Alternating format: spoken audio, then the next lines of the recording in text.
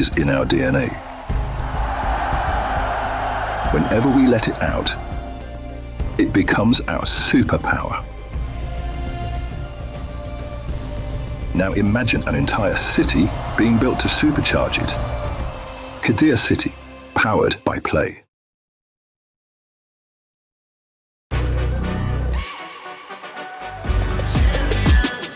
This ain't no regular thing. I came for the ring, you know what I mean. You see my name in the lights, better get right, I'm champion.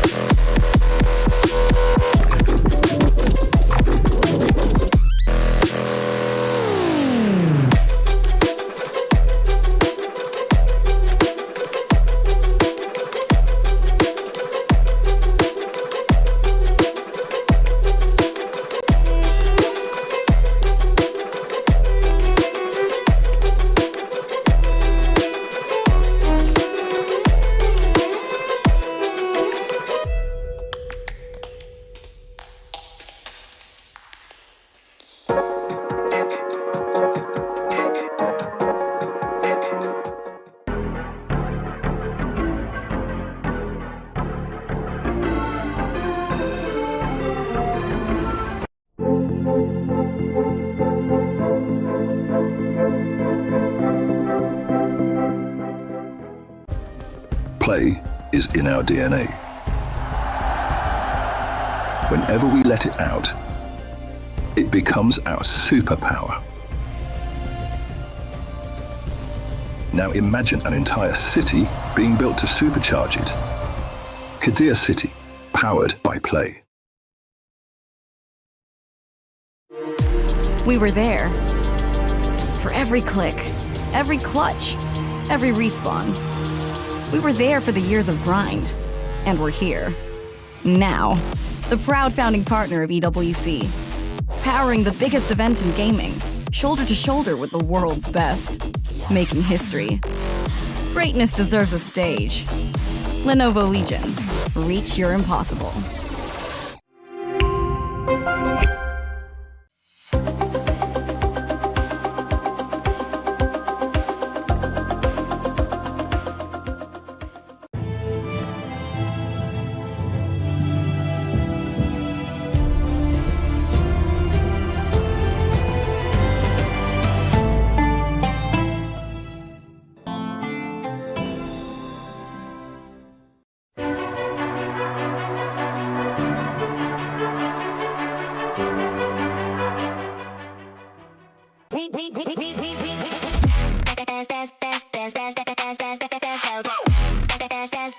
We booked Esports World Cup.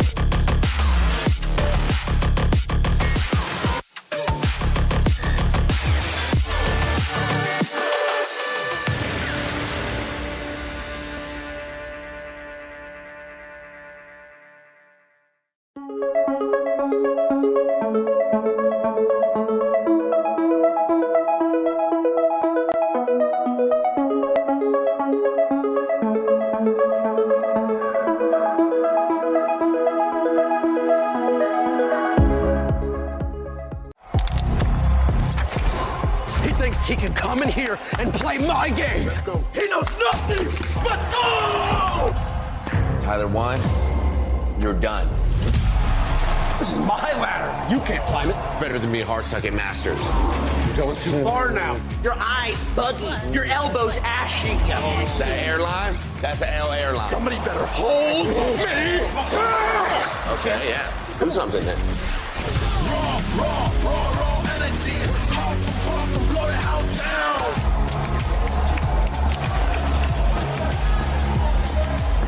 You look nervous. You look short. Everything's good? Mm-hmm. Fight.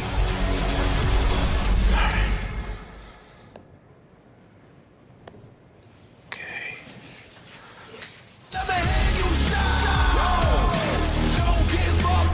Do you really need the wraps? Yeah, that feels like overkill to me.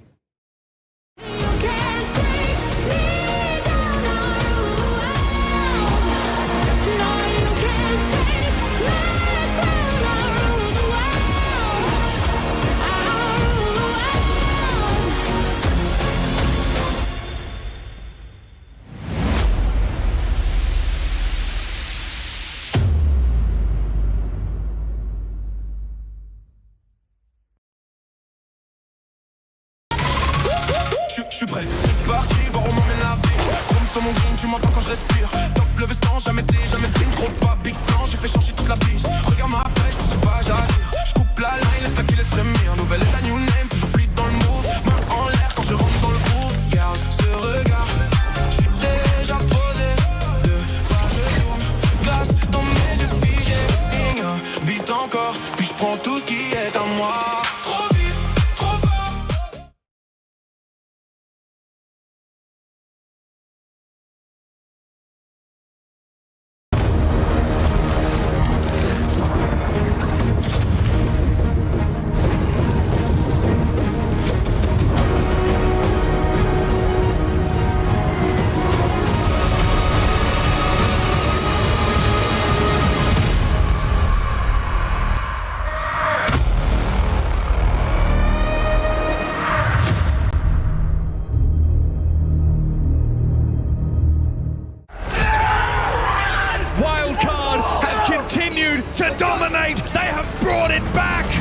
Playoffs, baby. The Falcons' curse strikes again. Wildcard shows that they're on top of the world still. Falcons dropping into the lower bracket makes this extremely interesting with all these top teams being there. Falcons players were really animated when they were winning rounds, but at the end of the day, when they were losing, they stopped and we showed them who the real boss is. Are we playing for plan? Oh, we're playing for kills. Surely another one here. Bay with the 4K. Nako shield up. No, it's gone up, but then it's Gadiant. The pistol shot connects. Winner go home starts now. Elimination games up next. Team Liquid versus M80, going to be one of the top dogs of Brazil versus one of the top dogs of North America. You can't miss this one.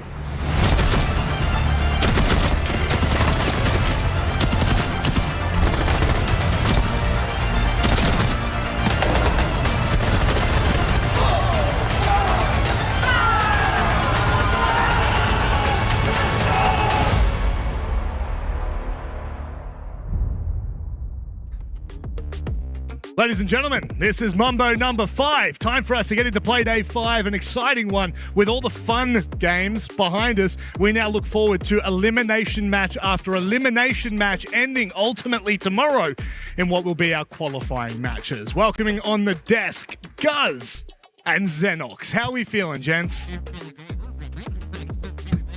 No, I can kind of... Oh, wait, wait, go again. No. Oh, no, I'm plugged there in we now. go. We're back. We're back. In. Honestly, probably not a bad idea.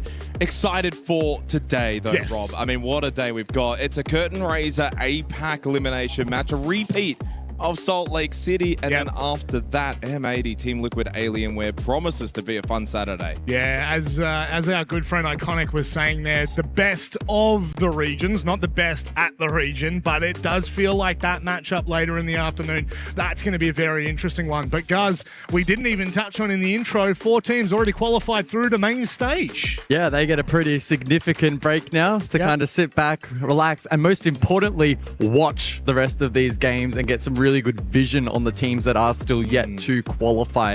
But it's been a great event so far. I think the quality of the Siege has actually really been top notch, and I don't expect that to shift over the last couple of days of this phase. Even from the teams that I think coming into this event, your Fanatics, GK qualifying, making playoffs. So certain teams that maybe you didn't anticipate to be performing the way that they have certainly risen to the occasion. I don't know if I can say the same for maybe the CNL teams have struggled a little bit, but we'll see. Edward Gaming is still alive. And obviously for this matchup today, when it comes to Weibo versus Enterprise, we may be a little bit biased, Rob, but it's a bias that's actually neutral in the end because we can't pick a side. No, you kind of weigh each other out in the end. Asia owes who knows, but of course we've had 5 days of action with still another 4 on the line after this one. So let's go have a quick look at how the format is playing out.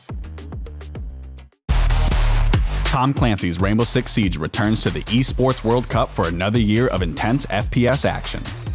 The teams that qualified directly for the main event group stage have been split into 2 groups, the play-in teams joining them to make 8 teams in each group. Those teams will play a double elimination bracket with 4 teams from each group advancing to the playoffs. In the playoffs, second chances are gone as lower bracket is removed in favor of a single elimination competition. Teams will battle to make it to the final with a 3rd place match also set for the final day of the tournament. Opening matches in the play-in stage and group stage will be a best of 1. All other matches will be a best of 3 with the exception of the grand final, which will be a best of 5. There's a lot of Siege to play here at the EWC, and the stakes are higher than ever, so sit back, relax, and get ready to be entertained. A huge format culminating in a best of 5 grand final. That's what we've got on the line, but we still need to get to those stages because ultimately that's what every team here cares about, making main stage, making it into the playoffs. That is where you really make your money and where you really show your true form, Jake. I mean, the teams that we do have so far that have already qualified through, you've got to say that most of them are probably the best that we did have going into groups. Well, Dark Zero, Wildcard, there's no contest there for those 2. They can both win this event. And then you kind of look at FaZe Clan, that makes sense. I don't think anyone's going to debate that. GK Esports, though, just a little bit, I was a bit surprised that they qualified the way that they did in the upper bracket, but fair play to them, of course, beating Furia 2-0. Yep. And funnily enough, beat Enterprise, of course, in that 8-7 game back to the best of one. So they've been able to make the most of their run. They qualified for playoffs, and now it's a matter of, who are going to join those teams today. Well, not today, actually, tomorrow. Well, but tomorrow. Who's going to have a chance to join them tomorrow? Well, if you want a chance of taking $750K home, that's what you've got to do. You've got to continue to win every game from here on out. There's no second chances. As James Devmarter Stewart would say, there's no more parachute. But I did ask James yesterday, I'm going to ask you guys, if you won $750,000, you couldn't invest it, you couldn't buy a home, what would you do with it? I would spend it all on the Rainbow Six Esports store and get all the skins. Geez, he's good. He's quick on the spot, isn't he, Jay? You know what I would do? What would you do? I would invest it. No, but You're not you allowed. can't invest it and you can't buy a home. Okay. Yeah, well. you see, now you've just gone ahead and ruined it. But let's not ruin this anymore. Let's get away from our conversation, have a look at how we got here, because ultimately we've just kind of given a little bit of a tee up there for who's qualifying through to the playoffs already, but we still have a lot more to get through as you're looking now down into our decider matches, the lower bracket. Guys, it's tooth and nail from here on out.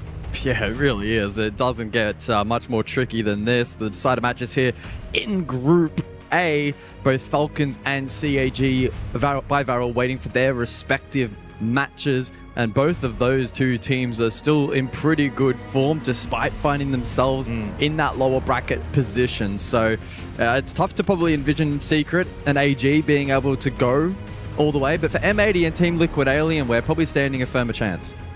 Looking at the B bracket, B group, are they going to be the best? A lot of bees. There's a lot of bees. Not buzzing, the bees. though. Not the bees. Look, I mean, I think it's similar to the Falcons storyline that you just posed, guys. I think they'll likely be able to see off either Secret or AG. Furia, for me, will be pretty firm favorites against either Fnatic or Edward Gaming. Although I would say Fnatic, Furia is not a totally one-sided race. The real question mark's going to be Weibo Enterprise then have to play virtus.pro. Now, for a lot of the outsiders from ag.al, they look at that, they just say VP win. But I think either Weibo or EP on their day, bring their best, certainly could give VP a run for their money. But you never know. It just depends on the day. And I think that the main thing clearly, though, for Weibo and Enterprise is this match because of the implications for the next major. Obviously on stage right now, some pretty intense matchups, and of course, this now leads into what is absolutely our story of the day. This right now, behind us, is the battle for APAC, and this is monumentally large, not just for this event. Bragging rights, EWC prize money, SI slot on the line, but Jake, it's actually a little more than that. It's a little more intense than that because the repercussions will echo to our next major. Yeah, well, they certainly will, as I was alluding to. So as things stand for Weibo Gaming, they do have it slightly more difficult than Enterprise. They need to, of course, win today, but then, guys, they also need to beat virtus.pro after that. If they can do that, they will actually control the 2 slots for the next major, pending if then CAG could go for a top 4 run. We'll put that in the unlikely category. For Enterprise, though, win today against Weibo. They'll maintain the 2 slots unless CAG make top 3. Yeah, it's going to be an interesting one on this main stage. However, we do have another matchup a little later. Iconic, obviously, already teeing that one up.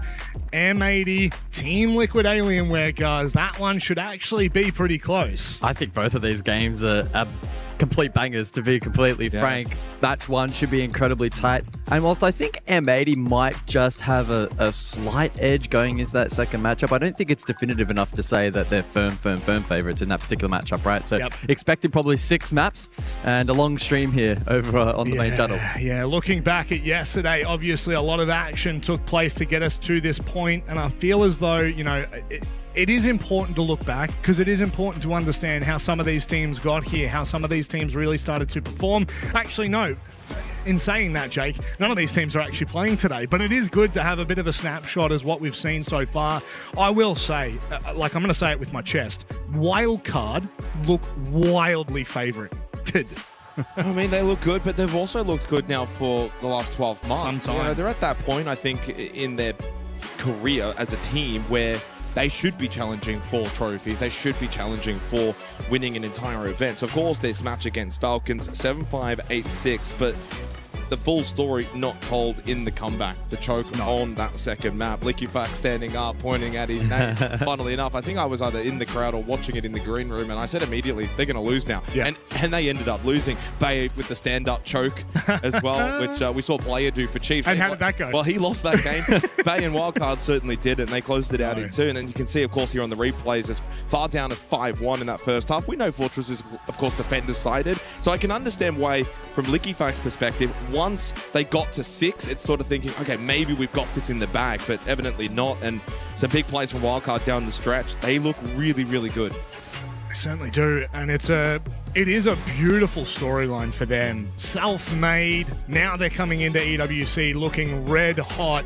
On the opposite side, virtus.pro. I felt like there was such a great opportunity for them yesterday against former world champions FaZe. However, FaZe really did show their class, guys. Yeah, we got a very clear map veto for this best of 3. That was the storyline that we established very early on in the pre-show, and it played out exactly in that fashion. It was very one-sided on Fortress, map number 1 going the way of VP, and FaZe struggling to get out of the blocks. And then they responded on Porte, 7-2 on the flip. It all culminated in Lair, where, again, it was very much a tug of war in the first half, but then FaZe, being FaZe, was simply too good. And in the second half, they ran away with a 7-4 victory. So FaZe are still very much up there in the S tier with a very solid chance of being able to win this event. I probably back both FaZe and Wildcard to end up in the grand final, regardless of where that bracket kind of seeds them. I'm actually not sure whether they will verse each other in a semi. What about Dark Zero? Hey? What about Dark Zero? Oh, I mean, Dark Zero is up there, but also they stumble and fell a little bit throughout the groups, didn't they? They didn't look red. It's irrelevant. They're the major champions. I love irrelevancy from you. Let's keep it relevant. Let's keep it topical as we look at Weibo, the best roster out of Asia. I'm going to say ever. I think it's so firm to say right now, Guz, that this is the best we've ever seen. A team from Asia. Yeah, it is. I can't disagree. I mean, you'd be crazy to disagree. These guys with so much pedigree, so much experience, and even with Gotti being injected in the squad at the beginning of this year, and maybe some doubts being cast as to whether or not that was going to be difficult for him to be a part of this project, I think he's slotted in really nicely and has proven that even at the international stage as well, that he can be influential, he can be impactful. He was top fragging one of the games, and his performance so far at the event has been incredible. So I had my reservations on Gotti. Admittedly, I did. And honestly, he's impressed me with what he's been able to do here on his first land with this team. So if he can continue to perform to a very high level, then I don't see any issues with him staying on this roster. Weibo continuing to move forward, and as you said, best team in Asia for a reason. I feel like in terms of that slot discussion, they're probably the region that maybe needs it the least, because Weibo have just got such a stranglehold on that region. On the flip side, though, for OS, and a perfect segue, which is what we like to do on this desk, Rob, Enterprise don't have that grasp on the Oceanic region anymore with Chiefs and their ascension. 8-7 grand final. Imagine if it was only one slot. They could easily lose it. They could then miss out on the next major. So for Enterprise today, must win, keep the 2 slots, and that just gives you the cushion. Because the funny thing is, in OS, there is probably only 2 teams. I mean, no one would disagree with that. And I think when you look at EP, when you look at the roster that they've formed over the last 2 years, they look red hot, Guz. I mean, you're looking at the likes of Jigsaw, you're looking at the likes of Bappin that really do top nearly every rating, not just in OS, but globally. They are up there as some of the best in the world. Yeah, absolutely. I mean, you look at the player stats actually for this particular event for Esports World Cup so far, they don't have that standout player just yet. But again, limited sample size, and they've still got themselves in this position. So they played a solid brand of Siege up until this point. And we have that historical evidence to go off back at Salt Lake City, where we had a very similar matchup, very similar circumstances, and EP got a pretty solid 2-0 victory in that series. The kind of matchup where it would have been posed as a 50-50. It would have been expected to go 3 maps. It wasn't the case. Speaking of 3 maps, how about we have a look at which 3 maps may be needed for this series? Of course, the decider. The thing is, after that, after a 2-0 win in their most previous matchup, I think you actually have to just wash away Salt Lake City, because this matchup in particular, this goes deep. Over the last year and a half, these 2 teams have played each other 4 times, and it's split right down the middle, 4 maps to 4 maps, guys. But Clubhouse, Labs, Chalet, I feel like these maps echo through time with these 2 teams. It's just APAC, as Jake described it when we saw it before coming live. I don't think it's really going to move a needle in either direction. Both teams are going to be satisfied with how the veto does play out. In terms of the decider, which is likely expected to be required, it's the kind of map where, again, Weibo, perfect record, 6-0, EP, 4-1, perfect record, skewed, of course, by local bias. But again, just making it clear that this isn't a veto like we saw for maybe VP and FaZe, right? Where we had two very distinct maps to open, and it was very difficult to foresee the underdog winning out. On these 3 maps, it is anyone's for the taking. Well, don't forget, Nighthaven Labs actually played in that series, Salt Lake City Major, and Enterprise ended up winning that. So surprising that Weibo are going to go back to the well and see if they can improve on last time. As for the Chalet decider, that was also, funnily enough, the decider in that series. And so maybe will we get to see it today as a real decider? Fortress was the 3rd map. That, of course, won't feature today, Clubhouse instead. I will say, in terms of the veto, I will give the slight preference to Enterprise, considering the map pick of Weibo is the one that Enterprise beat them on not too long ago at Salt Lake City. So, yeah, I think EP are probably in the slightly better position at the moment. Yeah, I would agree with that. But I still think that, like, Weibo, since Salt Lake City, have continued to progress. They've continued to look better. They've continued to build upon what we've seen from them in the past and really maturing. I think from kickoff to Salt Lake City into Stage 1, guys, they do look like a very, very strong roster that, I mean, I think they're world beaters. I truly do. I'm going to be completely honest, Rob. I do not know what you said at all there, because I've been transfixed by our second monitor where we can look at the lobby and the trash talk has already begun between these two rosters, and that is a serious talking point. Both of them love being vocal inside of the server and will want ascendancy. Weibo not as much lately. They have not as much. In the last 6 months, they've definitely tapered off, and I think that honestly what they've done is they've just put duct tape over Turd's mouth, or really they've just restricted him from hitting the T button, because he really was a bit of a yapper. However, I do think that it's going to play a huge part in this series. Well, it certainly could. I mean, it's clearly something that Enterprise like to go into. They want that trash talk to be their thing. Whether it's good, bad is pretty much up to your own personal opinion. I think when you're playing well, you can do what you want, and when you're not playing as well, maybe best to leave the talking for another day. Well, that's the problem, isn't it? Because generally you trash talk when you're doing well, and as we've seen at this event, Jay, come back to bite you. It has come back to bite a number of players. We have a look at EP in their earlier match. You look at Falcons in their matchup yesterday. It truly does start to show. You can see the smirks. I would love just like a C stream where we could just get the alt chat permanently fixed, because it's great content. It's great content. Might not be stream friendly. That are definitely not stream friendly. No.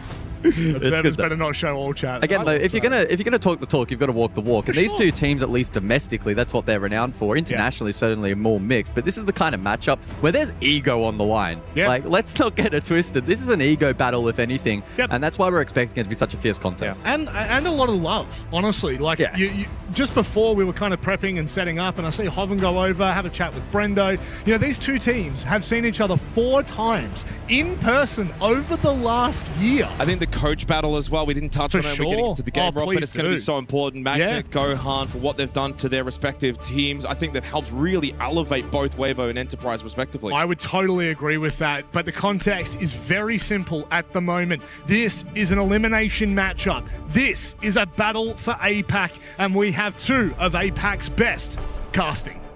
Oh, thank you, Rob. I didn't know, Devin. No, he's going to say for jumping in.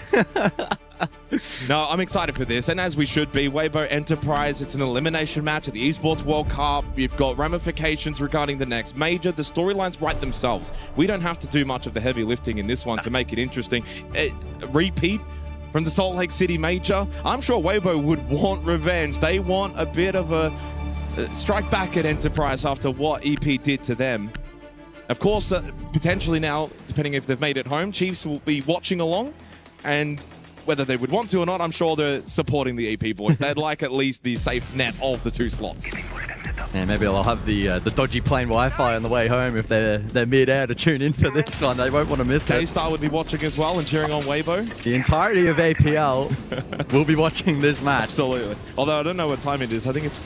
What time is it over there? Oh, it's only midnight. That's reasonable gamer hours. Well, they should be on. All my APL fans in the chat, make some noise. Let's get underway here at the Esports World Cup. Weibo on defense. Clubhouse Enterprises map pick, elimination game. Winner will play Virtus.pro tomorrow for what will then be a playoff qualification match. This is a repeat. This is the El Clasico of the APAC region. Let's get underway. Yeah, basement for the opening site. Weibo go double info, ban, and elect to roam. They go hand in hand, those decisions, as EP of emphasis on hard breach denial, with the Kaid and the Mirror benched for the next 6 rounds. EP certainly the style of team that will want to take this roam head on. As we mentioned before, a friendly ego battle between these two.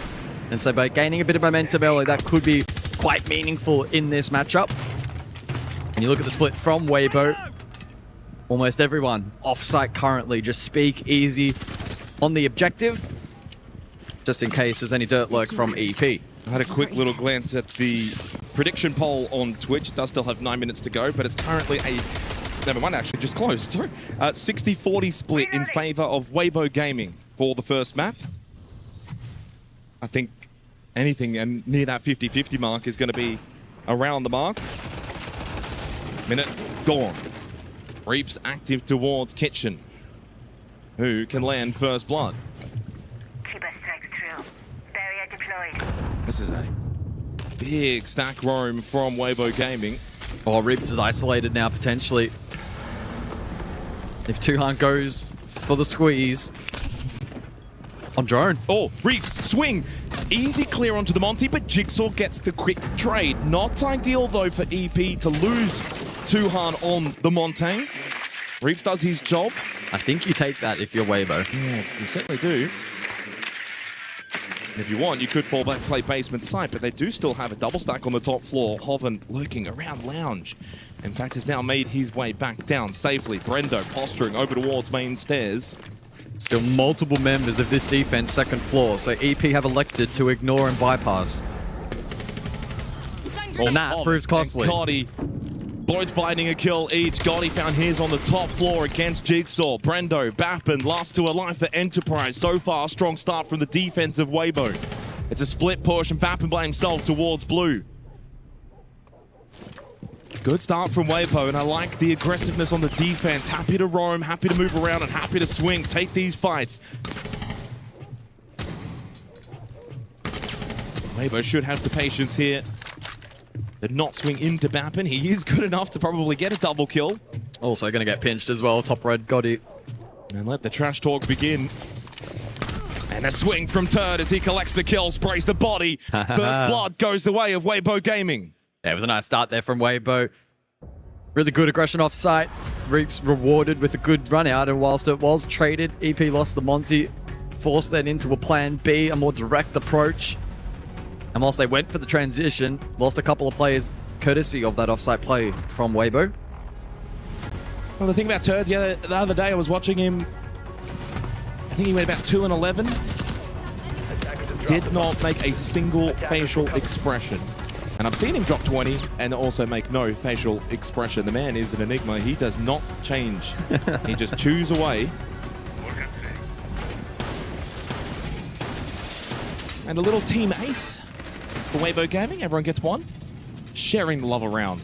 Of course, Church Arsenal on Clubhouse. Very defender-sided in the APAC region. No surprise for Weibo to take that site. But Jim Bedroom, guys, actually, I was looking at the statistics both for the Asia sub-region along with Oceania.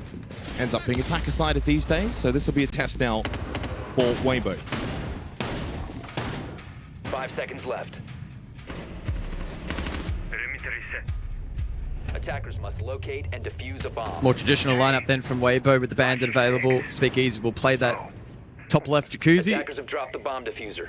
And then they'll have the smoke and the Goyo combination to play pure defense and stall out space late round. It's going to be interesting to monitor just how aggressively Weibo are on this extension. Initially starting both Cash and Garage Rafters with Turd self-sufficient with his Kiva barriers. Speakeasy in the meantime has also come across, and good work on Kennels early. Yeah, like this, it's a really good extension to just delay this push in, not giving it for free over towards Garage and Cash side of the map. Weibo will then look to peel back. But they've got that triple stack. Gotti, Hoven will reinforce the site. Keep the barrier. just keep Tuhan at bay. Cairo, though, along with Bappin, have both made their way into secret. Now, Reaps is top red stairs. At the rotate into cash. EP really taking their time and giving respect over to this roam from Weibo, who now opt to fall back. They've wasted a minute. I'll go back and play the side. Jacuzzi still needs to be opened up as well. Reloading ammo. And Cash and top red will be confirmed clear courtesy of the drone work from Tuhan. As Jigsaw watches his drone down below just in case there is a lurk from Weibo, potential nitro, but it won't be the case with a full 5-stack second floor. Weibo committing to the peel and not over-committing to any engagements. Turd will eventually be forced out. Not forfeiting it entirely for free, but either way now back to site. May elect to answer that payload. Battle over off the balcony. Bap and Jigsaw both outside, peeking these windows. Tuhan on the Monty as well joins them.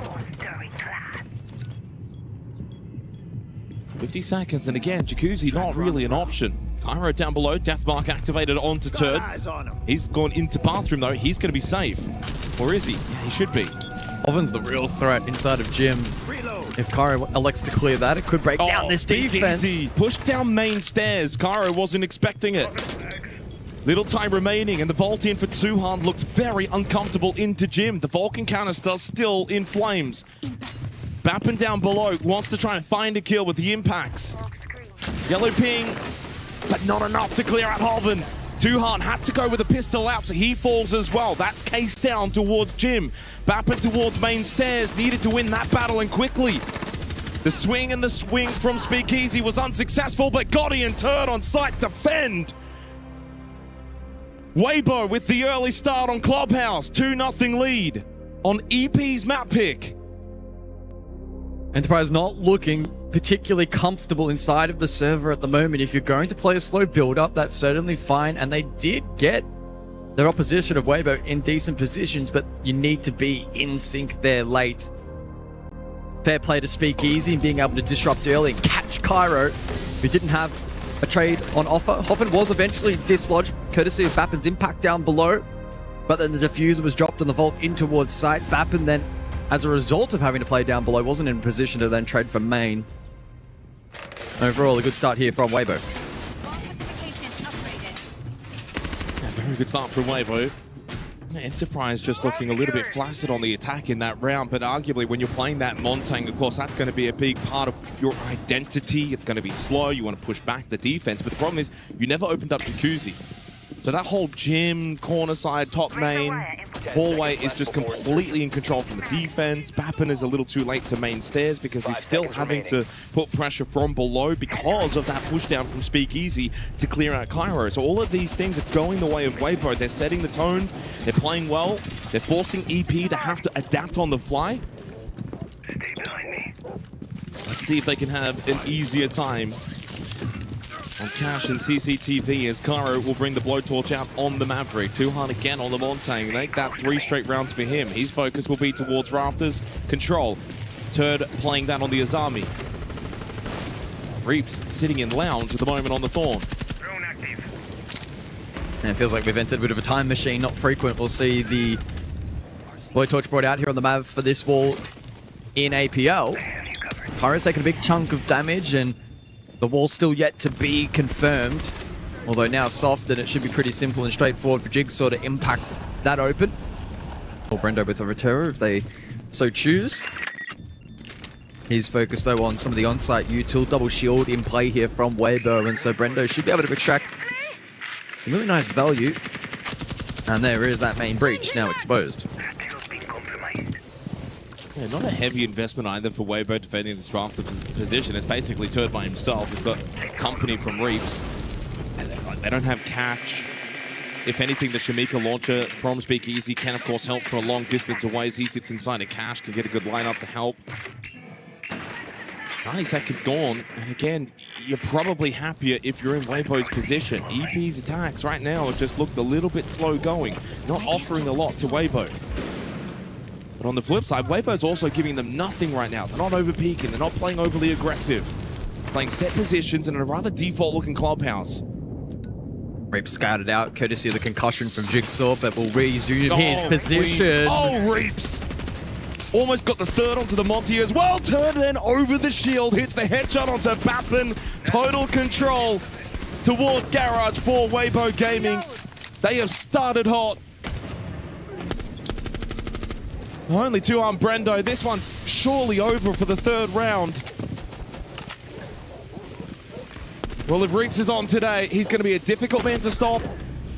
As he finds his third in the round, Tuhan's going to sit outside. They'll call an impromptu tactical timeout over the next 40 seconds. Talk things over. Hands are off the keyboard. It's 3-0 Weibo. And let the talk continue to commence.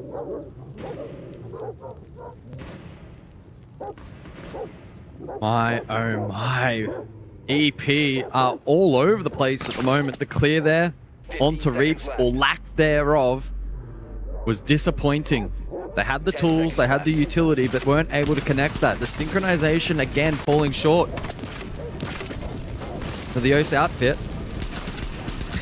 Hoven goes searching and he doesn't even get the kill. Doesn't. But Weibo get the round, and it's 3 straight as we enter the additional ban phase. Well, if you go Han, you're probably incredibly happy with that defensive first half of the half. 3 rounds gone, 3 sites. Very clinical. 3 opening kills straight. 4 alive, 3 alive. Pretty much 4 alive as well at the end, but really 5. Amos, Bandit will be the bans. To me, that says, if I'm Weibo, we have no problem with your Monty at the moment, Tuhan. You want to keep bringing it, by all means. Slow yourselves down. You're not getting value out of it. Clearly, the Montague's not working. I think Enterprise, 3 rounds to go, need to try and find a way to just get some more energy, get some more aggressiveness with their attacks.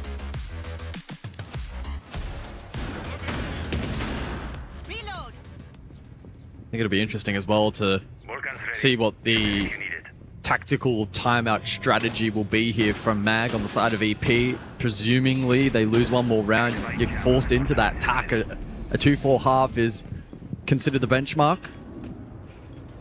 And I think that is a strength of Enterprise. Especially with Mag as coach, we heard it, especially at SLC, the impact that he can have on this team in adjusting errors and making up for shortfalls and mistakes and being able to call strats for future rounds. So, whilst it hasn't been the greatest of starts here for EP, still quite a ways from counting them out here on the opening map. But it is their selection, and they're not playing like it at the moment. I mean, I expect them to do better on the defense. If that makes a bit of sense. I think that goes without saying, but they do need to probably find at least 2 attacking rounds.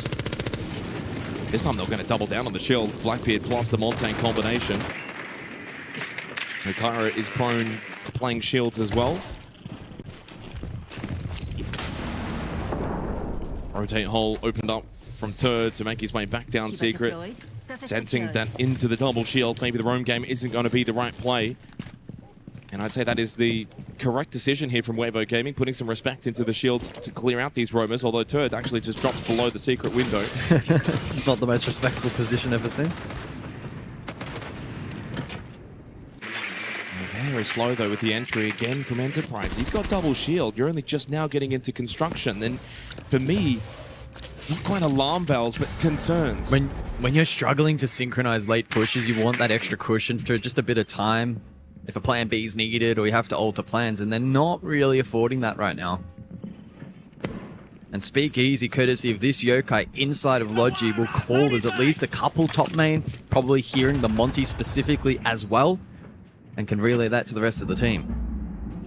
And I think Hoven might have pre-placed a Nitro main. We'll see if that lands. Not quite. No, but he does make this area a little bit unsafe. He just lets them know as he slips back into Moto. Hatch still closed for now being opened up.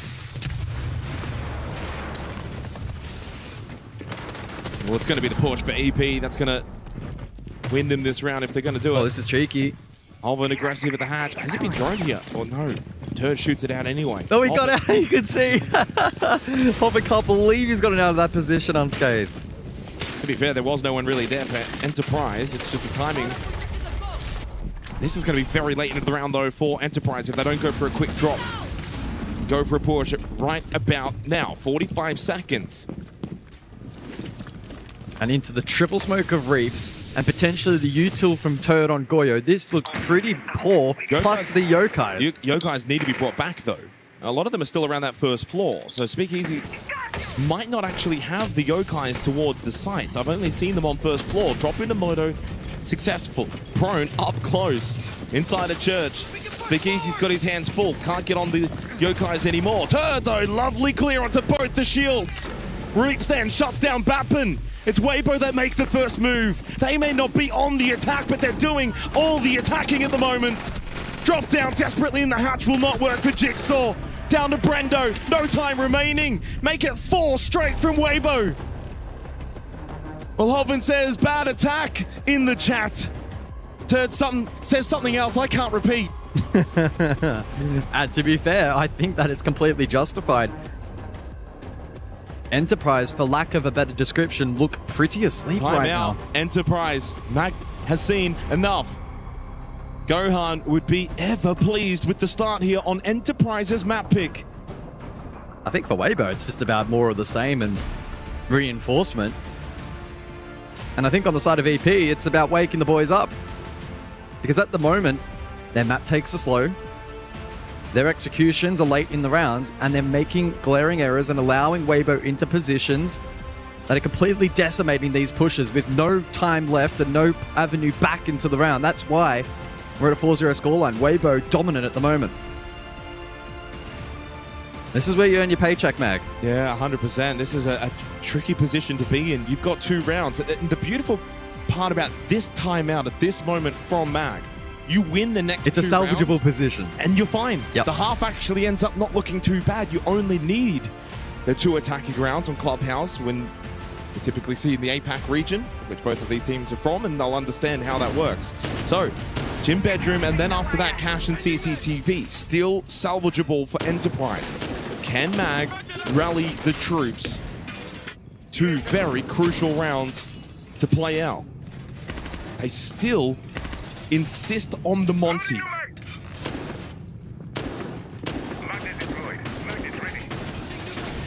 Heading into the day, EP with 4 maps played here of Club over the course of the year.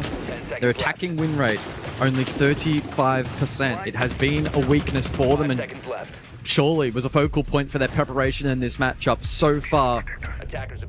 They have not been able to benefit from that prep. Switch. Love it. Yeah. Absolutely love it. I think it was hamstringing 4 rounds with the Monty. It's not working. You're, as you said, hamstringing. You're attacked by playing that slower pace. And it's not that Tuhum necessarily played bad on the Monty, but it's just not working. They don't have that synergy with it.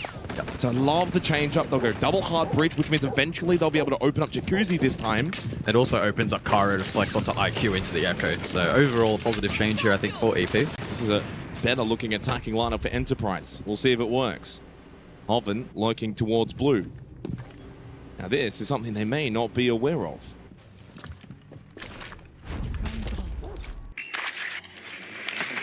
Well, the question will be if Hoven wants to make a push towards... he is creeping. Hoven is creeping. Almost caught the timing as Cairo popped up. Well, he makes the shots, but that also gives his position away. It's now known he'll fall back, and he'll make his way up main stairs. Now, Weibo are not shying away from playing some fairly aggressive positions here on a map where it's not required. Probably sensing that EP is struggling to deal with it. Swapping mags. Well, they have forced Weibo back to site now, except for Hoven, still bottom of main stairs. And look at that, they've gone chasing. Kara's gone all the way basement. Trying to assume that maybe Hoven might think about going back down basement for a late flank, and if so, then maybe I've got him caught. Kara's just going to go for it. Will Hoven be expecting this? Will he be ready for this? It's a pinch. They got one at the window as well. Jigsaw's ready for him to come up. Hey, Cairo just turned around at the wrong moment, and Hoven gets the free kill. I need to reload. It's a calamity. Hoven hits him with the question mark as well, and the teabag. Another opening kill for Weibo. They make it 5 straight. 60 seconds left. Nothing is working for Enterprise. It really isn't at the moment. Weibo peel back to site.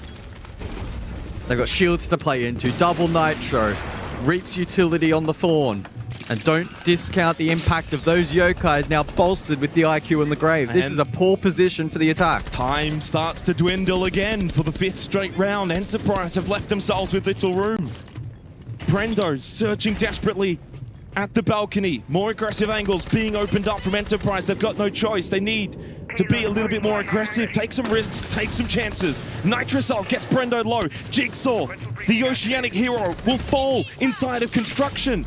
Tuhan is there, but do you even have time for the revive? Well, he does get the kill onto Turd. Brendo gets one as well. And Tuhan to push in and find a second. Speakeasy Hoven just need to survive for one more second. Time expires. It's 5 straight to Weibo. The tactical timeout is not converted by Enterprise. Weibo, honestly, at this point, are looking like they could pull off a flawless opening half. They look like they could pull off a flawless opening map the way things are going. 2 rounds to go, and they could steal this, go to Nighthaven Labs, their map pick. Well, that 10 seconds to go. personifies really, I think, the day so far for Enterprise. That singular moment from Cairo. If he gets that kill, you've got main stairs control. You can get the pinch. He dies like that. The round becomes so much more difficult. As much as Tuhan and Brendo did their best to try and salvage it, it was too little too late. It feels like we're watching a train crash in real time for Enterprise at the moment. Very difficult to envision them being able to salvage a result here on map 1, and whilst that doesn't rule them out from bringing back this best of 3, as we said in the pre-show, all 3 maps pretty favorable for both teams, and they'll be comfortable and ready for Labs and Chalet if needed. I think it's just the style in which they're playing at the moment, their inability to improve and chip away and iterate. And the failure to respond to the tactical timeout as well is only going to compound the mental anguish for Enterprise. This is a big match. There's a lot of pressure. Elimination here at the Esports World Cup and further implications when it comes to the APL distribution of future slots going forward into the back end of 2026. Could you imagine a world in which this result ends in OS getting 1 slot going forward, and with how competitive OS is locally, Enterprise struggle to qualify in future? It's a doomsday scenario, but at the moment, it's a possibility. Some serious drywall work coming up. Well, if there is one saving grace for Enterprise going into the map pick of Weibo, they did beat them on Nighthaven Labs back at the previous major. I have a feeling, though, Weibo have probably workshopped and reviewed and ready to give it a second go, hence their selection. Final round of the half. Cash and CCTV. So far, nothing found from Enterprise. It's been flawless from Weibo. Gotten every single opening kill. They haven't allowed a single plant from Enterprise. Enterprise don't have a single statistic. Hoven in bathroom, by the way. They get the pinch. Is Hoven's position known? I thought I saw a red ping, but maybe I'm seeing things. No, they've got they couldn't have been. Well, they might drone it. Nope. Oh, no. Oh, no. Hoven's position is completely unknown. Well, he just has to find the timing. And they have no idea. The timing is found. Bye-bye, Jiggy. You're done. Headshot. Back of the head. Sit this one out. Air jab. Hoven surely dies here, right? No? Surely? Yes. Eventually. Tuhan finds his 5th kill. 1 for 1. Ends up being quite net neutral, but at least for Hoven to have found that kill from the bathroom position. And a battle. Gotti caught Cash. Throwing out the gas babe. He goes down, but reaps elsewhere. Found the headshot onto Brendo. So again, equal numbers for both teams. Gotti really should not be in a revivable position. Stuck in the middle of Cash. With the walls opened up, EP have got good pressure into this bomb site. Cairo at the CC window.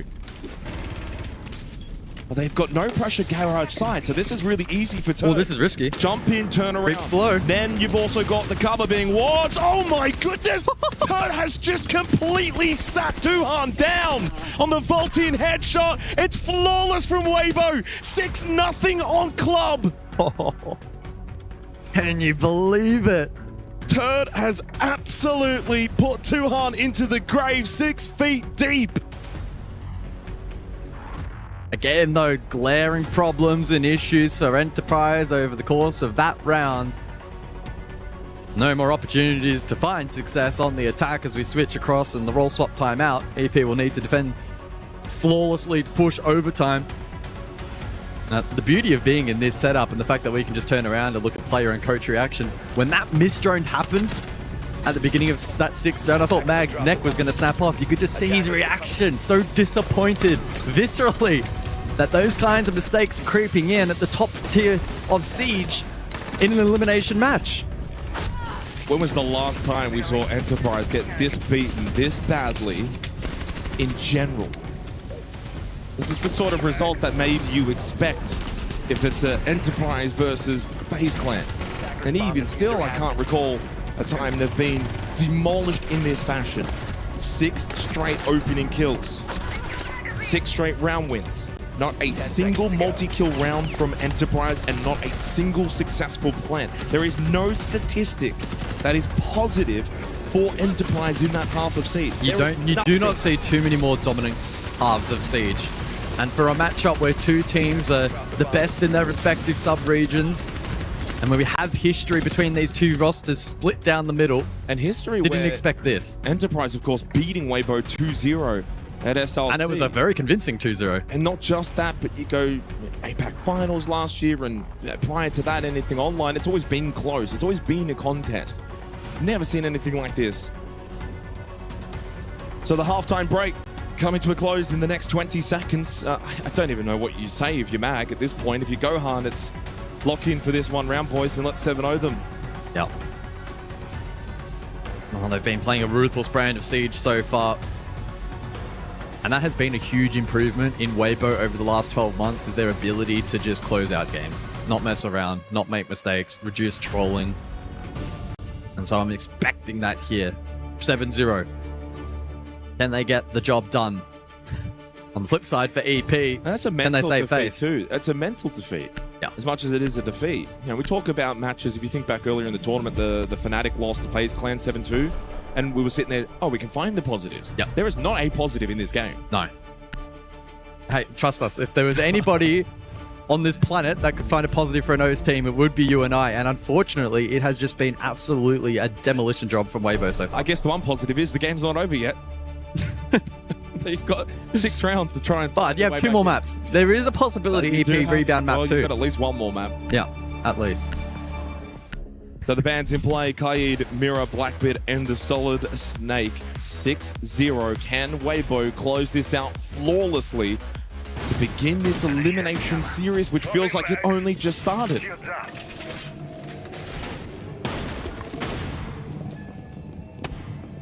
Now, to the best of my knowledge, we have had just the 1-7-0 so far here at the Esports World Cup. That was CAG over all gamers back in the upper bracket quarterfinal. It was a best of 1, mind you. Don't believe we've seen one in the best of 3 format so far. Would be astounding if that is to be the case. The basement we go. And a big roam to be deployed here from EP, courtesy of the Castle and Mute. And to highlight Turd a little bit, 7-3, mainly in relation to their game 2 days ago. Well, he didn't have a great game. He was like 2-11 until the very end. Maybe finished with 3 or 4 kills. But this is the sign again of a player that is so good with his mental. Yep. It doesn't affect him. He bounces back. Similar, actually, to a great example being Vidiking yesterday for FaZe Clan when he started 0-9 and then top fragged the next 2 maps. Yep. I think that's always the, thing that you've got to understand is you can have a bad game, but it's about the best players can bounce back and bounce back quickly. An update on the B stream as well. 3, 2, and 1 for those that are not watching both, but it is all gamers 7-1, and we've got a rush here on this round from Weibo, wanting to end it quickly. Jigsaw did get the first pick, but He does die. All game is 7-1 over Secret on the first map. Feels like we've been waiting for CNL to arrive here at Esports World Cup, and that could be potentially a big result for them. But as it stands here, between Weibo and EP4, alive for each. As the first minute comes to a completion, 2-2 split. Make that more now towards Spaceman as EP peel back. Final barricade deployed from Brendo. And space now afforded to Weibo with all 4 members of the defense Spaceman.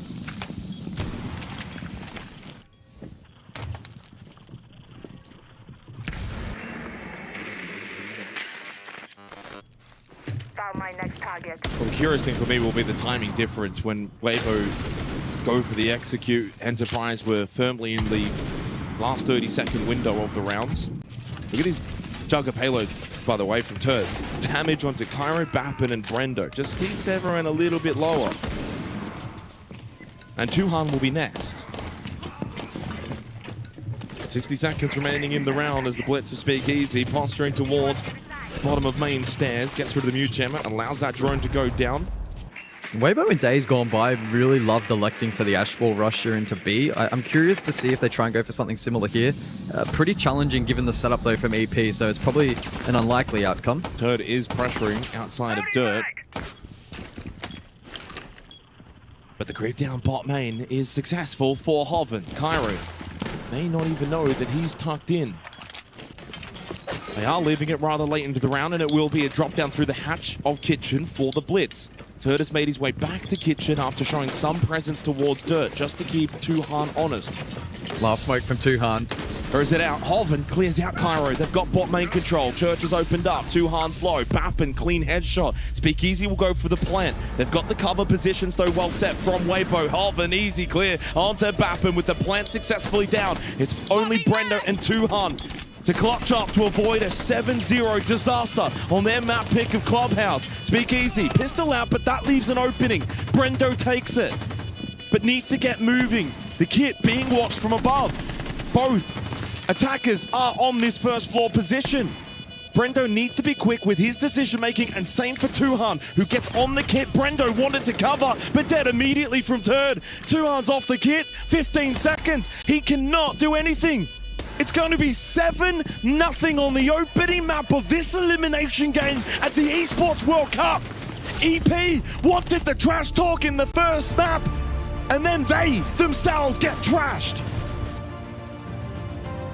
Yeah, put perfectly. Weibo have put EP in the bin in the opening map, but it's important that they don't get too far ahead of themselves. A great performance, a great start. Now Weibo need to go on and get the job done. They certainly do, and you know what? In times gone old, you would have said, oh, look, 7-0 from Weibo. They could still bottle the second map. I don't think this is the same Weibo. This is not the same team.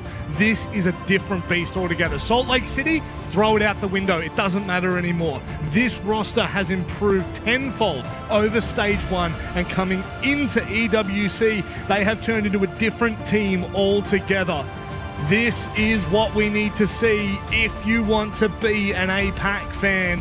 Unfortunately, if you're an OS fan, if you're from OS, maybe if you're from Melbourne very particularly, you're not too happy. But Jake, that is an unbelievable performance from EP. They never let the door from open. EP? Oh, sorry, from Weibo. Well, to be fair, it was an unbelievable performance from EP, because I haven't seen them play like that, maybe ever. Yeah. Maybe ever. Yeah. This is the kind of game, by the way, where it's a bit of column A and a little bit of column B. Just to put it out there, Weibo sensation. Yeah. You can't take anything away from them.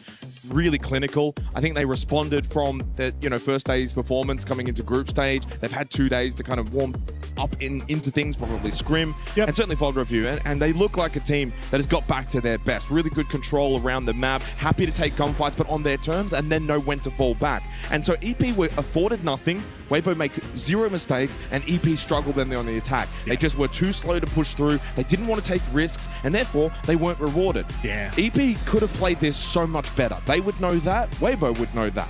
They'll get a chance on Nighthaven Labs, but we'll see if they've actually got the balls to take the risks. You could see the disappointment from Mag the second the game finished. I was kind of turning around, looking for the reactions from both teams. And you kind of saw EP they knew what happened. They knew what happened. They just immediately got up, didn't say anything, walked straight out the back. And I think that, for me, is what we need. I don't want to see internal fighting right now. This, regardless of whatever happened on this map, look, you move over to Nighthaven Labs, that's where you've really got to dig deep. Guys, there's really not much to take away if you're EP here. In fact, I would say there's almost nothing that you could take away from the positive side. I mean, as one-sided and as deflating as that result will be for the guys, I look back to the FaZe result yesterday, right, where they were a team where, regardless of map veto, would have expected to do a lot better in the opening map. A little different, given that in this circumstance it was EP's selection for the opening map, but they went behind the scenes, they refocused, they came out, and they look like a different team on the second map. And so EP, if they want to be a serious international team, that's what we need to see from them now. Can they come out?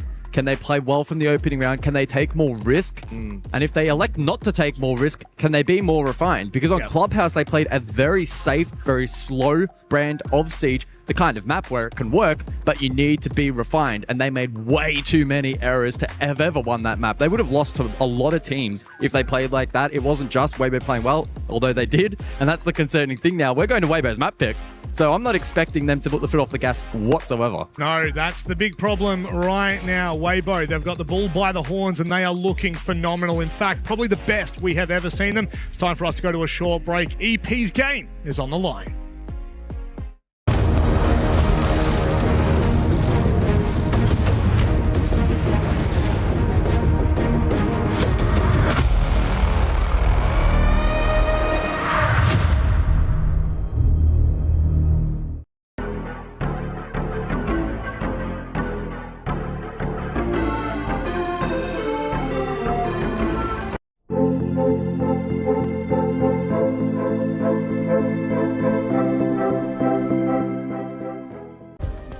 Play is in our DNA.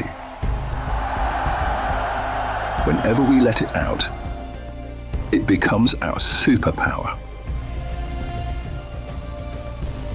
Now imagine an entire city being built to supercharge it. Kadir City, powered by Play. We were there. For every click, every clutch, every respawn. We were there for the years of grind, and we're here. Now, the proud founding partner of EWC, powering the biggest event in gaming, shoulder to shoulder with the world's best, making history. Greatness deserves a stage. Lenovo Legion, reach your impossible.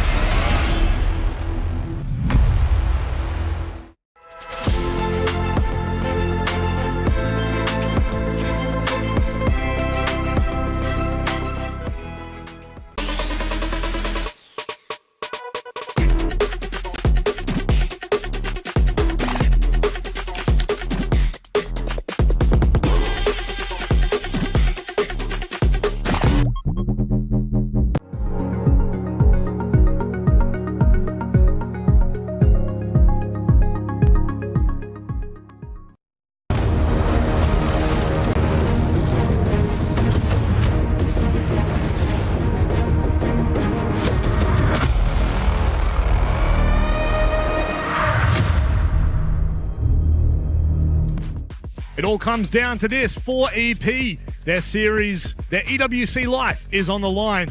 And really, their life is in Weibo's hands at the moment. And God, they look like surgeons. They are clinical. They are looking so dangerous. We turn our conversation to Nighthaven Labs, which unfortunately, if you are an EP fan, this is not their map pick. This is Weibo's map pick. And you've got to imagine, guys, going into this, they will be well and truly ready to dominate again.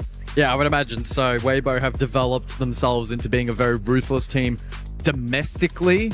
Internationally, maybe it's still yet to be proven, or at least not to the same level. So this is a good opportunity for them with full confidence, full momentum to try and grab that early on their map selection. Well, they beat Weibo on this map back at the previous major.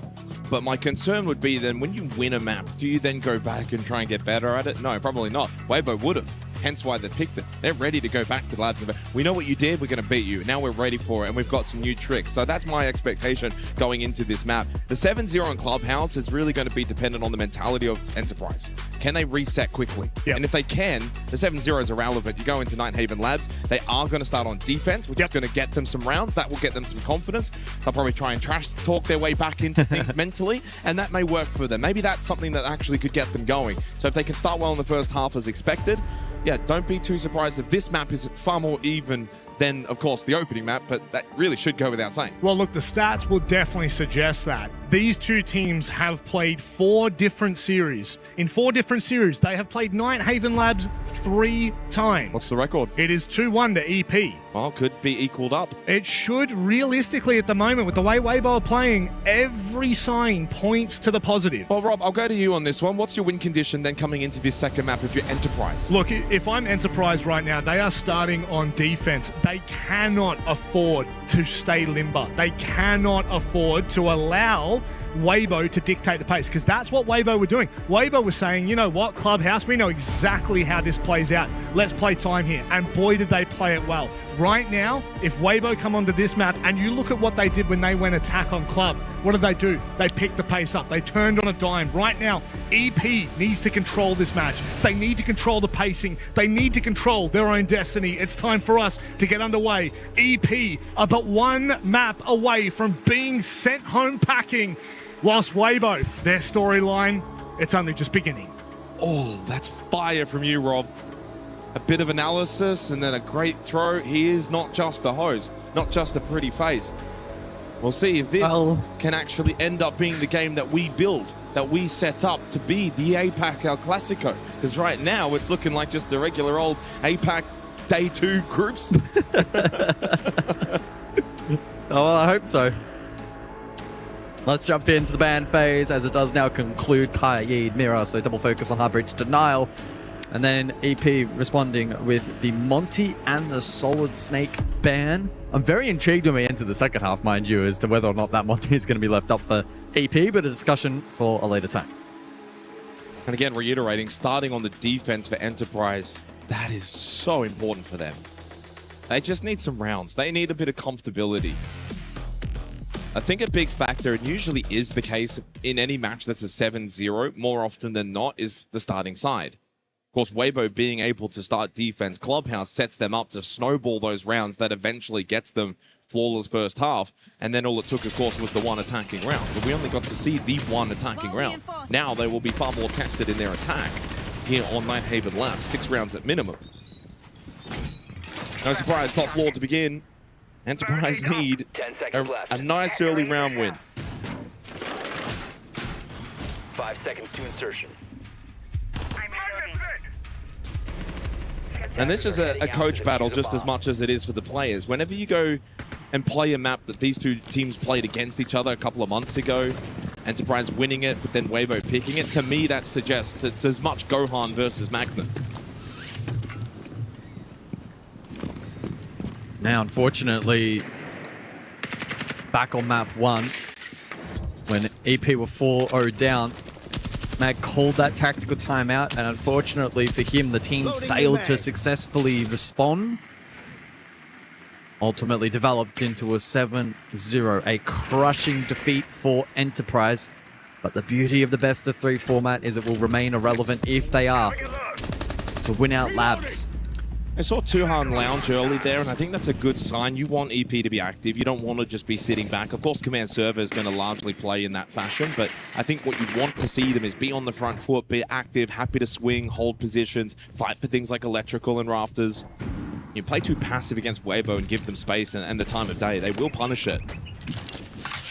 And the best thing is now you look up and it's 0-0. It's no longer 6-0, 7-0. Forget the first map. It's gone. Don't worry about it. Move on.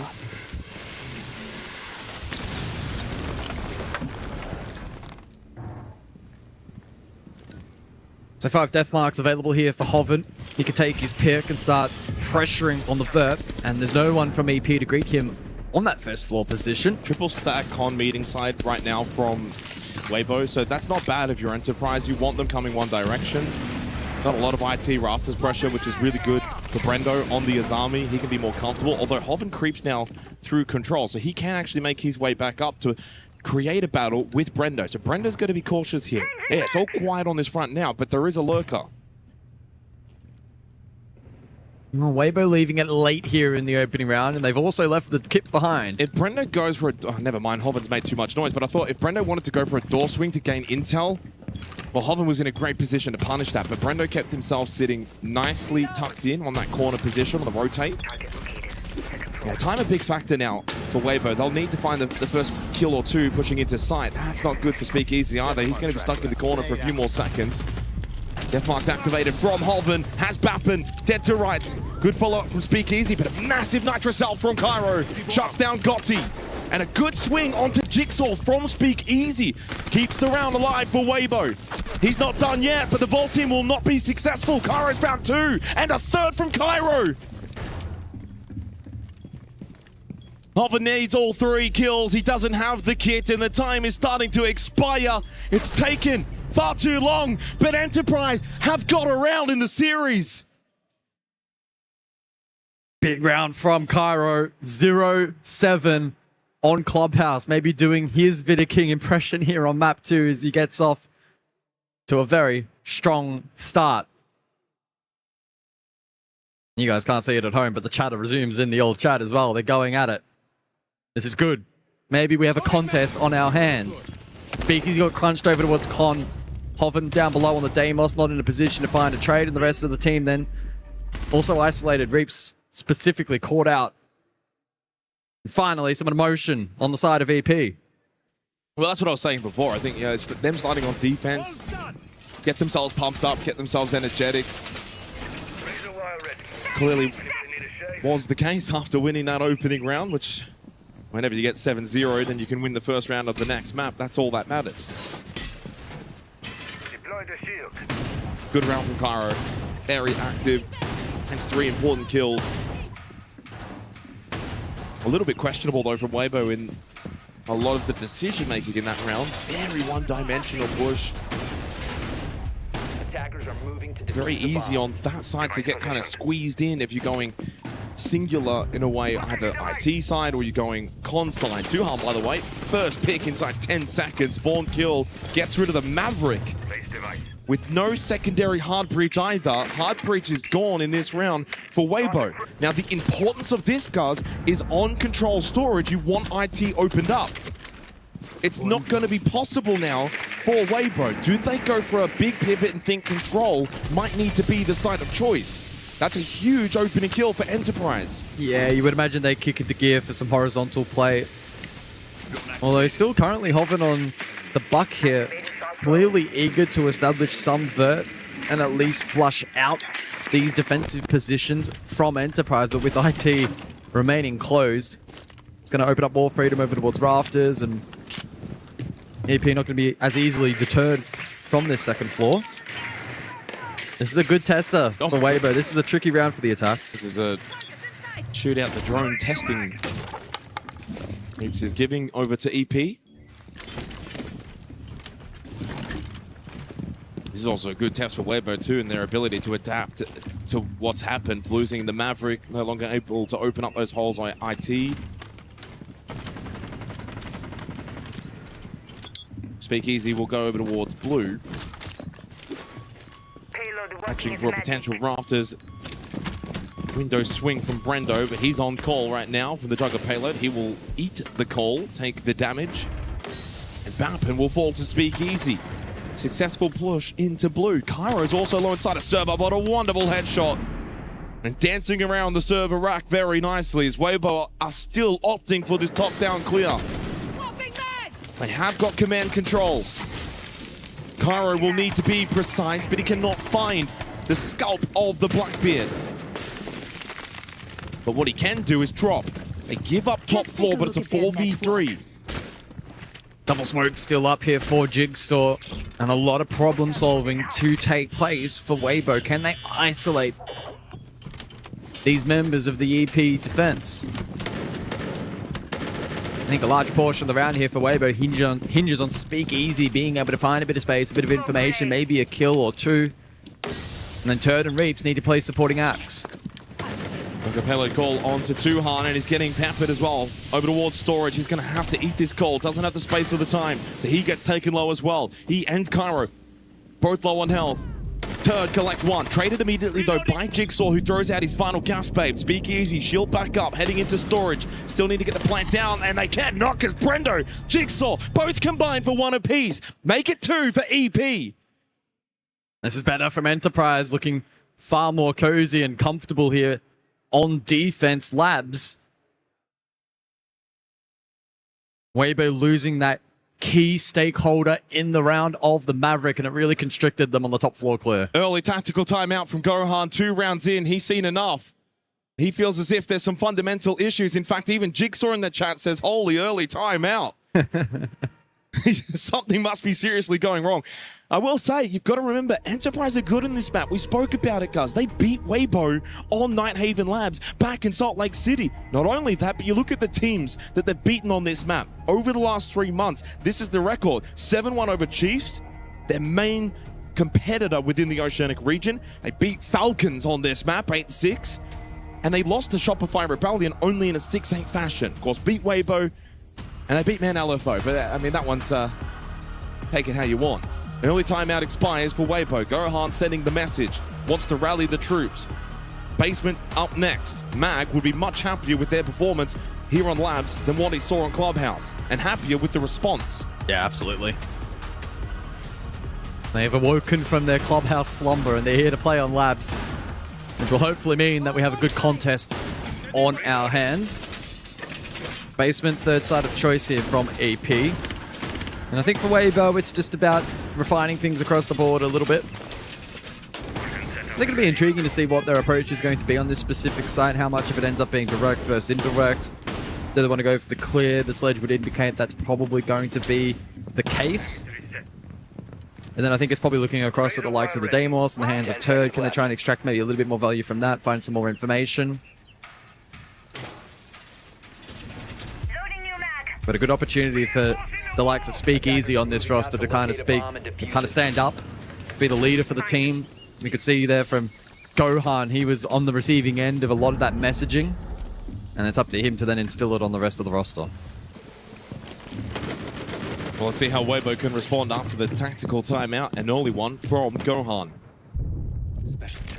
Also would be positive reinforcement coming the way from Mag for EP. Gets to also hold the one and only tactical timeout remaining. Exothermic charge at the basement breach.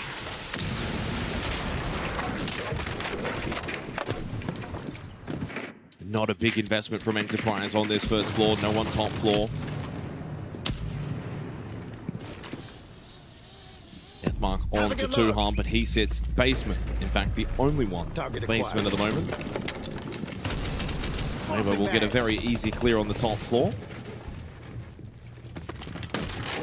And Holman will be certainly the most impactful. Oh, never mind. Oh, put the biggest moz on him.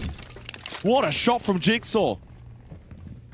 And as I was about to say, the most impactful operator that they have on the board on this top-down clear with the sledge, it's no longer available. They keep losing too many key and crucial operators early round. In the previous round, now the sledge. And if you're Enterprise, you can fall back, play basement. The vert that can be created now is far more limited to what Weibo initially wanted. It's a second kill found from the lower vert position. Weibo just trying to open up the floorboards, and EP is shooting bullets. Feels like we're watching two entirely different teams inside of the server. Are we going to get back-to-back 7-0s? But in reverse. That would be something. Enterprise have responded perfectly on Nighthaven Labs. Everything going their way. Good shots, good control, and just starting to get the semblance that they've got a bit more confidence within themselves. Their positioning, wanting to take these fights. It's far different to what we saw in Clubhouse. They're playing it on their terms here on Labs, commanding map position, hitting sharp shots, and not opening up the route for Weibo to trade their way into site control. A Hail Mary play now in the final 30 seconds. Hail Mary, go direct, see if you can hit a few shots, get into a plant position, and then get the crossfire. That's probably their last chance with 25 seconds left. Jigsaw holding assembly. He's got the really good cross here. He's going to have to be the one that they need to beat. They do. He swung. He gave them first contact. Speakeasy with a good kill. That allows Gotti to go for a plant inside of Tank. But Speakeasy shot out by Bappa and double through the hatch. Reeves is all that's left, and while he does find the kill onto Brendo, he will not be afforded surely the chance to find Too Hard. 3 seconds drop. He does get cased. There is absolutely no chance that Too Hard is going to mess this one up. EP make it 3 straight, despite a little reprieve from Reeves at the end. It was far too late. And exit kills. It's a 3-0 start for Enterprise.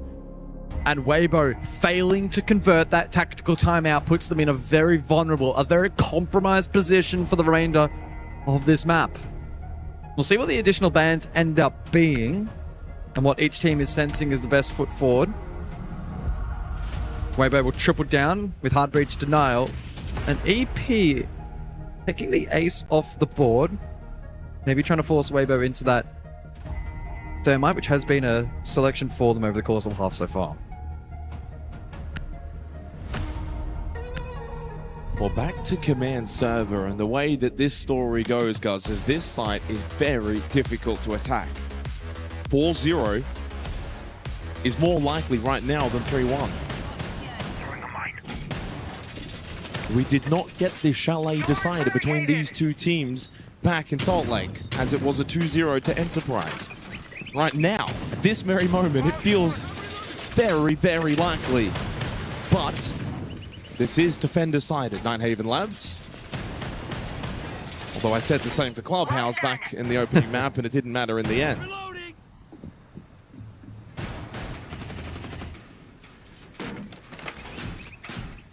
Five seconds left. The Weibo dropped the Deimos for this top floor attack. They invested heavily in Gotti down below last time out on this objective, and unfortunately it didn't really reap the reward that they were looking for. And so this time around, it's very large emphasis in terms of both the double hard breach and some of the util clearance. Sensing that this will be a heavy horizontal hit. Then on Weibo to split that accordingly. Probably looking to have maybe a bit more back pressure this time out, the likes of top blue.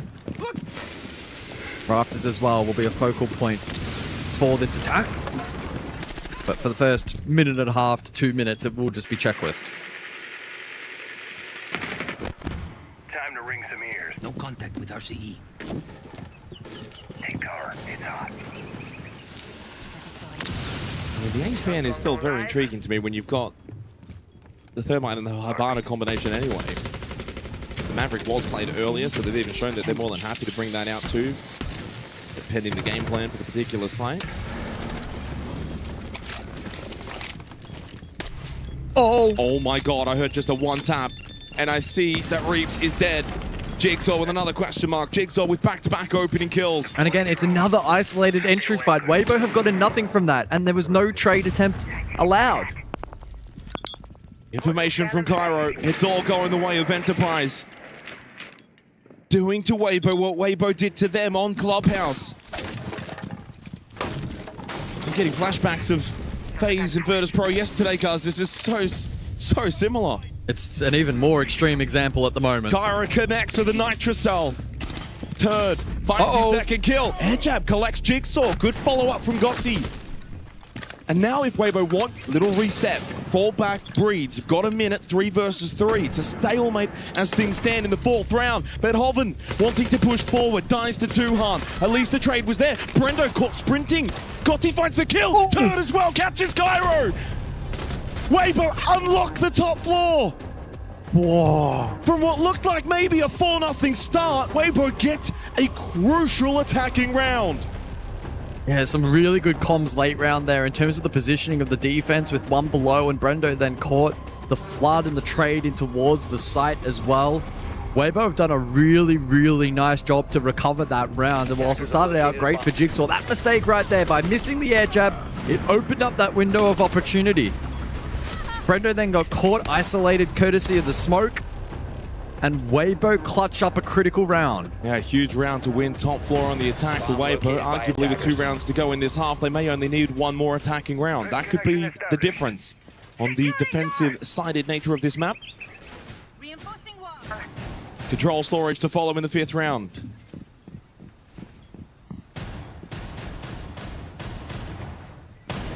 Really does feel like a missed opportunity for Enterprise to solidify a 4-0 lead. Do we have an update on the B stream by any chance? Is that what you're looking at? 3, 2, 1. Yes, we do. They are also on Nighthaven Labs at the moment. Map 2 of that best of 3. Team Secret fighting back a 3-2 lead.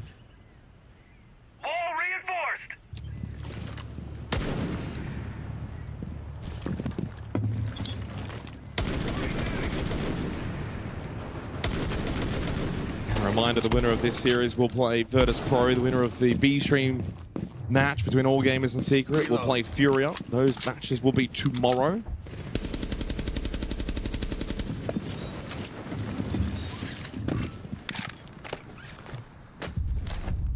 Special charge, stay clear. Great crowd involvement here at EWC. It's been really nice here in Paris. The weather's been great. As I said, a lot of fan involvement. Looking forward to getting on the main stage as well. Will we see one of these two on the main stage?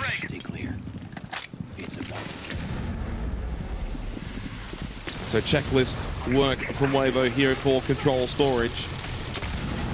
1 Hive Watcher sent in towards storage with the bees. Duhan will just navigate his way towards the warehouse breach. Doesn't find anything on the initial peek. This is a risky talk. Very, very risky and exposed position. Oh, on drone as well. Oh my goodness, big play from Turd.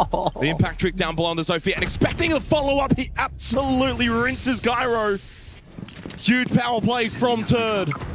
And that might be enough for Weibo to think about going for a plant. Gotti towards storage.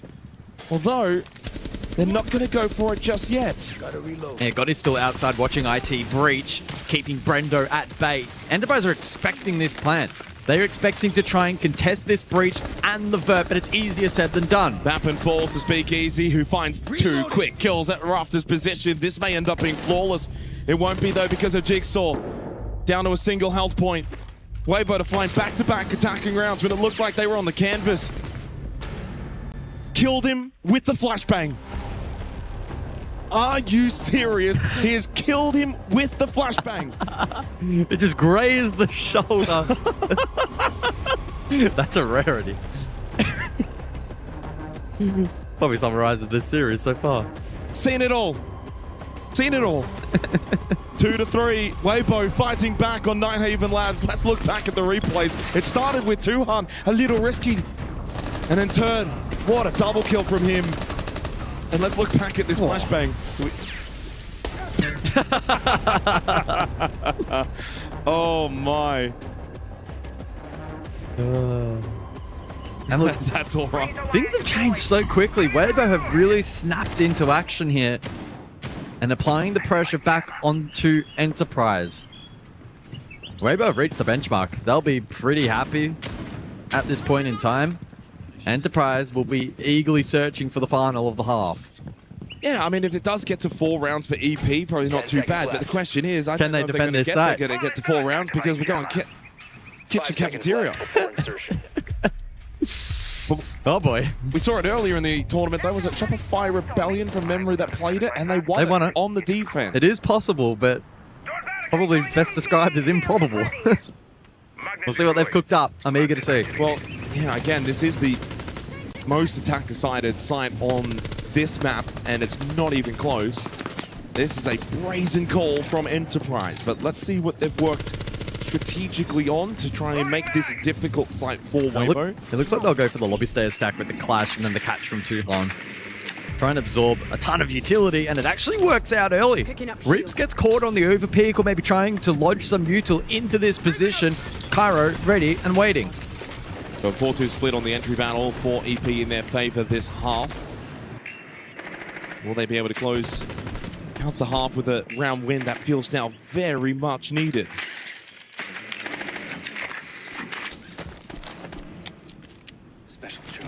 Stay clear.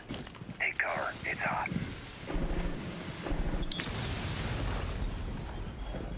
Porte did spot someone through the floorboard initially with the drone, now wants to hold the angle and see if they'll make their way back. Speakeasy, connect aside. Arrow still with the shield down on the clash.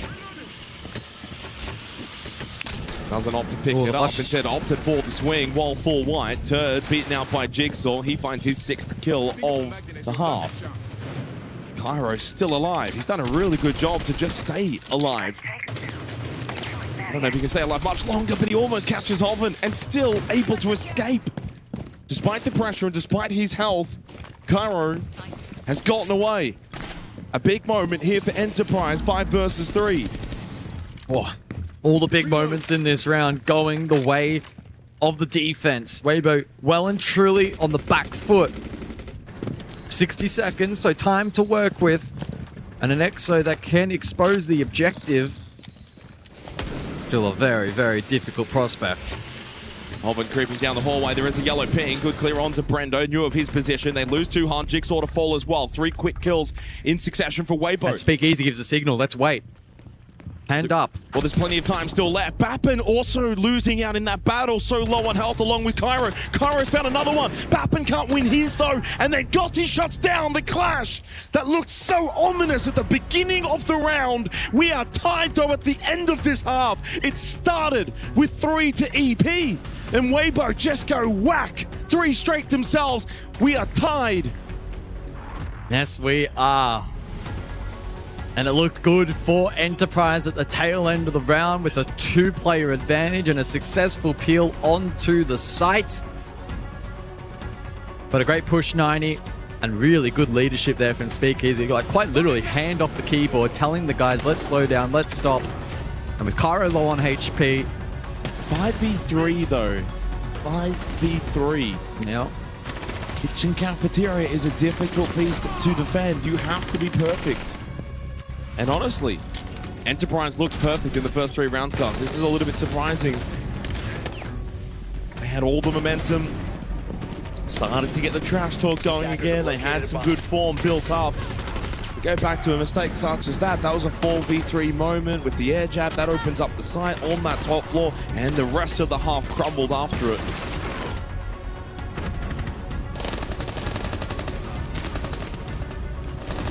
Just winning gunfights. Yeah, a lot of the flashbang fights.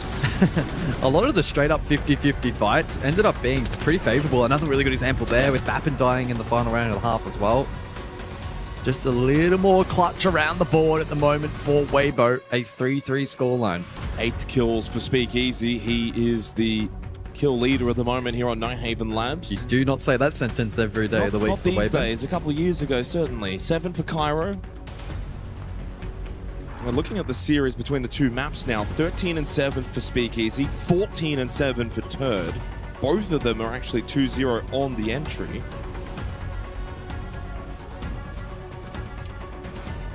And not a single player for Enterprise into double digits yet. Tuhan the closest with 9 kills across the 2 maps. 8 for Jigsaw, 7 each for Cairo and Bappin. 6 for Brendo. So the halftime scheduled timeout will expire. We head into the bands.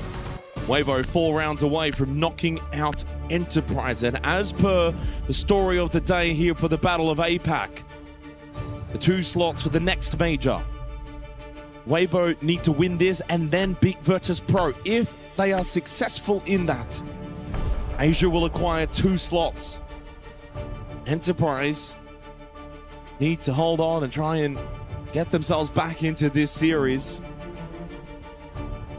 Otherwise, there is some world that they could lose the 2 slots. Of course, virtus.pro is going to be a difficult prospect for either of these 2 teams.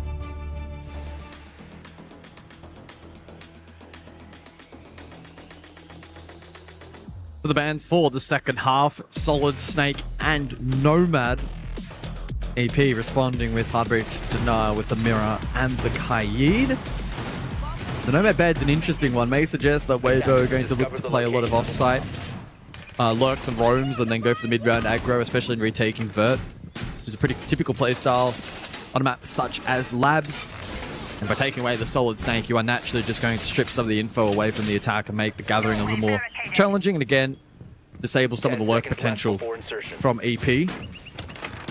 Looking point as well that we had back on Club, and I teased it before the second half here of Labs, is does the Monty get banned out? And the answer is no. And then the follow-up will be, does EP go back to it? And they will for this opening attack. Not a success story back on Club. Can they play around it better here on Labs? And truthfully, the pressure's out now on Enterprise. You're attacking into Labs. It's a 3-3 half. You're 4 rounds away from being knocked out of the Esports World Cup.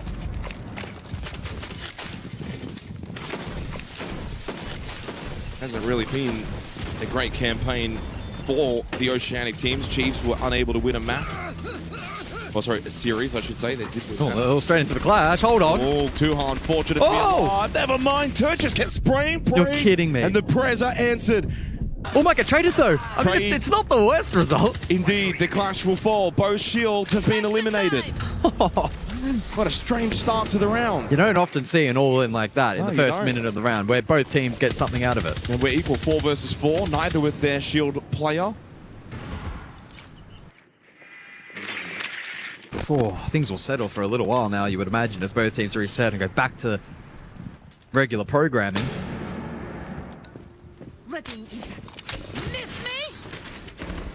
Something to note as well, Hoven on the side of Weibo, Basement on the Solace.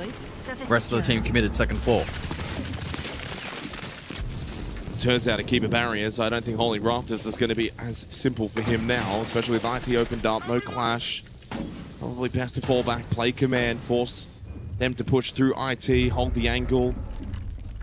There is a con-side player in Cairo, so Enterprise do have multiple avenues of attack. Tundra's next.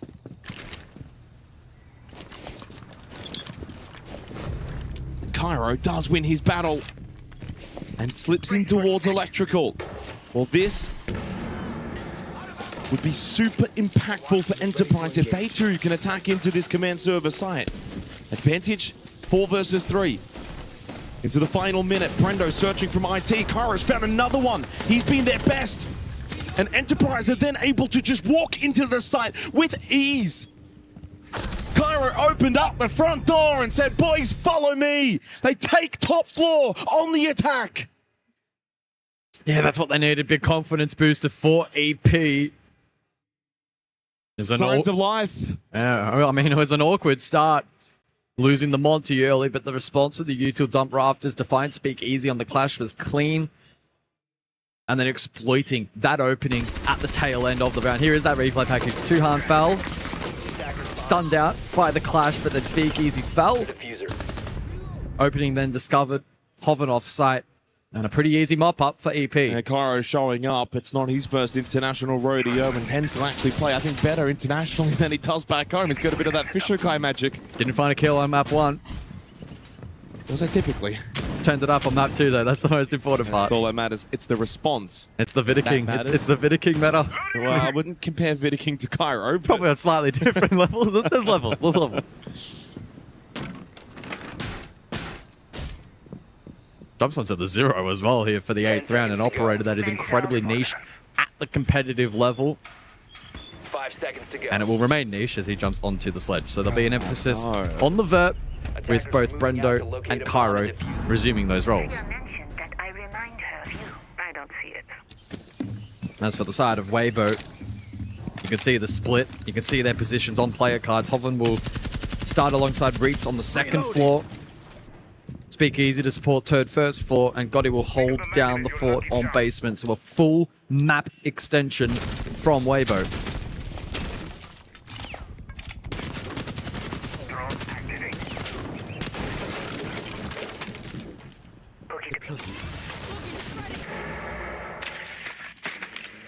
Euro's been played 4 times, by the way, at the event so far.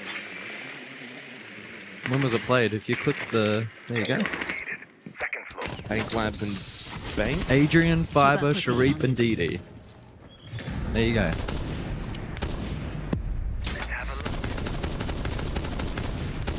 Mark activated from Bappin onto Hoven. Turd open a kill onto Tuhan. Turd has now made it 3 consecutive opening kills for himself for Weibo. Again, having big impact here on Nighthaven Labs, just as he did on Clubhouse. Opening kill, though, hasn't been very telling in this series. In fact, it's only been converted 3 out of 7 occasions. Which is far lower than the usual standard conversion rate, which I think sits at around that 77 to 80% mark. Especially the teams of these caliber, especially domestically with lesser opposition, very strong in their ability to convert, but far more even here on Labs thus far as time continues to tick down. Yeah, still got to deal with this clash as well. Good hold towards Cargo. They'll play 2 together. Turd can play off of Speakeasy. Looking down a really good entry point for the attack as well. So AP going to have to really ask the question, do they want to try and brute force their way through the clash or find a way around? And they haven't got a lot of time remaining in this 8th round. Still some Jugger payload calls available from Jigsaw. Sends one on to Speakeasy. Speakeasy's probably going to just eat this call, so he doesn't have to really deal with it. Oh, he's a bit trapped now, though. Trapped in the corner, but he's got reads. It's almost like a bait. Spots out a second. Good information acquired from Speakeasy. What a clear, though, from Cairo. New for oh, and he gets him as well with the sledgehammer. Double kill clear from Cairo. Opens up Cargo stairs. Even Speakeasy is impressed with that play. Needs to be mindful of the footholds. Needs to be mindful of the time. 10 seconds remaining. Brendo with Kit, now in basement. Through Animus and into tank and in towards the default plant spot. They lose Jigsaw to begin this post plant if it will even be successful. It will not be successful. Where's the coverage? Swing, kill, no coverage. Round goes the way of Weibo. Oh, they've let that one slide. Oh, that was a huge opportunity for Enterprise. Cairo did everything he could to get them in a winnable position. My, oh my. Tied once again, 4-4 now. Great clear, though, from Cairo. Huge double to give EP every shot in that round, but then time was low. They had to cover the swing. There was no denial utility from Weibo. No nitros, no impacts, but a gun up and a failure to cover the cross. Just be covering that nano swing with your life if you have to. Get the plant successfully down, but the problem is if you die while covering that, the round probably is done anyway. But at least you have a chance to stop that, get a kill, plant goes down, winnable then for Enterprise. By not doing that, holding the worst angle, it's an easy clear from Hovland, and Weibo tie it up, 4-4. Yeah, tough pill to swallow there for EP in that round, and some fundamental breakdowns proving costly. It is fine margins, it happens fast, but at this level of siege, you need to be precise. No room for error. Especially against Weibo. Well, yeah, that's the thing. And especially after you forfeited the first map, essentially. It's the Vulcan play here for the 9th round, and no IQ counter to speak of from Enterprise. How influential may that be with double nitro in play? No hard breach in this round for Enterprise, but they've got plenty of tin can openers. As we see here, onto the IT reinforced wall. Making it look like Swiss cheese. I was going to ask, is that French? They love cheese over here, but I'm assuming it's probably Swiss.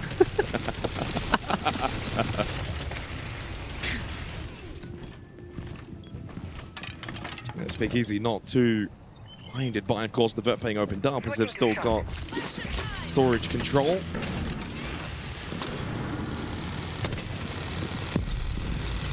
Honestly, a decent setup though right now from Enterprise. They've got pressure towards IT. Floors opened up, but they lose Zuhan and Cairo Turd. Oh, the double kill. When he was the one that was getting double swung, he gets rid of them both. Oh. And Baplin as well for good measure. Go on. Turd's just better. He goes double-digit kills here on Labs and may just set them up to take the lead, 5-4. Cool. And even the tag onto Jigsaw through the barricaded window. Give him the ace.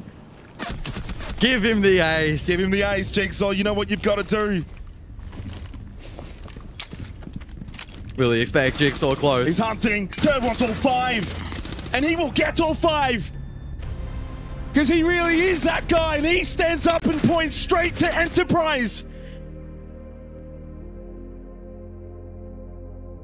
Oh, what a play Talk from your Turd. talk, young man. If you're dropping 5 on them, you can do what you like. Yeah. And they've also got 5 rounds on the board. 2 rounds away now from knocking Enterprise out of the Esports World Cup.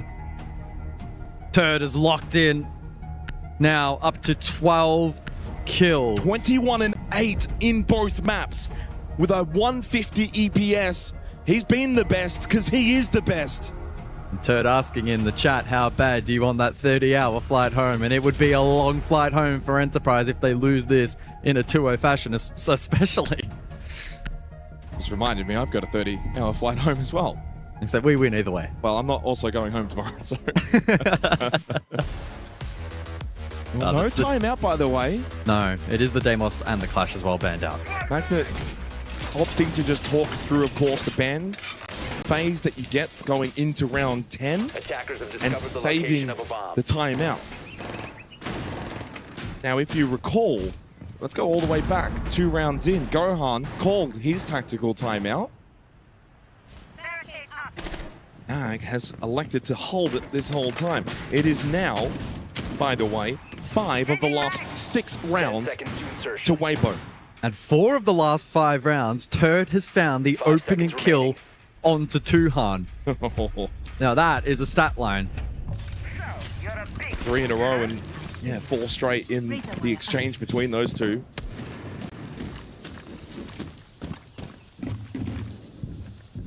And you look at the operators that Tuhan is playing in those rounds as well. Blackbeard, Monty, like he's getting shield player kills as the entry. The shields just have not been working out for Tuhan today. Saw it on Clubhouse and it rears its ugly head once again here on Labs. They'll pivot though, they'll switch it up, they'll look to formulate something different here for round 10. The introduction of the Vehora as well here, maybe looking to facilitate a set play. Well, this is where if you're EP, you can't start to have bad downs, can't start to hang your head. 5-4, close game. Win this next round, things are still fine. But dare I say, here on Command Server, it's going to prove to be quite difficult. They need someone to help out Cairo. Needs someone else to stand up.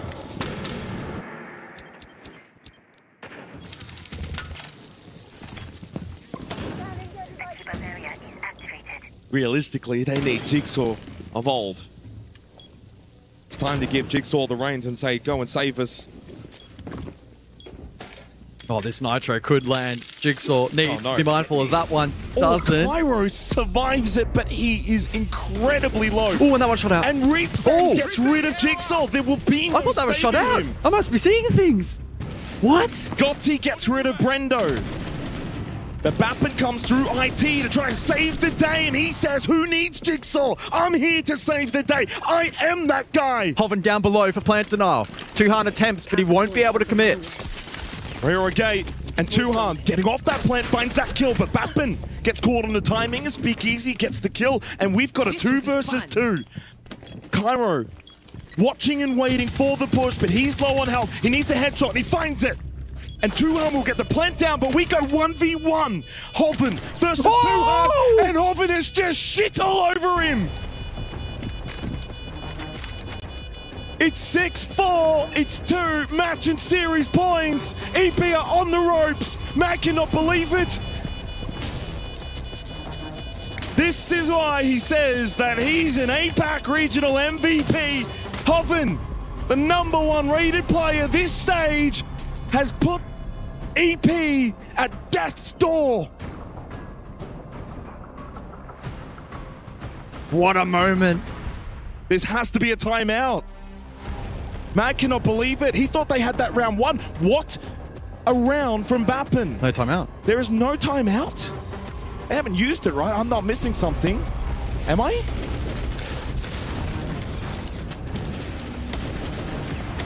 How can you not call a tactical timeout down 6-4 facing elimination?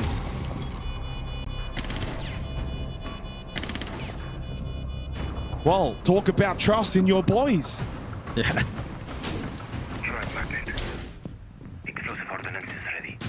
Well, command server's locked away. The hardest site to attack into is no longer available for Weibo. They will need to close this out on either basement or control storage. They begin their quest on basement. 2 chances to send Enterprise on that 30-hour flight back home to Australia. And to book their place tomorrow against Virtus.pro. And that promises to be an almighty game. Weibo at their best could certainly win that. But they will probably need to be at their best, let's be real. Activating camera. Well, they have played very well today. Still, though, a matter of converting this map, getting the job done. EP, though, are well and truly on the ropes. They need the first kill. They really need this first kill. 5 of the last 6 rounds, Weibo are starting with these 5v4 advantages. They're finding big kills onto shield players like Tuhan. We noticed that before from Turd. Tuhan's got to stay alive. Keep the shield alive. Try and find this first pick. Torch ready! They go for the map set up here on the main breach.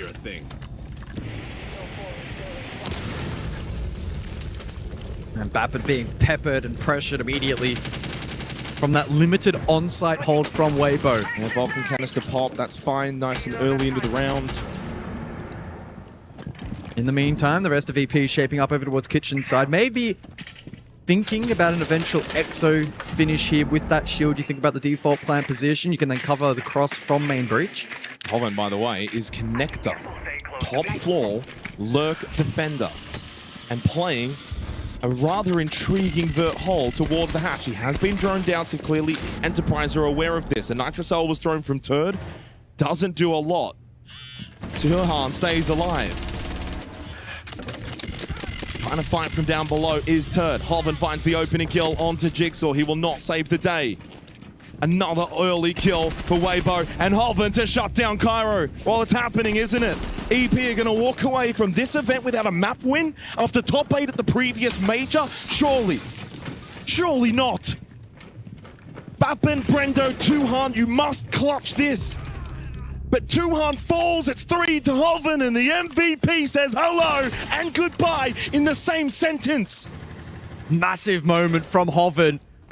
EP, can they fight themselves back into the map? 40 seconds, Brendo Exo, Bapin still isolated on that main breach. Well, if you're going to talk the talk, you've got to walk the walk. And Hoven still has eyes on the kit. And right now, it seems like the only walking that EP will do is home and to the airport, because it's flawless. They have been decimated, crushed, and embarrassed here at the Esports World Cup.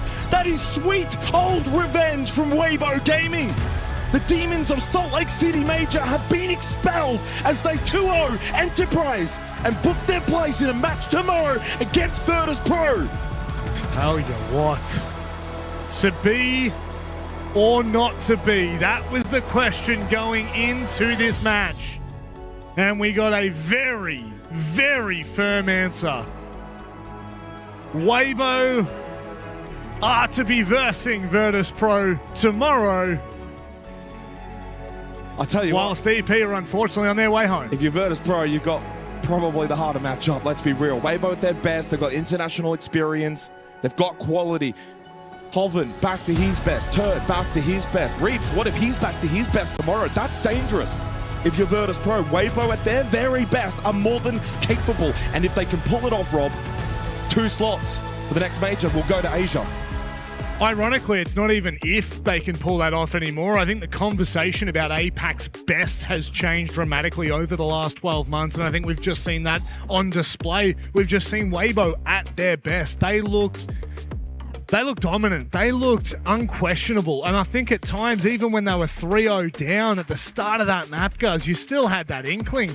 We know what Nighthaven Labs is like. I'll be honest, I didn't expect them to bring that back and have it be a 3-3 split going into the second half. They gave them so much leeway.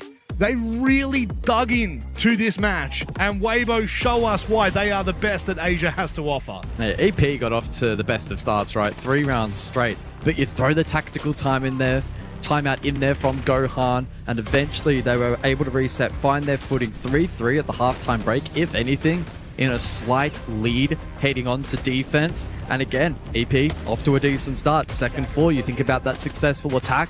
They looked good. They looked like they were in this match. But then Weibo put the foot down. In that second half, they won every single entry duel. The vast majority of those onto Tuhan, who was playing key operators. And that's not to call him out specifically. It is always team-wide when you discuss those entry duels and the fact that he was left exposed. But it meant that they were fighting from behind, round after round after round. And when Weibo are playing this well, they will not forfeit those advantages easily, and they simply just didn't over the course of that second half. Truly deserving the victory here today, and a 2-0 very much reflective of where these two teams were at on the day. Well, very dominant as well, Rob. Extremely dominant, and I think that goes to showcase the bipolar attitude of teams in APAC. Little less than 2-3 months ago, this was flipped. This was a different discussion altogether. Mambo number 5. Mambo number 5. Mambo number ace for third. And honestly, seeing him stand up and point, like that, he is the epitome of trash talk, but he does it at the right time. And that's the lesson maybe that EP have to take, because pre-match, guys, you were talking about it. We were seeing all the trash talk that was going on. It's easier to talk when it's 0-0.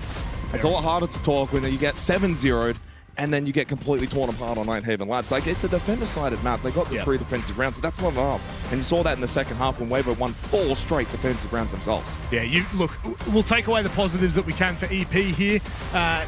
They came back and refreshed this map. They were, I'll say the skeletons in the closet for the first map were gone in the first 3 rounds, guys, and they looked really good. We were talking about what we saw with FaZe yesterday. We kind of got a little bit from that out of EP in the first half, and then very quickly, Weibo just... they were close rounds. This is the thing. The 3 rounds that Weibo won in the first half were close. They weren't blowouts, and I think that goes to give props to EP, what they were able to do coming out of what was a break between map 1 to map 2, but unfortunately, it's not good enough. And when you look at the individuals, I mean, Weibo had a plethora of options for either clutches or big moments, and unfortunately for EP, they did not. There were plenty of good moments there from EP, and Cairo had a really phenomenal map. I want to make that very clear. He played quite well. He actually walked away as the top-rated player despite turd farming on entry, so I don't know what's going on there in terms of the EPS formula, but he played well. It was the lack of depth. He needed people to follow him. I thought Tuhan as well wasn't bad. He got really unfortunate with a lot of those opening deaths on Nighthaven Labs, but he's been in a bit of a slump over the last few months. I thought he actually did as best as he probably could considering the circumstances. They just didn't get enough out of Batman and Jigsaw. For sure. Yeah, and that's why they just didn't have the firepower in the end of the day. Unfortunately not. Once rejected from the OS region, now rejects the OS team out. It's Turd and Lax. Thank you, gentlemen. I'm here with Turd from Weibo Gaming. 2-0, you guys get it done. Now, there was definitely a little bit of shit talk during that series, and we know you don't mind it. Give me a little feedback on that. Yeah, those guys, like, super close to all of them, but inside the server, it's a rivalry, it's a war. And anything we can do to get the advantage, like mental warfare, I'm all up for it. So, yeah, just a bit of shit talk inside the server, but I love those guys and hope they enjoy their 30-hour flight home. I was gonna ask you about that quote. Obviously, even your performance. I mean, 2 big MVPs coming out of you. We also saw a very good performance out of Hoven, that big 1v2, big 3K. I think we even saw a flashbang kill out of him. I mean, when moments like that happen in the game, you can just gotta kind of laugh at those and kind of build off of it. Yeah, it was definitely, it was good as well, because we started the map 0-3, but like seeing someone die to a flashbang, it's like, it's all good vibes from there. Absolutely. Now, it kind of seems like a little bit of a revenge tour from Salt Lake City. EP 2-0'd you guys. Now you knocked them out. You're able to crush their key, as you said. 30-hour flight home. Your next opponent is VP. That is another opponent you lost to in Salt Lake City, 4-7. Is there anything you want to say to those guys before we get ahead of that match? Might be a revenge tour on paper, but for us, like, we have a new player, so we're a new team, fresh new mindset. So it's 1-0 for us to EP and 0-0 for us to VP. So they should be ready for us. Well, sounds good. Before I let you go celebrate with your team and crush that key, is there anything you want to say to your fans back at home watching? Thank you to my family and my girlfriend for watching. It's super early in the morning, I think, right now. Yeah, thank you for the support, and yeah, I love you guys. Shout out to the families, the girlfriends, and the fans for supporting Weibo. We'll see them tomorrow in a do or die to make top 8 main stage. That's it for us here. Send you guys back to our desk.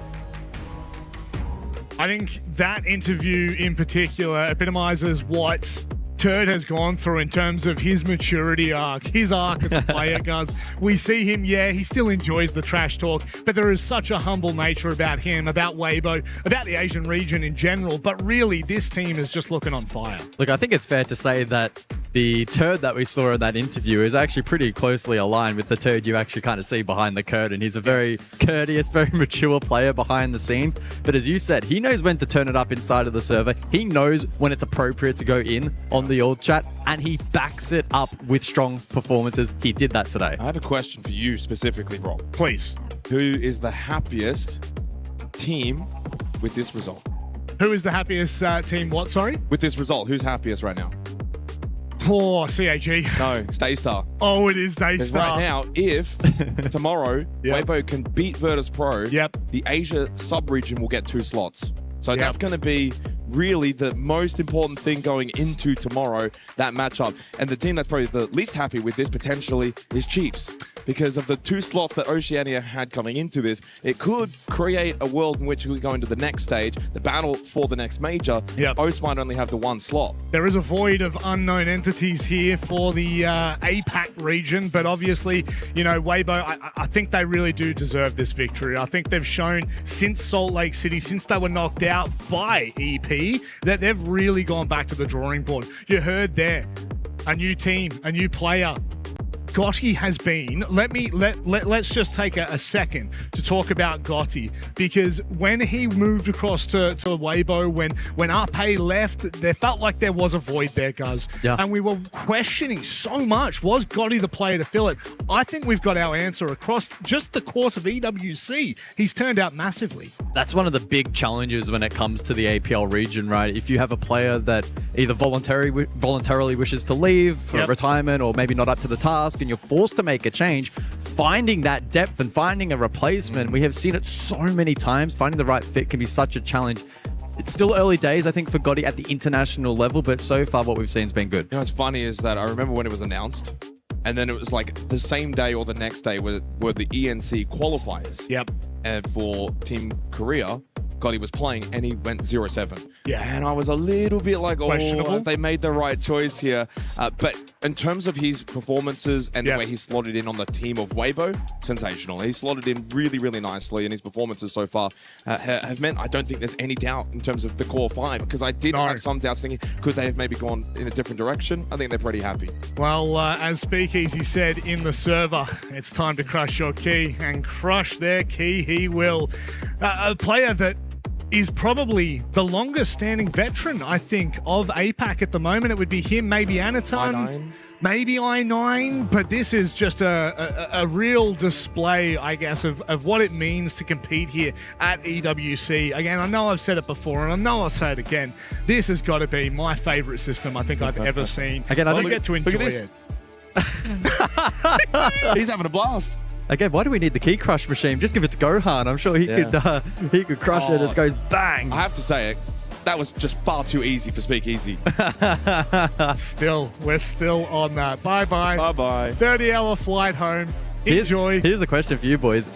If there's a world in which Weibo go on to claim the trophy, will the EP key be put in? Oh, absolutely. Has to be. I don't care who you crush out of this tournament. That absolutely has to go in the trophy. In fact, if I were them, I'd go ahead and put all of the APAC keys underneath them. Oh, no, he's not happy. You know, there is just something so beautiful about watching this, about watching the moment, the soul. It really is such a visceral image of soul-crushing defeats. And for Speakeasy, he's been here for such a long time. He's been to so many international events, and it feels like maybe, just maybe, Jake, this could be the team that really takes them. Well, let's just kind of take a little step back. Weibo over the last probably 12 months, we've been saying top 8 minimum, top 8 minimum. Can they even go further? Can they go top 4? And I think, well, they obviously in Salt Lake City, it was a disappointing finish that they couldn't beat Enterprise of all teams to get top 8 and fight for top 4. So I think for them, virtus.pro is a really good challenge. As Turd put it best, new team, technically, it's only the one player difference, but clearly it has made a difference. And if they can beat virtus.pro, there is that top 8. But the realistic situation is we've been seeing, can they go top 4? They've got that quality. Now it's just a matter of can they put it all together tomorrow. I think they are putting it together, guys. I think truthfully speaking, Weibo are putting it together, but is this the tournament? I think they're a very, very serious shout in that matchup. I hesitate to say that they're favorites because VP are incredibly dangerous and really did take it up to the likes of FaZe. So Weibo need to put in some hard work, and they need all 5 players to step up in that game. And that game is going to be played tomorrow. However, what game is going to be played right now? It's Team Liquid Alienware going up against M80. Some of the best that SAL has to offer versus the best of NAL. We'll have to wait and see how that one pans out on the other side of this short break.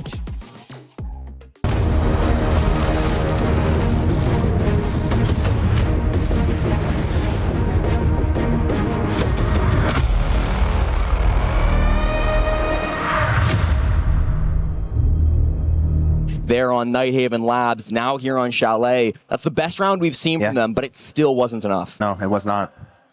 And even they did a great job trying to break that initial push, but just very unlucky in the end round right there. In the trade, in the snowball, anything could happen. And that's the best thing too in the attacking side. If you do lose that initial play, getting the round into that snowball effect, finding a way to make trades happen is the best way that you can find a way to win that round here. Well, and how incredible was Mowgli too? I mean, he took a terrible situation and somehow worked those picks to get his team back in the round. I mean, great plays, find ways. There you go. Well, we're going to go back now on towards the top floor. All gamers desperate to win a couple of rounds here. You said 4-2 would be enough for Secret to win this half and then spiral into the game. That's the bare minimum at this point. A 5-1 or even a 6-0 seem possible. Of course. Whatever they get now is just icing on the cake here. It's all gravy this point forward from Team Secret, but they're going to get all of it that they can. Bring in the ace here for the soul side pressure, which is see him get the soul wall open. Lurking below Moonlight, 2 thorns in pocket for the shield play. No shield play coming out this round. Looking to get aggressive. No, he's going to call it off right now. Rotating out, going for a soul side, clear the Grim. Not too many nades for the soul stairs position. Let's see if they have the info on him on Trophy right now. Like these long angles. Yeah, find out those players inside the top floor, but inside a Trophy as well. Moonlight takes a lot of damage. He's gonna get caught by a Grimby too, so the positions might be known pretty quickly here. They are holding his angle, but he's smart enough to know that he doesn't need to jump in and take this fight. Now he will do just that. Walks right in front of Drills. That's going to be Drills with an easy pickup onto the Star Fragger on AG. Now 1 in 5. Moonlight's not going to have much value. Oscar holding the cut too on his owl position.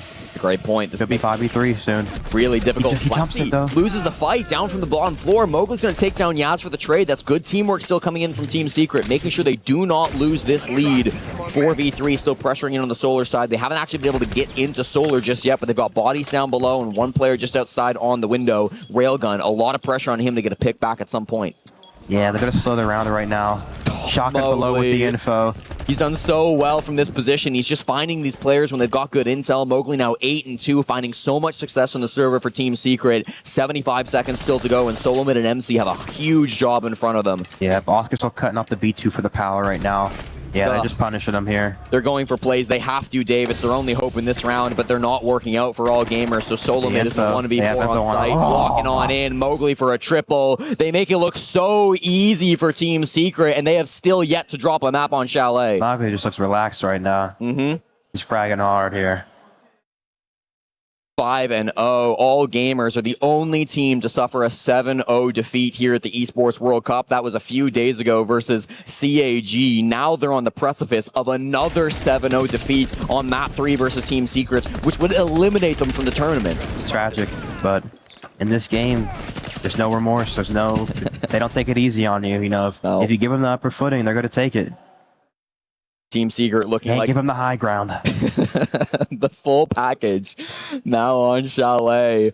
It's going to be all gamers trying to hold on to the high ground on this round as they'll be extending above Kitchen Bomb site to hold this top floor. Last time this didn't work out for them. What do we need to see from all gamers this round to make sure they don't get 6-0'd? See, they're going to be double reinforcing off already, giving them all of this mezzanine space here. They just need to make sure they're in sync, because I feel like right then and there, Yaz made the play with the solos way too early. That should be looking for towards the execute side.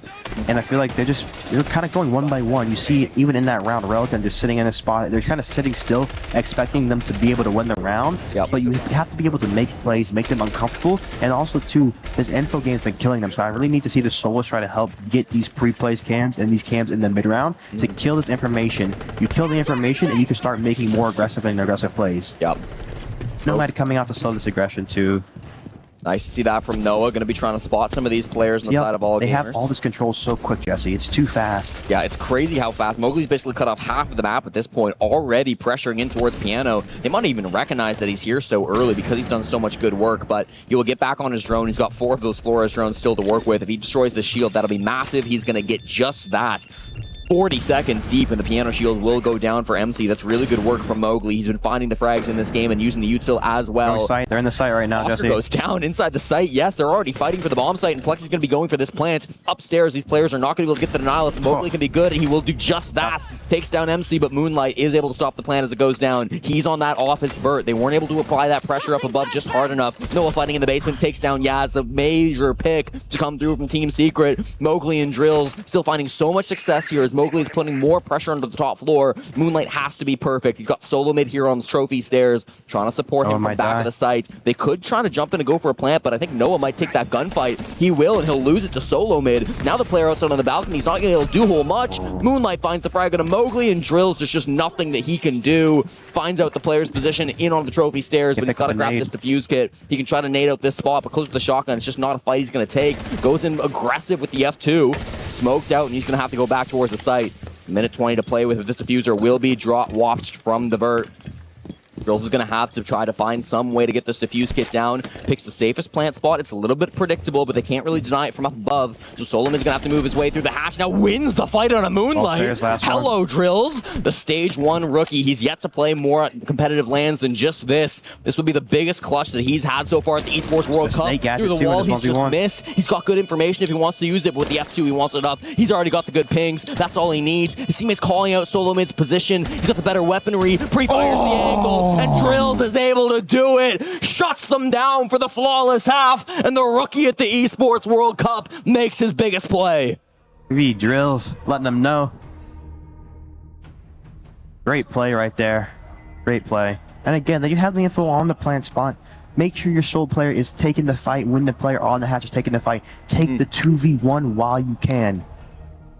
What a round from Drills. Again, he has not played any professional Siege before, just stage 1. A few months ago, he was signed by the Secret roster. And I mean, it's something Ann keeps talking about, right? The Secret org are so good at finding the young players that have potential and bringing them up to the highest level. Noah was a great example of somebody who people didn't really give a lot of credit to back in the early days when he first started as a pro. Now he's talked about as one of the best players in the league. He's been able to highlight himself alongside Mowgli, alongside Drills at this event. It just feels like they're finding that synergy now when the young and the old can work together, and everything is clicking for this Team Secret roster. Of course, you know, beautiful just to see them be able to respond like this. You know, I said 4-2-5-1. They got a 6-0. That's as good as it gets, Dave. You wanted to see a strong attacking half, and that wasn't just strong, that was dominant. Yes. All gamers, I mean, a little bit shell-shocked at this point. What could they possibly do? They look stunned right now.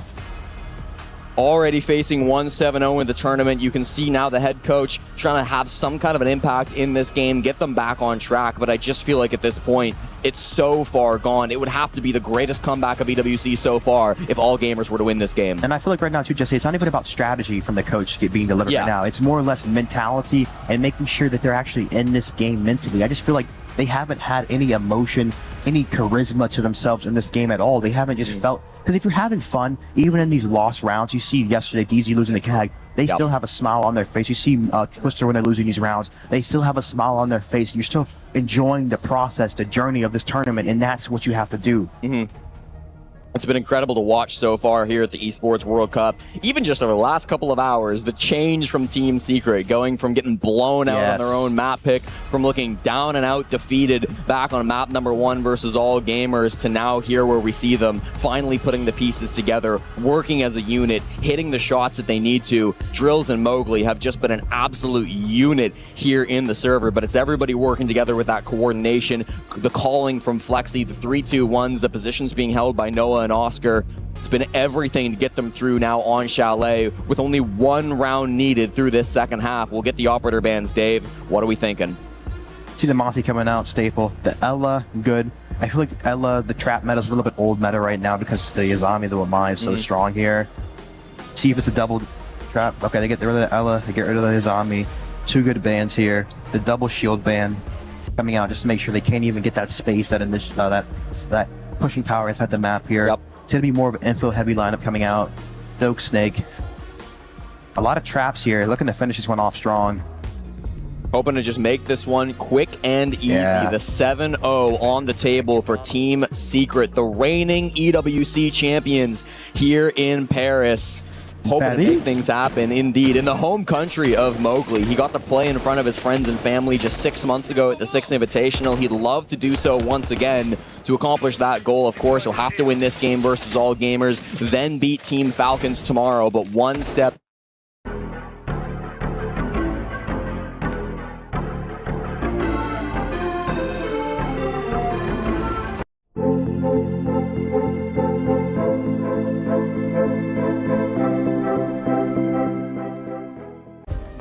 Play is in our DNA. Whenever we let it out, it becomes our superpower. Now imagine an entire city being built to supercharge it. Kadir City, powered by Play.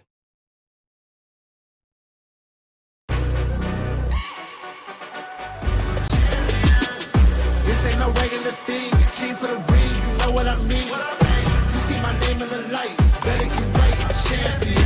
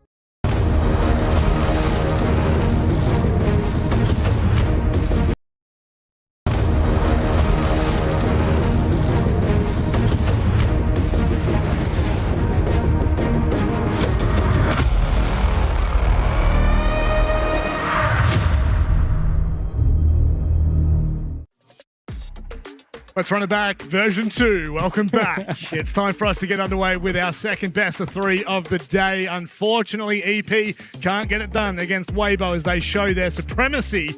I'm going to welcome 2 gentlemen to the desk. Pengu and Farmada. How are we, gents? Farmada, look at the outfit, man. It's actually very... You got the boots on? You know, I actually don't have boots on because I only had 20 kilos of... I'm not bringing boots anymore. I decided that a long time ago. I did it once, never again. I'm feeling very, very rural today. today. You know what? To be fair, I'm from the Farmers League. We've been eliminated. Well, now, that's a good segue. I'm not even going to bother saying what I was going to say. We got Farmed League. Yeah. Well, yeah, we kind of do. Yeah. It is very Parisian, and I quite like it. But it could also be my pop back in the '60s. You know, like it's a good look. I love it. So obviously, moving forward with today's matchup, it's an exciting one. It's one close. You know what? It's one close to your heart, isn't it? Close to my heart. You know, good old Fabian on stage. He's a father. He's old. I'm balding. Like we're just turning back the clock right now. There's also Joker as well, who's your best mate from. Sorry, I don't know. Oh, sorry.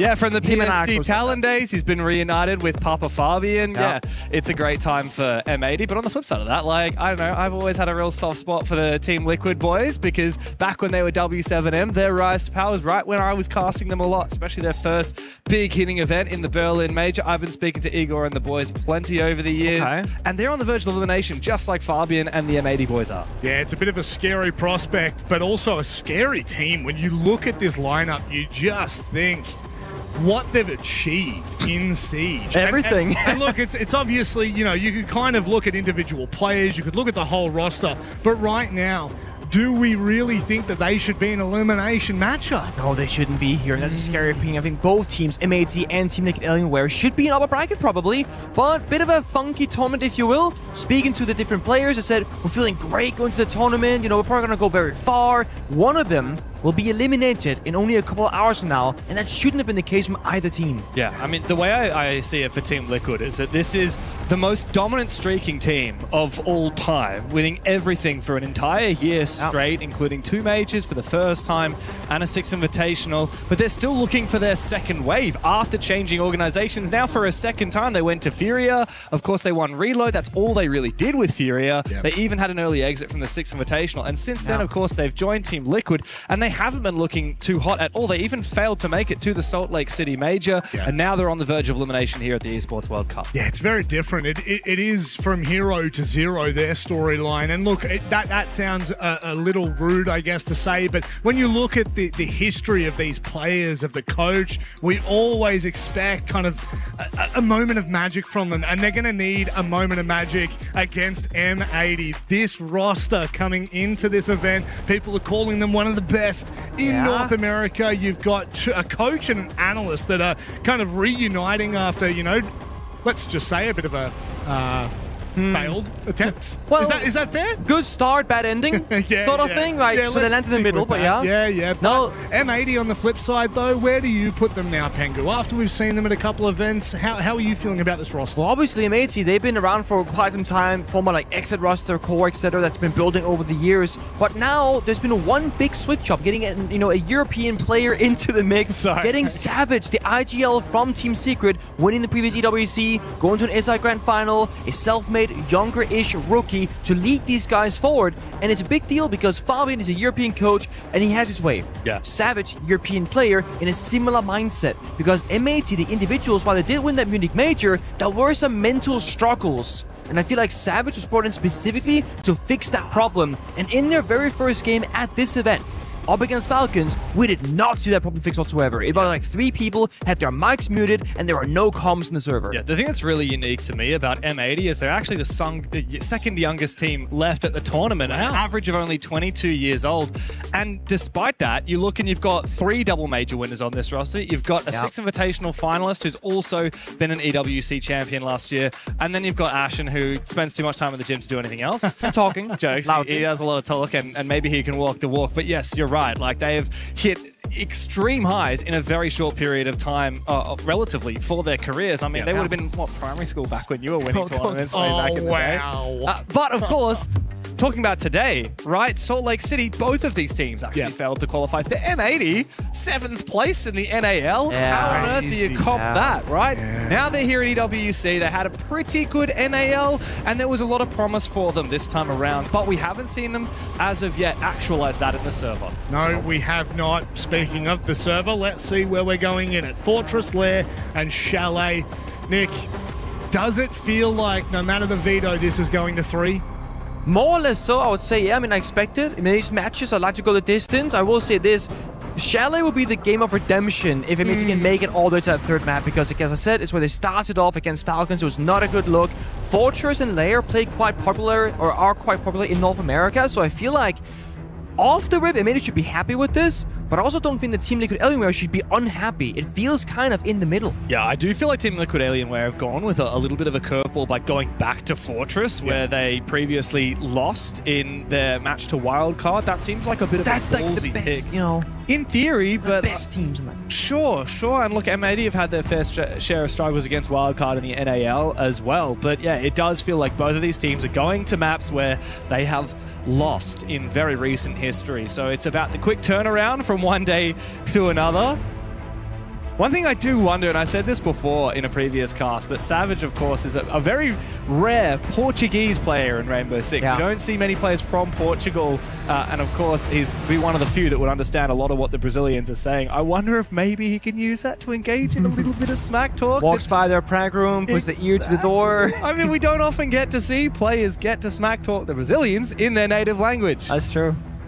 Imagine that little bit of mental warfare. The issue is, right, Team Liquid Alienware, known as Furia, known as former W7M, they talk, okay, a big game sometimes. JV in particular, he is the funniest guy, and I always thought he was like super serious when I first got to know him. He is so not serious, but he will just say the most outrageous things in the server, on the stage, and he has no fear of embarrassing himself in that regard. Yesterday, I was doing a little interview video with Speakeasy, and I just grabbed Speakeasy for a second in the lunch. I was like, hey man, can I just do it? And then I turned the camera on, JV walks over from the other side of the room, he's got his little pie in his hand, he's just munching on a pie, and he stands about 40 centimeters away from Speakeasy, out of frame, and just stares at him throughout the entire interview. Who does that? Could not keep a straight face. JV92 does that. That's who does that. Such an interesting character in Siege that also has just such a successful past. And I mean, when you look at these two lineups, you really just wonder what sparks are going to fly in this server. What is actually going to happen? Because ultimately,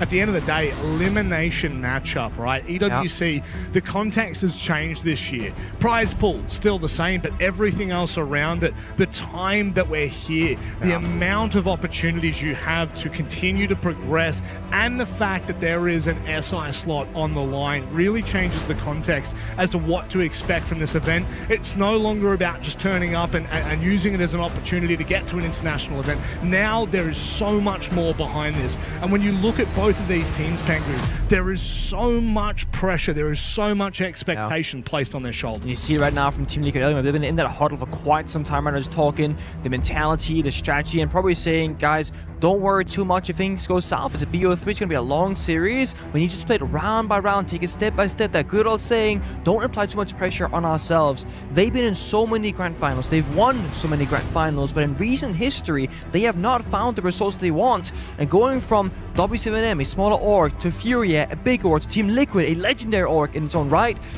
they need to bring those results now. Yeah. That was a huge investment from Liquid, and the organization, all the years they've had in Siege, gone to a grand final and lost them more often than not, and very often having early exits. Yeah. They need to get some results for this org or they're cursed. For sure. And just to remind everyone, yes, they picked up that old Furia core, but not only did they pick up Felipox, JV, KZ, and Nade, well, they kept the world champions, but they also kept Igor, or rather they took Igor, they took Vitz, and they took Abreu as well, the coaching staff that was on that W7M roster from way back in the day. So despite saying goodbye to Herds as he remained with Furia, we still have these 7 people who have stayed as the heart and soul of this continued roster through now 3 different esports clubs.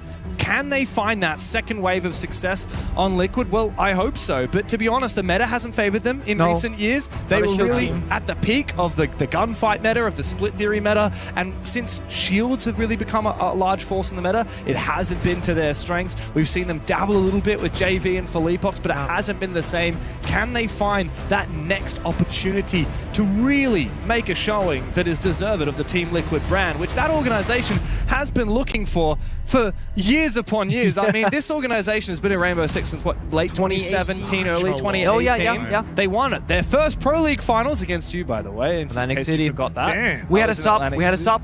Right?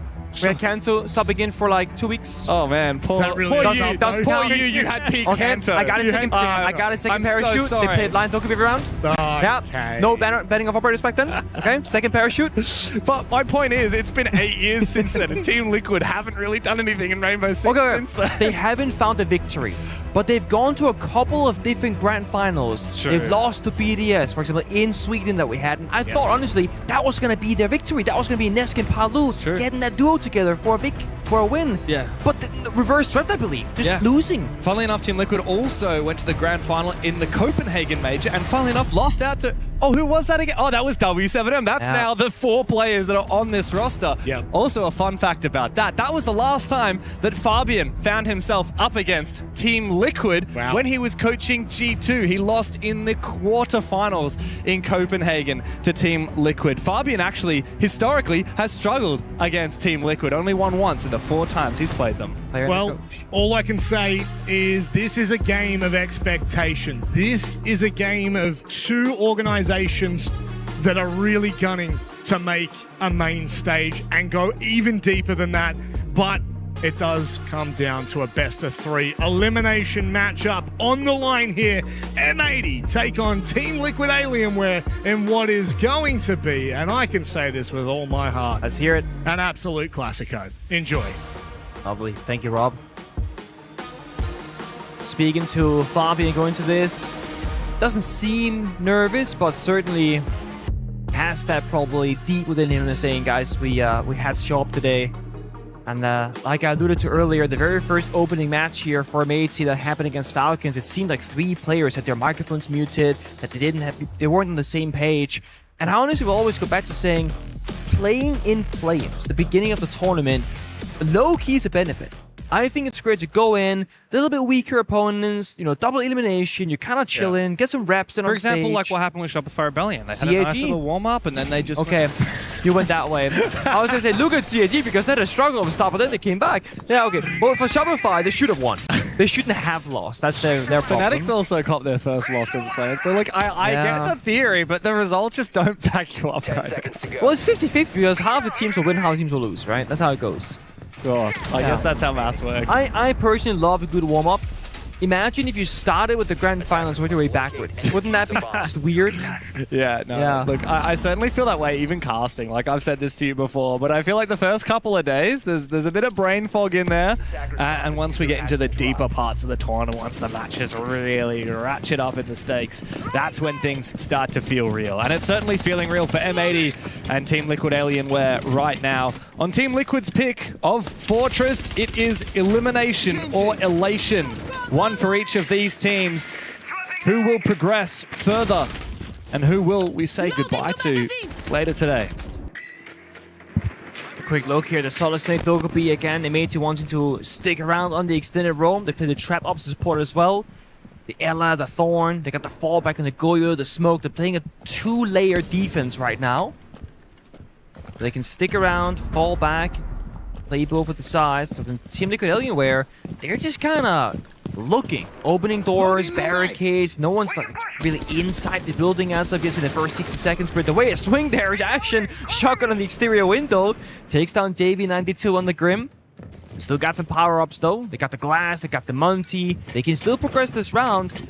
But like James was saying earlier, they're not really a shield team. And despite having the Monty, they only just entered the building and are making very slow progress despite the roamers actually falling back and surrendering their map control first. Yeah. I mean, even regardless of whether JV had lived or died, M80 are in the advantage with the amount of time they've delayed. Now KZ, with no info, no flash, as Dry Peaks jumps in the window, he'll go down to Diffuser. Very easy. Wow, what is that? Philippebox gets baited out in the crossfire, has to turn away, and Diffuser takes him down. Maya finally finds the first pick for Team Liquid Alienware, but it is simply not enough. M80, oh wow, pre-fire through the smoke, ballsy from Gunner. And now Nade in a 1 versus 4, no util to his name. They know exactly where he is as well, in the renovated tower, just waiting for his moment to find a free kill. Gunner attempted to peek it, but of course we know fair well that M80 have nothing to do here. They just sit back and wait. Ballman crossfire. Who's gonna get the kill? That's the only question left for this round. Nade might try and go for an exit frag, but Shouldn't be able to find that many. Finds 0. Savage, nice headshot. And the Made in full control, looking a lot sharper than their start against Falcons. Of course, we knew that Team Liquid, Alienware, struggled on Fortress just the other day against Wildcard. They only found 2 rounds of attack in the entire game, and only 2 rounds of defense as well when they played 5 rounds on their defensive half. I've seen a lot of very defender-sided Fortress recently, and of course, it does count down to the specific teams and the specific matchup and the operator bans as to whether it'll be defender-sided or not. But M80 chose to start on that side. Team Liquid, Alienware need to be gunning for 2 to 3 rounds here. I think 2 rounds is really the bare minimum, especially considering this is their map pick as well. M80 are looking very prepared here for Fortress. There's a lot of pressure applied here from Team Liquid Alienware on the Glass/Ying player when we see them being brought into action. A Warden ban going out, super rare, and it just means that you have to play into those flashbangs, the smoke grenades kind of operators. The Warden ban as well kind of doubles down the same way. You can't protect yourself from those catches as easily either. While you can play the Jaeger, you don't get that secondary shotgun, no C4 deployable shield, you don't have the ability to toss out a disc middle of the round to relocate the protection. So maybe also with that, probably playing a little bit more on the offense than they would like to from the get-go. Because they recognize that, guys, if we let them get to side 5v5 and they get the Ying Glass in there, we're not going to be favored in that position. And one of the only counter operators outside of that, something like a Maestro, gets heavily countered by the Brava, which they still have space for. So I think fighting is going to be the name of the game for M80, but fighting in the correct areas and correct timings in a round. Yeah, that's right. If the team has good execute utility, don't let them execute. Yeah. Of course, Team Liquid Alienware, like I said, they played Fortress against Wildcard just 2 days ago, but M80 on the flip side, they actually haven't played it for a very long time. The last time they played it was in NAL. They beat Outlast on this map, and they went 5-1 on their defense. That's a miss on the first Electric Claw with the EMP, but eventually it does get taken down. Oh yeah, so as I was saying, M80, historically, they don't play a lot of this map. When they have played it, though, very, very good on the defensive side. Decent progress, getting the wall downstairs. Ashen good for 2 kills, good for a 3rd as well. Savage trades to help with him. Again, window jump-ins, falling apart from Team Liquid Alienware. Despite having the blind beats, one of Demo's information operators, is the wrong people going in first, but KZ finds one to Ashen. Yeah, good shot from KZ. Big late reinforcement there. Side of the bomb side from M80. And once again, Team Liquid, Alienware struggling with those entry kills. Though KZ has solo taken quite a lot of ground. Also gets rid of that Vulcan canister. The drone will go ahead, suss out what's happening on the bomb side. They reinforced the wall. It's like, there's no more hard destruction. Maya is dead, even if he was alive. Only one single spare Selma charge as well would be up for him. The Mady can now play that second layer. Fall back, stay closer towards the bomb site. They've already reinforced off the walls, established the crosses, play on the Goyos. Just don't give them anything for free. And they won't. What can I say? Oh, and they will not. Unreal. Such a hard clear of Hammam when the roamers are sneaking around. In the bathhouse, M80 washes Team Liquid Alienware away. Up in the most confidence-inspiring 2 attacking rounds here. A miss Selma EMP losing free utility, and 2 separate rounds where a player will jump in a window without drone information right here. Into a thorn trap, into a guy holding the angle. Even if you were to win the gunfight, I think he just gets injured by the thorn, so like there's not really any win play there. Last lap is the Blackbeard, who's supposed to be the entry for the roam clear as well. Yeah, you're right. Like the Blackbeard should never be the last person in the building and the last person alive. They're not a shield team. No, they're not. But they are trying to force it, and it's not a good look just yet. Yeah, definitely, it feels like just an understanding of the way that the shields are used. Team Liquid have a very different interpretation. It doesn't seem to be a successful one so far. Also, I hate to sound like a broken record, Pengu, because I know you've heard me say this 100 times, but whenever you're roam clearing on the ground floor of Fortress, don't go Hammam. I think there's one round I have ever seen a team win by roam clearing from Hammam, and there's like 50 where I've seen them lose. No, you're right. Every time we happen to be casting a match on Fortress, it always goes the wrong way on that entry. I'm right there with you.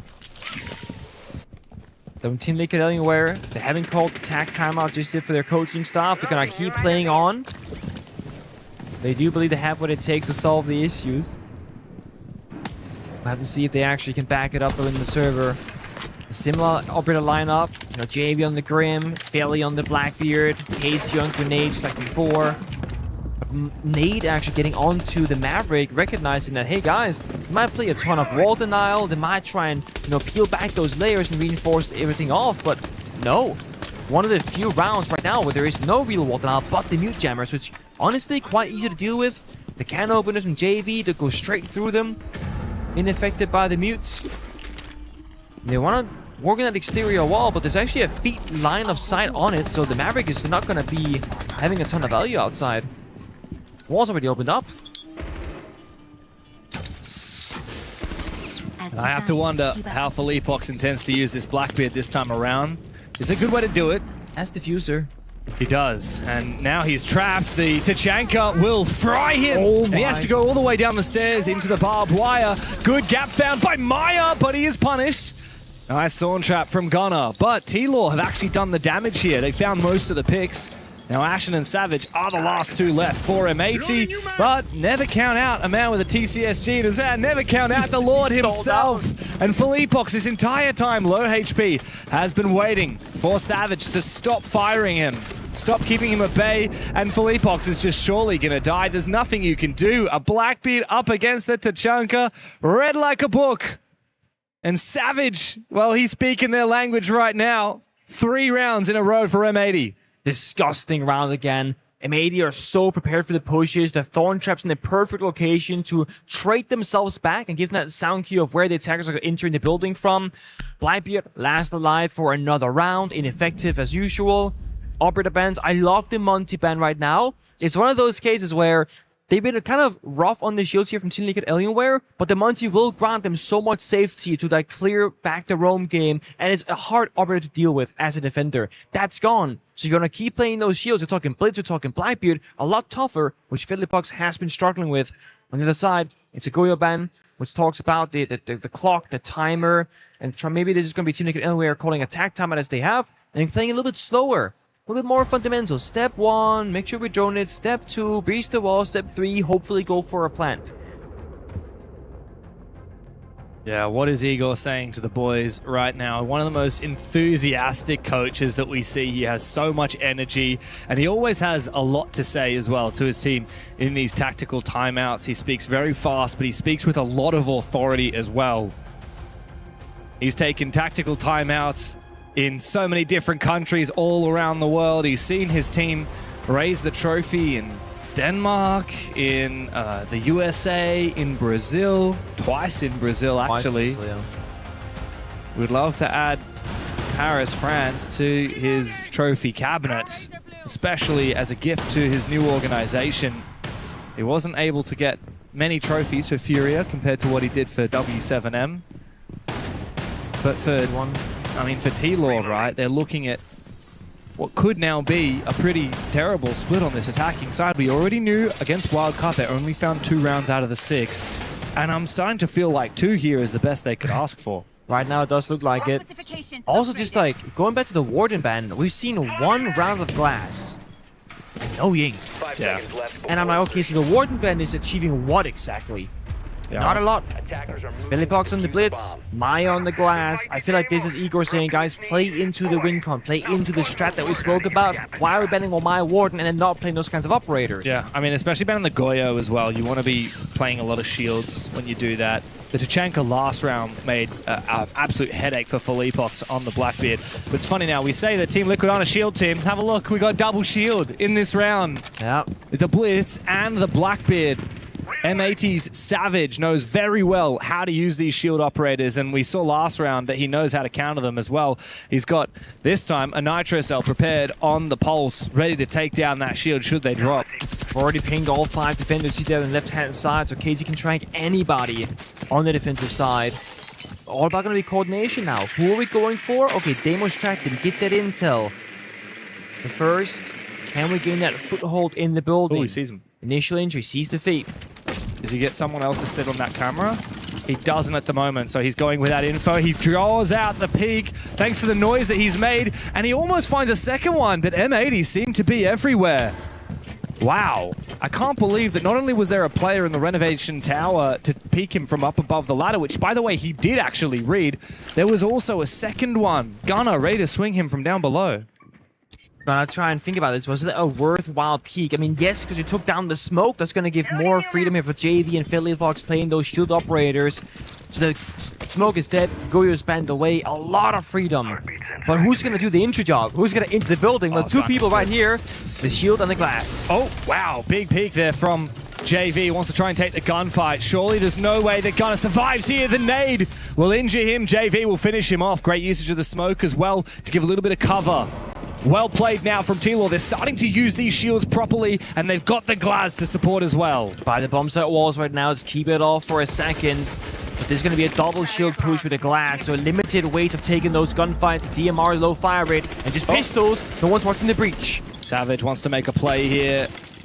Both of these players from T-Law are looking different directions. Now Savage has found his gap thanks to Gavin taking down Maya. It's two shields up for T-Law, but Diffuser on the floor.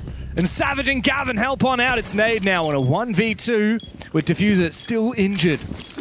Nade with the flash, but Gavin peeks directly into it. Such a critical win for M80.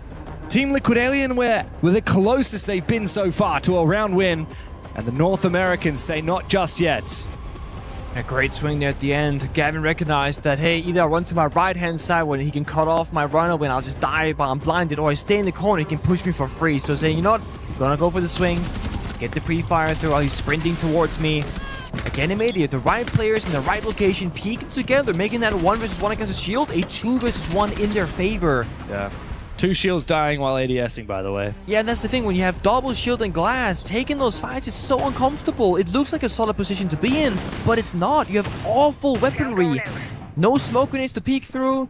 The shields are both flowing HP from the earlier battle. And I mean, if you want to play this heavily into the shields and not the Ying glass, maybe some trap ops should have been banned and not the Warden Wamai. Because again, I want to see the Ying like every round. Yeah. I want to see the Blitz get in there and get active, which they have tried, but again, super unsuccessfully. 0-4 for Phillyfox. Shield almost every round. JV 1-4, playing some shield, some guns. I mean, you know, only one guy is finding kills, that's KZ. He's sitting on 4-4 right now. Yeah, no, you're right. I think Team Liquid Alienware just really have struggled in this half to try and figure out the best way to crack in to this map, and I think the solid snake ban is also a large part of that. Oh, almost a chance there for Ashen. Does go for the re-peek, and JV goes down 1-5 for JV today. Gunner's laughing and smiling at the player kill. He's holding his grin in right now. What? I really do feel like Team Liquid Alienware want to go for these lurks. We saw it last round from KZ, but that's why the solid snake ban has been so impactful. Instead, they're running that Deimos. Now they're not even running any at all. They're really just going into, as you said, the win con of that Warden ban, getting nade on the Ying. Yeah, but when you keep losing an early member like this, an influential one, last round there was going to be Casey on the Deimos, the roam clearer. Now it's JV, the plant protector, that can help enable the push, right? You can actually EMP, you know, the Thorn Razor Blooms, the Ella Mines, the Smoke Cannons, the Mid-Air, the Nari Lasers, so much value. And it's again JV who dies on the Thatcher. So it leaves up even more pressure now for Nade as the Ying to be the difference maker. For Casey and Phillyfox to make the push happen off that flashbang later on in this round. But the first question I guess that we have to raise, can they even break the bomb site apart to begin with? They're using Nade's shotgun to try and do that at the moment. No vert operator dedicated for what is usually a very vert-centric site. I think the key here for me is going to be, will Team Liquid Alienware be able to take Infirmary, or Medbay as it's often known? There are so many traps in there, and also the Denari lasers on the hatch. Yeah. But the Ying is one of the best ingredients to try and take control of Medbay. And the Blitz as well. In theory, they have all they need. Problem is, all of the traps that M80 have to prevent them from breaking in. Hot counters. Also, mind you, Gunner is sitting on 2 spare Asami barriers in pocket. Probably using there right now. Candelas, and they peek off it as well. Nade is down. No more Ying. No more pushing power. Well played from Ashen straight into Medbay. But Phillyfox will lose his fight as well. Gunner's created a fortress here on Fortress thanks to those keeper barriers. KZ and Maya, 2 of the star fraggers from Team Liquid Alienware now. In a 2 versus 5, but Savage will stab them in the back. It's up to KZ to prevent a flawless round for M80. T-Law picked the map, but M80 have picked them apart. What can KZ do? The Lion has been silenced. 1v5 would be a dream, but M80 are not going to fall for that. They'll sit back and wait. Gavin, hungry for a 6th kill in this game, peeks at the right moment. He's toying with him. KZ finally takes him down. One of the last bullets in the magazine. There's plenty more to be done now. No defuse. It's locked down inside of medbay. As M80 just sit and hold their positions. They will not feed him whatsoever. Meanwhile, Ashen is taunting him from outside the building. KZ is going to bait and wait for his chance. He will find nothing. M80, on the other hand, they found a 5th round. Ridiculous. Again, all the small areas of this game right now, M80 just winning. Candela goes out, they get the swing, they get the kill, and in case they don't get the kill, gonna start at popping, keep barriers left and right to protect himself from getting pushed on those doorways. On the other side though, Team Liquid Anywhere getting spawn peak 2 rounds now, losing crucial operators, and the push was not synchronized. Pogs was deep in medbay, while Ying is dying outside the building, while they have 2 players upstairs shotgunning the floor apart. Because like you said, there's no sledge, there's no ram, there's no bug, there's a Ying shotgun. Yeah. Who was also the enabler of the push downstairs after. It's actually a very hard bomb site to clear, even once you have the vert, because the vert doesn't actually cover the whole bomb site. And funnily enough, medbay, which isn't the bomb site by the way, but is the most important room, there's no vert to get in there. So we needed a Flores, or we needed, even the Thatcher I don't think would have been enough. Like we needed explosives, some real explosives from T-Law to take down the Azami, flush him out of that position, and it certainly didn't help that the Ying immediately died to a peek from Gavin when he was trying to take in Courtyard. It just feels like Team Liquid Alienware just have no idea what to do in each round. They're always misreading the win conditions. Hey, they got the glass and the Ying. The thing is, it's finally happened. But this game isn't as simple, Pengu, as you ban Warden, pick operators that are really good. It's a good start. It's a good start, yeah, but that alone is not enough. They banned the Warden Wamai and they played Ying twice and Glass twice independently, not together. It feels like a little bit from the outside, right? That Team Liquid Alienware, they want to cheese these rounds. You know, be outside the building and then be in the side and winning. So they're skipping all these steps of roam clearing, taking control, and I love using the phrase of getting a foothold in the building. When you get that foothold, it means that you can comfortably go on drones, you're not being pressured in the gunfight, you're not worried about getting flanked, you can think very clearly in the server, and you're progressing. But they just jump on in, like I said, and they die!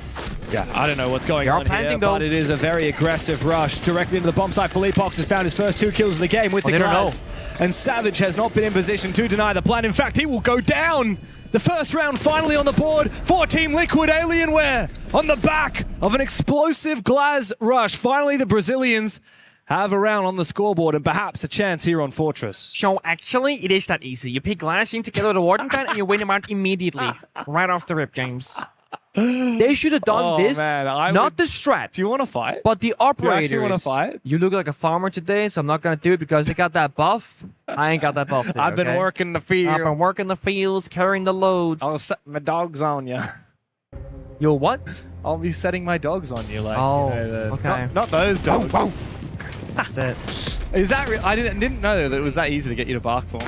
I've been trying. I mean, Rob started it. I just continue. I'm not sure the mic picked that up. Barking at me. He's a background barker right now.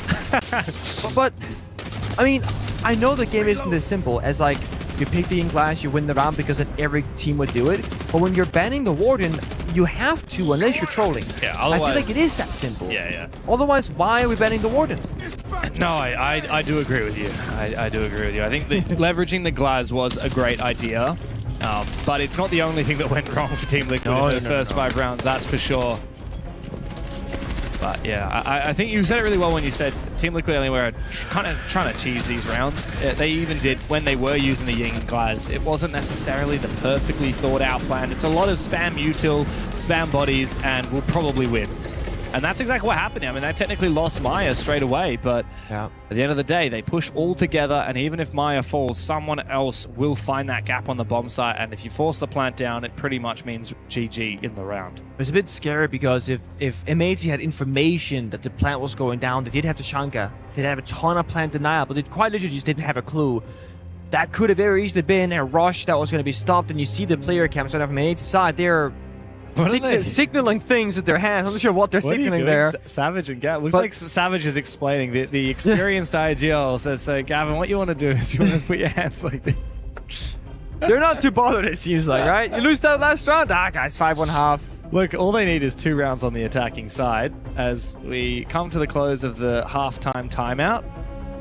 Time to get back into it. Okay, are we going to see the Wamai and the Warden ban again? What do you reckon? I'm very curious what MAD are opting for because I don't have a read on it whatsoever. So I'm not even going to try. Oh, Guys, don't tell me don't tell me it's they banned the Kaid. That would be so boring. That was the last thing I expected, to be honest. You can't just double down now. You can't just bet the bandit, right? There you go. Yeah. On the flip side of that, from Team Liquid Alienware, I do quite like the Blackbeard ban. I think that it's one of the shields that probably complements the M80 playstyle the most. They're a fast team, and I think Savage is really good on that Blackbeard. And that's a good move from him. I mean, it could just be a Monty round, to be honest with you. It's going to be probably one of the shields at least. I would be surprised if not, but... Didn't see any Monty last time they... Oh, it was banned... No, actually, well, yeah, sorry. It was banned against them when M80 played it against Outlast. They played a bit of Blackbeard and a little bit of Blitz, but yeah, not necessarily their favorite operators. Of course, you don't need shields. I quite like this, though, from Team Liquid Alienware. Going for the tertiary bomb site first up. Saucy. Yeah. Big changes. Get in the ram, get that verticality, get a blitz for the roam clear, get a ying for the execute. I'm just looking at Savage's most played operators in the last 3 months. Can you guess the 3 operators? I mean, okay, I did peek the screen. It's Blackbeard, Blitz, and Montaigne. Yeah. He has played combined between the 3 of them about 70 rounds of shields in the last. That's a shield main for you. He is literally a shield. And he's successful in doing so as well, I imagine. So yeah, I mean, of course, you can't ban every shield. You could ban 2 out of the 3 and then save your tertiary ban for a shield as well. But even then, he can go to Fuse. Yeah. And by that point, you've already had half of the half already finished. So it's really you got to pick your poison. You get rid of the Blackbeard, you know you're going to be dealing with the Blitz or perhaps the Monty. And Savage is a mean Blitz player.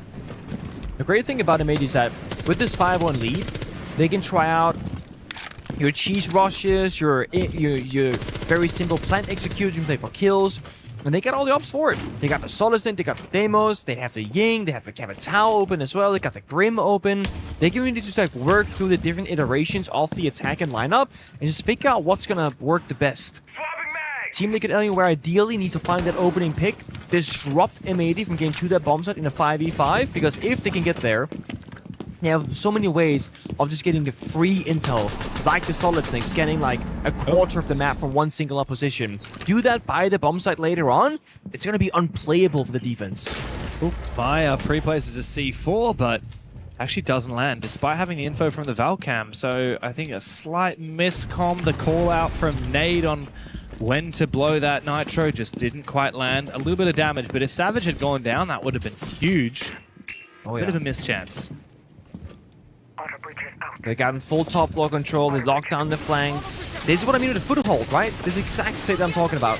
The people who need to do a job are doing it. Ashen doing the vert with the boogie drones, then peeks down the ankles. If you want to get the hatch open up, that's gone out with the can openers, that's been done as well. You have the Diffuser watching the lobby flank as the Solid Snake using the gadget in a very safe manner and going for a backstab later on. And we're talking. Who's gonna go where? What are we gonna do? When are we gonna do it? Team Liquid Alienware never found that foothold. Media has gotten the very first shot, but they want more. They want the roam clear as well downstairs. They want the whole map before ready for that side. They're happy to do a slow attack just to make sure that they have all the map control that they need. But yeah, you're right. It might be a little bit too slow. Can't afford to make mistakes in the late round.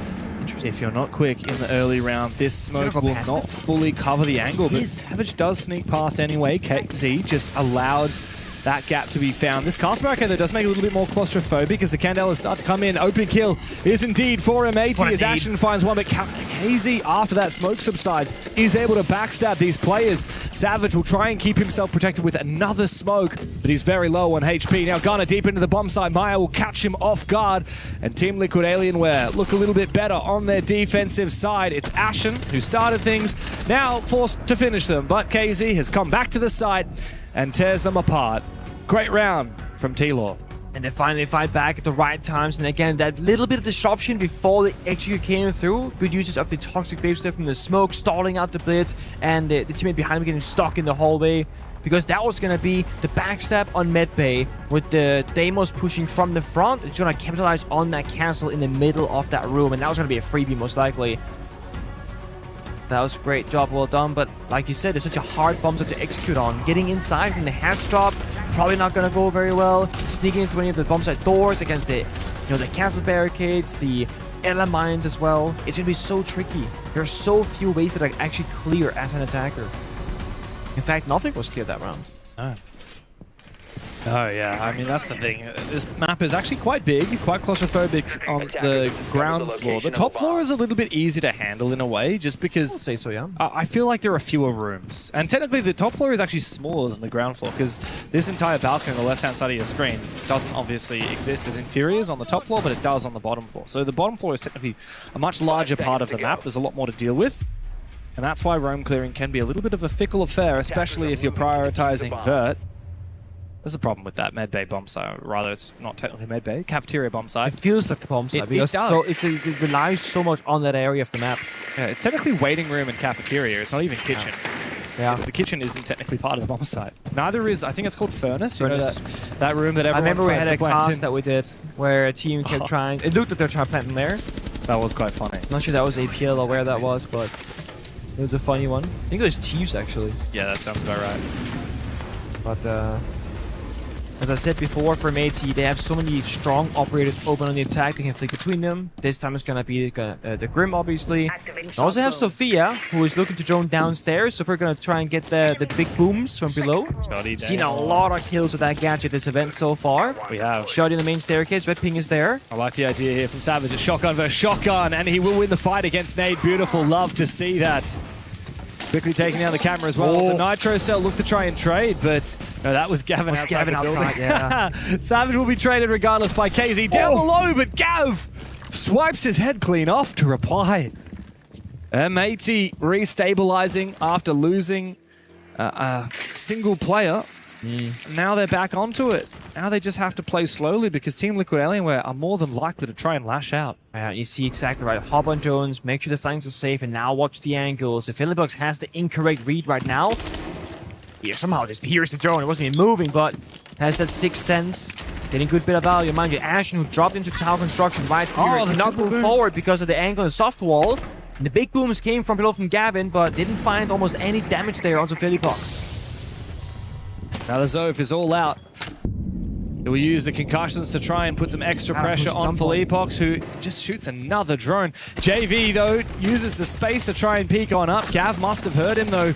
Takes him down. Philippox now desperate to try and find at least one kill, just like Maya has done onto Diffuser from behind. Pox, though, rounding the next corner. Oh my god. He's now in a 1v3. Gavin will surely finally find that kill. It's M80 on to match point. Dance, Gavin, dance right there. He was getting freaky with it. With the pistol, getting past the angle, swinging off the reinforcement, and finding so much value. Also using that concussion mines onto Philipox, who's doing a great job himself, actually. He tanked the Sophia, concussions, the software from below, killed like 4 or 5 drones in the round. Did a bit of damage, but not to be.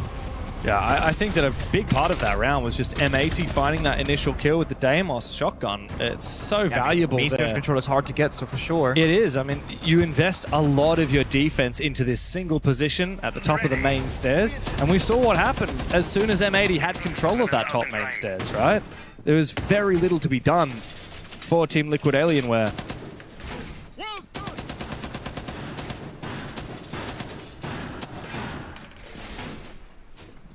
To be fair, one thing that I think a lot of teams are, not sure they're missing it, but they're skipping it, is there's not a lot of vert being done leading towards that lobby portion where Savage walked in. The whole floor above the ceiling is soft. You can actually contest that. Yeah, it's kind of like Villa main stairs. It's very similar, where you have a pretty nasty angle. But again, if you're playing a rotate as a defender, you don't want the attackers to use it against you. Maybe you don't want to give them the angle for them. But if they have any operators that can just, a DMR, a Box Sophia, they'll get that hold regardless. So, I feel like if you're going to play on that main staircase as a smoke operator, gotta get some support, some love. KC, who's playing that smoke again, has been their person. 11 kills right now. Second on the tally, Philipox and Maya shared on 4. Nade going 0-7. Yeah. When does Nade ever go 0-7? Yeah, we got James Bond in the house here, and it's not where you want to be for Nade. Especially when his brother is largely regarded as the best player in the world. Unless they swap places. and it's just your handy playing for Nade, and we don't know, and that's why he's playing Porte, because the comms are different, the strats are different, he doesn't know what's going on. Definitely not handy going on. G-strat, they're gonna go rush on in. I love this from Savage, straight on the back of the lifeline. In he goes, and he does find the kill onto Nade. Up fire, yep. 3v3 with Gunnar down on the floor as the Rayora will try and protect Savage for a little bit longer. He does have a flash, he could go deep. Oh, but he gets shut down! Well played from KZ to restabilize and use those gas babes to prevent that blitz from marching on forward. All up to Gav now. Unlikely he'll be able to revive Gunnar as he's too deep into the bomb site. If he could retreat, just maybe there's a chance. That makes so much noise if he does, so that's the issue. Vaults the rotate regardless. BP's there. And JV swings, they get that kill. Really well played from KC in particular, shooting the shield off the blitz. That way he gets staggered, can't go for a sprint. Then the Toxic Bait comes out, he's forced to tank it, gets injured, then confirmed. Small bit of tech. I actually like that rush shadow a lot from M80 because there's a lot of small things that kind of got pieced together. Roaring off the bomb side door from the external window. That way they don't gotta worry about that center staircase and the flank possibility. Then Sophia off the softball, Blitz runs on in. A lot of people working together. But you gotta find at least 2 or 3 clean kills to restabilize in that round. And that's the issue. They only found the first 2, they never found that third. Yeah, of course. And now we've had the final operator bands come on through. The Goyo banned out by M80, which tells me one thing. It tells me that they want to go fast. They want to get into the bomb site and force that map control without Team Liquid Alienware having the ability to delay it. On the flip side, T-Law got rid of a second shield operator in the Blitz. I mean, look, Blackbeard is Savage's most played operator. Blitz is his second most played operator. Monty is his third most played operator. And really, if M80 want to play another shield, they will. I don't think that you're going to lose much just because it's the Monty instead of the Blitz. But I do like this, right? The Nara comes into action as well. It's a huge shield counter. Thorn is there for intel. The Fenrir, I mean, this is T-Law almost like changing the entire defensive structure. They're playing for denial of the entries and saying, hey, we're going to make you weaker in the gunfights to increase your own odds of winning and then fight you on our turn, on our turf. Interestingly, though, Savage actually doesn't go for a shield. Very rare to see. In fact, he's on the Lurker. He's on the Solid Snake. This is typically what you'd see a player like Ashen or Gunnar on, someone that wants to be lurking. Maybe not Ashen, but definitely Gunnar, like it. It's a KZ type role, right? Yeah, but I kind of dig it. I like it. So if you look at the defensive lineup, it's miserable playing a shield against the Denari, the Fenrir, the Thorn. It's just so many things to juggle, and you are giving yourself less guns, but Gunnar goes down early. Speaking of guns... That's a huge kill, by the way, because that's your Twitch. Gunnar is one of the only counters to all of those trap operators that you mentioned. The Thorn, the Denari, and the Fenrir. You got the Flores, but this doesn't work the same. Rarely finds as much value. And it's just, again, for Team Liquid Alienware, starting on the right foot in the round. And getting opening pick, that is definitely the best foot to start on. This really has felt like a drastically M80 favored game, but this round is the first time I'm looking at Team Liquid Alienware and thinking, damn, this is actually, they got hands. This is looking like if they are to make a comeback happen, I could see it starting from here. Still progressing slowly here for M80. You can definitely tell they lost the player early. Someone's got to replace those drones. Someone's got to find the intel. They're kind of just... I'm not sure they're flipping the entire attack, but... Diffuser is downstairs beneath the bomb site with the Deimos. Maybe looking for a red ping right now. They're outside the building otherwise. And no clear sign of an approach or an attack, so I'm very uncertain of what the plan is right now from M80. Gonna go for Horus Door and Horus Hallway. This is all or nothing. You fight it out, either you win your fight or you lose the round. But the Azami from Philippox has done a good job of slowing M80 down. Now they start to march their way forward. Diffuser with the... Oh no! The hatch. Gavin's just dropped down the hatch. That was not deliberate, was it? Savage, be careful not to do the same thing. You can get some information with that Solid Snake on exactly where these players are. The ag.al can then call out exactly which ones we're going for. Never mind, the ag.al will be dead. And so Maya holding down Bathroom, a second player and a third likely to peek him. So much damage he can deal. Out comes a C75, but Gavin's pistol will do more damage. Quick revive now on the Diffuser. Philippox would appreciate the same hospitality from his side, but I don't think that they're going to be able to do so. Oh, my guy. Action. Was that deliberate? That can't have been deliberate. And now he just runs straight into KZ's waiting hands. There's a second player from M80 dropping down that exact same hatch. I can't believe what I'm watching right now. This is desperate now. Diffuser goes in. Gavin to support. Out with the pistol again. He actually finds the kill regardless. This guy cannot be stopped, but surely now 12 kills is all he'll get as JV swipes him down. Team Liquid Alienware, they're running this gauntlet. They want to push for overtime, and if they keep this up, that might just be possible. Round by round, they're pulling it back. They're looking better and better. Gavin on his second water bottle already. It's going to be a long game. A lot of hydration required. The Tilo will continue up this performance. Double hatch drop. It happens sometimes in a very awkward position. If this push you into bathroom, it happens in the 2 versus 3. Didn't go for a trade. You could plant in the corner like we saw from Gavin and have a bit of coverage. That could have honestly been an MAT round victory or post plant at least. But Maya getting those first kill and injure, stalled out the attack. Tilo only 2 rounds behind now. Yeah, well, you know what's funny is in the last 5 rounds we've played, it's actually been 4 rounds won by T-Law and only 1 round won by M80. So it's, of course, that is the nature of a very defend-decided match right now, which is what we're witnessing. But yeah, I mean, it's worth thinking about like the momentum. This was 5-0 start for M80. Team Liquid have really closed that gap. But I'm not going to get too excited for them just yet. 1 more round win, and I'll start to think, okay, guys, maybe it's possible. But you do have to win all 5 of these defensive rounds. You can only afford to drop 1, and they did that very early. We're seeing that 3rd iteration now from M80. They tried the Blitz Rush, they tried the Solid Snake on Savage, now they're trying the Monty out instead. They jump out aggressively. Bit of an unlucky timing there from KC, and he's been honestly so good. Finding these 14 kills and having the confidence to just keep going for super high-risk plays when this could cost them the entire map essentially. But it's necessary to apply that pressure to keep M80 on their toes. Garner taking a bit of damage. But my eyes are going to be on Savage. It should be a step 1, step 2, step 3. Very clean round from M80 that they want to try and accomplish.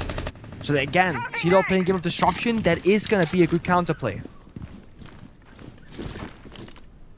I'm so worried about the peaks here. It's where Gunna died earlier from that window swing. Yeah. And as long as Savage is outside the building as the Monty, it means internally, not a ton of progress happening in the map. Yeah. And we've seen a lot more confidence from these Team Liquid Alienware players to stand their ground and to lash out when they see a gap. Gunna, though, is the first one to find that. Must have been onto the main stairs, I can only assume. It was. Yeah, and Nade is now in that exact same position, funnily enough. Unless if it was JV92 trying to rotate through the hallway. But regardless, Team Liquid Alienware now have to think twice about contesting on this top floor. Yeah, and this is where the Monty becomes a problem for the defense because there's not really any counters in action. There's a C4 from Nade, but that's about it. Nice. KC at the line strikes out again. 15 kills now. And that's going to be solid. Oh, good nitro! C4. Oh my god. It almost caught him. Wow, that was huge from Savage. The quick reaction time to spin around so that the shield absorbed most of the damage. Otherwise, this round surely would have been dead in the water for M80. Ashen still needs to get to work on the Vert, but before that, they need to worry about these roamers. Pox takes a bit of damage. 3 players from Team Liquid Alienware upstairs contesting the roam, which means that they aren't holding on to the side. Ashen, who's meant to be the Vert operator up above, decides instead to go for the gap, but it has been slammed shut by Team Liquid Alienware. Gavin tries to pry open the round again. But he's going up against a 17-kill KZ, supported with Philippox as well. Gav does have the defuse, and KZ's got the perfect info to try and call out where that is. Him and Philippox need to play this perfectly, never mind! KZ's a one-man show!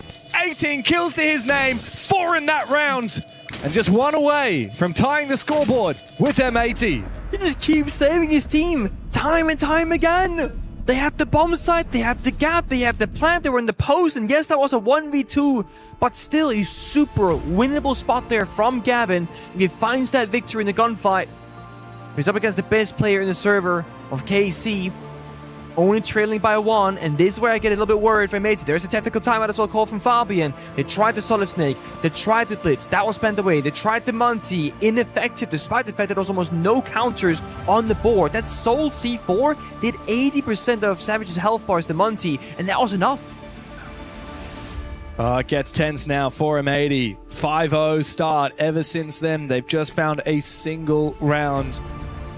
Liquid have now found 5 of their own. 1 more, we go overtime. All it takes is one attack round to win here for M80. That's all they need. But Team Liquid, they've been so much better. They've been so much more aggressive. I mean, this is the Team Liquid that back when they were W7M, this was the playstyle they had that won them 2 majors and a world championship and the Reload tournament back when they were Furia as well. This aggression, fighting tooth and nail for the entire map, even when they lose the opening kill, as they did last round. This feels like it's KC turning back the clock and his teammates staying in the future, you know? Or in the present, I suppose. Because he is fighting like that old roster, but I'm not seeing that follow-up, not seeing that coordination behind him. At least in terms of the kill department, they're not really finding their shots. I mean, JV and Nate on 3 each. KZ 18, like that's just insane. He's got more kills than the rest of his team. Oh, no, wait. Let me do some maths. Yeah, he does. He's got more kills. The rest of the team's got 17 kills. He's got 18. I mean, surely he watched Bay from Wildcard play this map yesterday, right? And it's like, you know what? 21 for Bay. Yeah, exactly. I think it was 23, but it could be 21. Okay. I'm actually not sure, but it's low 20s. And if we're gonna go into OT, surely he's gonna join him up there. Gotta happen. Thing is, KC is playing smoke for half of the defensive rounds, an operator that you don't really want to be the playmaker, that you don't want to have a high kill tally necessarily, because that gadget gets more and more value the later in the round you get. But when you're KC right now, maybe it's actually going to be the perfect operator, because if any shields get in your path, the Toxic Babes, huge counter, stalls out the shields. If you're in like a 1 versus 2 gunfight, smoke off one angle, fight the other. So it is giving KC a different way of fighting. And you also keep that SMG11, which has gotten so many kills with as a Solis player. Yeah, one thing I like here from M80 is Diffuser on the Twitch combined with Gunner on the Flores. So Gunner can prioritize any util like this barbed wire to go for these late round lurks. Diffuser can prioritize the Thorn Traps and more My Magnets. He's in the building now. He's actually going to use a normal drone. He still has one more Twitch drone in pocket, so he hasn't actually done a lot of clearing out util. This Team Liquid Alienware continue their roam, but they're peeling back slowly. They're not overcommitting. Everyone is actually on that top floor. No one down below. I can't say the same for M80. Diffuser is still downstairs as that target comes up onto JV. How does Ashen try and contest it? He's not down below. He's looking to try and contest laterally at the moment. As M80 go for their roam clear. Just waiting for a cutoff right now. Going for a little bit of backstep approach. We got the intel. Blossom doesn't into that room of thorns. Just pops right in the exterior. And the opening kill here could be everything. Mates here are so cautious, waiting for the rotations, gotta cover the hole from Ashen, then you can start breaching open that wall. Again, it's Savage as the Monty has to make the first push forward, has to try and clear all those corners, and it's KC, the man of the hour, who takes a fair bit of damage here to start off the round. But when it's 60 seconds to go, now against the smoke, the Shachanga, and the soda canisters of Tubarao. Yeah, that Tubarao is huge here. Combine that with the gas, which is preventing M80 from marching up that hallway. KZ keeping them at bay. This is massive for Team Liquid Alienware. Savage starts to make his way forward. KZ hasn't actually gone with a second gas, so Savage is going to get control of meeting now. Last one. Second final smoke as well. So the good news here is when Maya and KC are done using their gadgets, they're going to be gun subs. It's going to be ready for that push to come. And KC actually going for a downstairs play right now. Maybe looking for a flank late in this round, but that means that final Toxic Babe is not in sight. It's not in the sight, but Nade's fire is, as Team Liquid are doing everything they can to slow down M80. Maya traded back after he finds a big kill onto Ashen.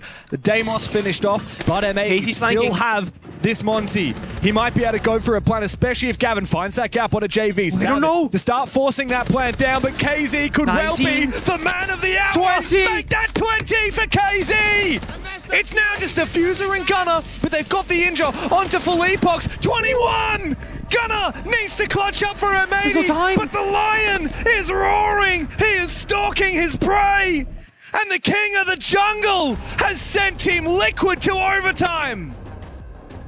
With 40 seconds left in the round, down 5-6, the most important round to win for T-Law, he leaves the bomb site open in a 4v5, saying, guys, I need 20 seconds. He sprints downstairs, through infirmary, to office, to lobby. He climbs the ladder, he gets into master bedroom, and he just has to trigger discipline. Waiting, only having 17 bullets, has to get a clean headshot, then denies the plant, and that final Toxic Baby he kept in pocket the entire time gets tossed. Panic from M80. They vault in, they rotate, he gets shot in the back once more. and the seconds, only 2 left now. There's not enough time for Gunnar or anybody else to win the round for M80. We are now in overtime. The comeback, it was started and it's been successful, and now they, T-Law, they have the momentum. Yeah, and KZ 21 kills. You said it, Bay had 23 on this map just yesterday with Wildcard. Yeah, and he's not gonna slow down, James. That's the issue with KZ. He may well be on his way. Oh man, 5 deaths as well is unbelievable. His team has won 6 rounds and he's only when he dies, they lose. That's pretty much the stat right now. Literally, that's literally how this game works. And as you said, I mean, to go for a flank that big with that little time on the clock, with a spare canister, as like, the guy if he had who no needs to be using the smoke. amazing, but no. Crazy to see, crazy from KZ, as we've come to expect these days. Team Liquid Alienware have run the gauntlet from 0-5 down. We hit overtime. But these players, I mean, they've seen worse odds. Never forget Sao Paulo, 6-1 down. And they came back to win the championship. Never put it past these guys. It's always a possibility, and I think we saw in the player camps, the second they made it lost, it's actually Fabian sprinting over and starting fist bumping and trying to calm down the players a bit, because he recognized that they thought they had won it. They were like a second or 2 off planted with a Monty. Those could be wraps. So a lot of frustration, I'm sure, that Fabian felt there from the players, and a bit concerned about their mental state. Now we look towards Savage as the ag.al, not the Monty, but the new player on the squad from Europe, to say, guys, don't worry, we got this. This is how we're gonna win. This is gonna be the approach. Gavin also 16 kills, been phenomenal this game so far on the attacking side. That's where we're gonna stay entering OT. Time to hunt down KZ. I gotta say, he's put the fear of God into M80. And yet still, they have to contest him. He will fall back towards that bomb site. It is that classic cafeteria waiting room bomb site on the ground floor that we've talked about so much. And we don't have the ram this time from M80, so less of a leverage onto the vertical game. Still some options in the late round if you want to use the Flores for vert, maybe even the ace, but it's not ideal. They're instead forming up behind their captain, Savage. A year ago, he raised the trophy in Riyadh, and now he tries to raise M80's hopes after losing from such an advantage. It's another attack attempt, and KZ's gone for 22. Ashen's finished off. Goodbye to the Solid Snake. He's Liquid now. 4v5 from M80 as they continue battling. KZ just spawned in top main. He was by the side 20 seconds ago.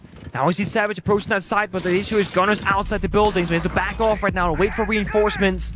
60 seconds, and Meteor sprinting through everything. Castle Barricade is not destroyed. Top floor control not theirs. No verticality. It's a very linear attack. Super predictable. Gavin's been trying to chase KZ with that Vendetta. He's been chasing him in the kill department as well, but he needs to have a big impact. Little bit of damage, but no kill as of yet onto Maya. Savage cannot plant in this position. He needs to march forward into waiting room or into cafeteria, and full epox has taken down Gunner. In for the backstab, it's Gav with the Vendetta as he revolves the pistol. He needs to have more impact than that. In Infirmary, JV tries to survive. That's KZ, actually the man of the hour. He's pushed down into the corner as Savage devilishly trying to battle out, but the team kill from Diffuser, and that means the defuse is on the ground. No one from M80 to salvage the round. It's time to lay down and die. Team Liquid Alienware have been running this gauntlet, and now all they need to do is deny the plan from Gavin. Who else but KZ to do it?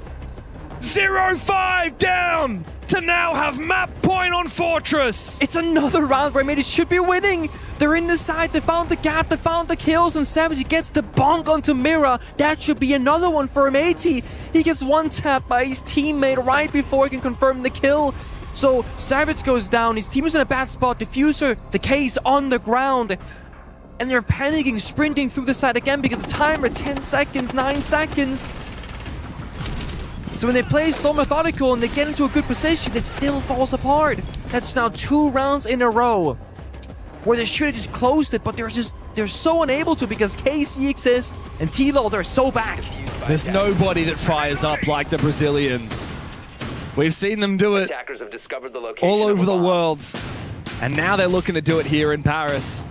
After a very disappointing finish to the last time they were in Paris this February at the 6th Invitational, where they were bested by their Brazilian brothers on Fluxo W7M. They had an early exit to that tournament, And it looks like, with the way this game started, they might also have an early exit this time here at EWC. This is an elimination game, and Team Liquid were the ones that wanted to take us to Fortress. If they had gone down on this map, especially in a 7-0-7-1, like it was looking to be, the series. That's probably the series, and that would mean Team Liquid's tournament done and dusted. M80 now are the ones who are getting a real run for their money. They have to dig deep, but they're back on the defensive side where they want to be. But they have not won a round of defense for the last quick maps. 9 rounds, I'm going to say. Yep. It's been a long time since that fever dream of the first 5 rounds in the first half of this game. And mind you, the mentality right now, right? We've seen Gavin so eager to fight, so confident in the server. Even he right now probably feeling that little bit of nerves. That, oh my god, if I make the wrong mistake, now we're gonna lose another round, and it's not looking good for us. They need to just mentally recover, get this round, and then just see what happens on 7-7 once they get to their attack inside. I mean, the good thing for M80 is that Philippox is back on the Blackbeard, which didn't really find him much previously during regulation. And he's out of the building, going for drones as well, so T-Law struggling to enter the building comfortably. Just opening different doors, different windows. Bit of a stall out. I'm gonna be a little bit worried here with T-Law in terms of the clock, the timer. And it's possible that KZ could be on for the kill record. It is 27 kills. Maya, though, to find the first in this round for Team Liquid Alienware. Ashen has gone down. M80 lost the opening pick. The single map kill record is currently held by Onigiri, Joom, and Palu. Could KZ be one to join them? He just needs 4 more kills in this map. It's also a best of 3 record. We'll get there later, but it's KC having it with Dan Tide on 50. So KC already has one of those records. Looking to break and set another, or maybe tie up those Titans that are above him in the BO1 category. Down to 23. Not right now taking the fight. That's Nate instantly, Habana. But a timer, I said I was worried about it. I'm still worried about it. 50 seconds, and finally Philippox in the building. Grimby spots out Gavin, who's looking for a fight, actually not falling back from his position. I have to admit, I'm always scared when I see a team go for a roam clear on the Tamam side of the map. But Philippox might be the one to make this moment. He gets the dash, but it's a trade directly, and he loses a second battle, but KZ will steal the kill. It's number 24. And Team Liquid Alienware retain the numbers advantage thanks to that early kill on Ashen at the start of the round. But now we're deep into the end of the round. 20 seconds and ticking away. M80, sit back and wait. KZ looks for one more. He knows Diffuser is right around that corner. He knows Gunner's peeking him as well. He'll find one before he's traded back. And now Diffuser on his last legs. But he strikes true. We're going the distance. Pengu, unless Maya can come up with this miracle, it ain't happening. It's a 15-round game here for M80. Every single second matters right now between these two teams. It's a 3rd or 4th round now shared between them, where if they just had a second longer, Maya might get that kill. Had M80 had a second longer earlier, Gutter might have found KC. So every time they're stalling out, every time they're waiting for a drone, every time they're waiting for a swing together, it has to happen immediately. Maybe they find that final bit of magic to get back onto the attacking side on the 7-7. Fabian's found a chair. He's sitting down because the old man needs. They can't carry him for much longer in this series. I mean, he's sitting down right now, but I tell you what, we often sit down while we cast, and we stood up and put our chairs away about 7 rounds. Got a chair. About 7 rounds ago, because we thought it was over. We thought we would come back to cameras. We thought that we would be moving on to map number 2, but no. Team Liquid Alienware had a very different idea of what was going to go down today. M80, 5-0. And now find themselves on the attacking side once again, which has been the home of all of their woes today on Fortress. We've only had 2 rounds of attack 1 in this entire 14-round game so far. 10 seconds left before insertion. I'm waiting for those final attacking operators to be locked in. I'm seeing that raw aura. And Garner's gonna stick it. Usually with the Aura in action, it's going to be a bit of a niche attacking round because there's only so many areas where those are going to get high value. They can only go on a door, not a window. So you can kind of become a flank watcher with the Aura by closing off what's behind you, or when you're tagging by that bomb site or clearing a certain part of the map, you can deny the crossfires by closing the doors. But they are vulnerable. They can be destroyed with any soft destruction, be it explosive fire, canister, be it impact grenade, a C4, a Rooney Scopeless punch. But for this particular round, there's none of that 4 T-Law. So these Aura gates are gonna stay true. They're not gonna be destroyed whatsoever. So if they can get to that point of the round, where that Aura gadget comes into fruition, right? Oh my, he gets shot through the door from JV. So he's not gonna get it. The Aura is done. It's dusted. Gavin trades back to nade. M80 need every kill they can get. Gavin is taking that responsibility very seriously. He's about to break 20 kills himself. And Ashen has worked a miracle with his SMG-12. He's taken down Nate and JV both. Savage forcing that defuse down. It's KZ's moment. You can't go 25 kills and then lose the game. He needs to sneak on through, but Ashen finally shuts him down. The animal has been caged, and Philippox and Maya now desperately need a way to win this 2v3. But guess who? It's the Monty of Savage just sitting back and watching. Philippox and Maya together will actually find one. Maybe they can take down Savage. If they get both angles onto him here, they could definitely take down the Monty, and they do. Hold your breath. Diffuser. Now to cover the diffuser. There's a 1v2, but the spray comes through. Take a bow! Team Liquid Alienware! From the depths, they rise above again! A miracle here in Paris from 0-5 down! And they steal the first map back from M80! Not just the 0-5, all those small victories, even there, it's a 4v3, Monty in the post plant. They have Solid Snake's gadget, but they never cleared the Bluetooth camera inside a horse. He was watching exactly where Diffuser was playing from, and he was low on HP. He was watching Savage getting melee punched and shot from the side, being so afraid of taking the risky gunfight, and because he was afraid, he loses regardless. That game had more ups and downs than anything I've seen. My heart is not ready for this. Geez, M80 were just given the phase treatment, weren't they? This is what happens when you let a team back in like this. KZ nearly topping the kill record to drag that back across the line. It should never have been there. It was a 5-1 first half, and not just a 5-1 first half, but a dominant display. And then, boy, when they swapped sides, God, did T-Law look good. Oh, my days. And now the story completely flips on its head, Pengu. And there's a small thing that I briefly noticed it, and the observer actually asked the question right now. Right at the very end, when Monty's stuck in the corner, one of the defenders sprinted towards the Monty while being told to be called, and I saw the fire on the ground. So he let his phone explode. Yeah, right by the Monty, so they would take damage from the fire. It didn't net them the kill. It might have done some damage. I'm curious if the highlight reel might show it at the very end. He couldn't move, though. Yeah. Couldn't walk into that fire or get guard broken. If that was intentional, by the way, crazy play. That's to catch insane. that in a post plant in a 2 versus 3.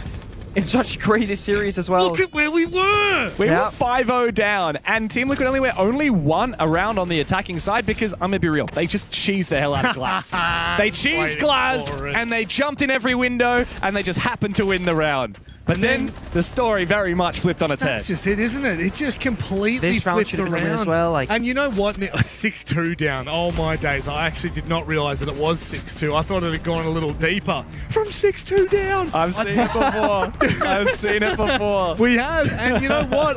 I am undoubtedly going to see it again. I will say, so I get to watch everything, right? I kind of get to watch a little bit of the game, a little bit of the teams. I've said it before and I'll say it again. Igor scares me as a full-grown... I'm a full-grown man. I have a wife. That man terrifies me. He was so loud every time. Team Liquid found a round, the entire team. We've seen it before, and again, we will see it again. It's just ridiculous from this roster being able to pull back such a close matchup. And not to the not to the effort of M80, right? Like, it's not like M80 played poorly, but by God, they watch tore here, him apart. watch here. When Munchie's in the corner, let's see if we catch it. Look at this moment. It's gonna happen for a second there. So 2 versus 4, by the way. that happens when you see that fire right there. That's him running towards the Monty. The fire popped in the rotate before it turned the corner. Had that call gone off like half a second later, that's going to be burning the Monty. Yeah, amazing. Great call as well from the observers. I didn't even notice that during the round. I saw noticed that the fire exploded. But yeah. I didn't think that it could possibly have been deliberate, but insane. I just cannot believe that they won that. 2v3 post-plant against a Monty. 3.57 KD. They were losing the entire time. And we're nerfing KZ with the scoreboard because this scoreboard doesn't even show how many kills he actually got, which, by the way, if you forgot, was 25 kills. Yeah, and like 6 deaths or something like that. Like, he didn't die. That's why his KD is so goddamn high. I just can't believe they did that. I genuinely can't believe they shouldn't have. I was like, okay, I'm starting to believe. Oh my god, they're gonna do it. They've got match point. They're gonna do it. Oh, the plant's gone down. The Monty is still up. Never mind. And like, it going through in my head, I'm like, okay, what am I gonna say for M80 here? Like, how am I gonna position this? Because to be honest, like, they almost wait, they didn't almost. Oh my god! Holy crap! Are you casting again? I'm replaying this in my head. Fabian better be going out the boys. And what did he say to you guys in 2018? Do you guys like losing? Because I effing hate losing. Yeah, he really does hate losing, that old man. And I mean, we both came up to him before the stage started, or before the game started, and we said, Fabian, your tally is 1-2-3 against the organization. Don't make it 1-4, right? Yeah. It could be looking like a 1-4. It certainly could, and I'm glad you're talking about Fabian because he is the most coveted player that we have in Siege at the moment. He's done it all as a player, as a coach, even as a talent member. But there is one thing that eludes him, an EWC trophy, and he is hunting for it with a lot of goodwill. Hey. Hey. I'm here. What is it? It's your file. I'm just going through it. Yeah. What does it say?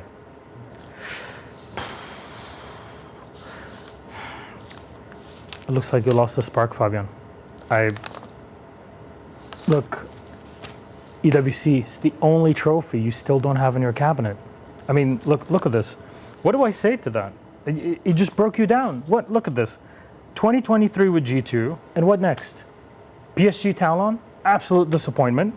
Then, I haven't mentioned not qualifying to last year's EWC. Like, I don't even know what to say then. Sure, it ain't good, but I was there to help them. I was there to guide them. But in the end, it's not in my hands. Look, I get it, but I really need you to find that fire again. It's exactly the thing that got you winning in the first place. All those trophies, they came from somewhere. It's like a fire in your heart. See this? It's not your fault. I know. Look at me, son. It's not your fault. I know. There are no personalities in those teams. I don't think you do. Listen to me. It's not your fault. Don't fuck with me, Gassan. Not you too. Fabian, it's not your fault. It's not your fault. It's not your fault.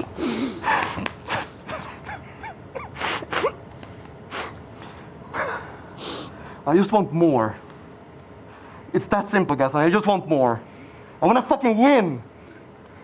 I want to remember what it is to be the best in the world again. It's not your fault. It's not your fault. Hello, Fabian. Nice to see you. Oh, I wish I could say the same, Parker. Thank you, Fabian.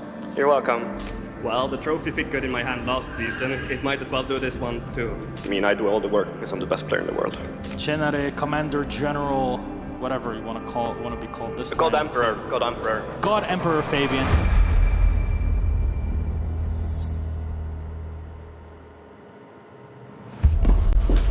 You obviously don't know me then, Gassan.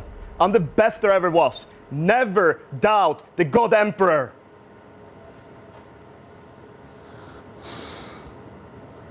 What have I done? He's back.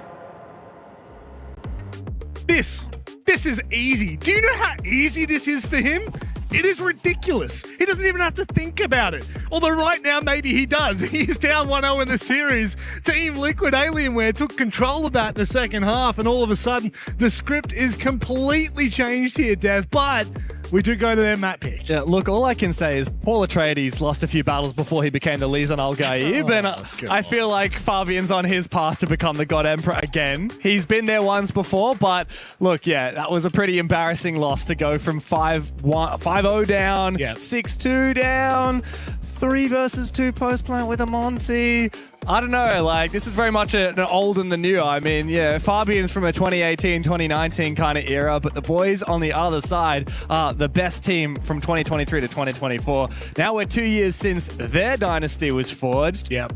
Who's going to survive and who's going to go home? I mean, how do you stop a player like KZ, right? Yeah, it's tough, right? Okay, but the content piece works either way. If Fabian won that match dominantly 7-0, that's going to be him already starting that reign back to being a winner. Like you said, he hates effing losing, right?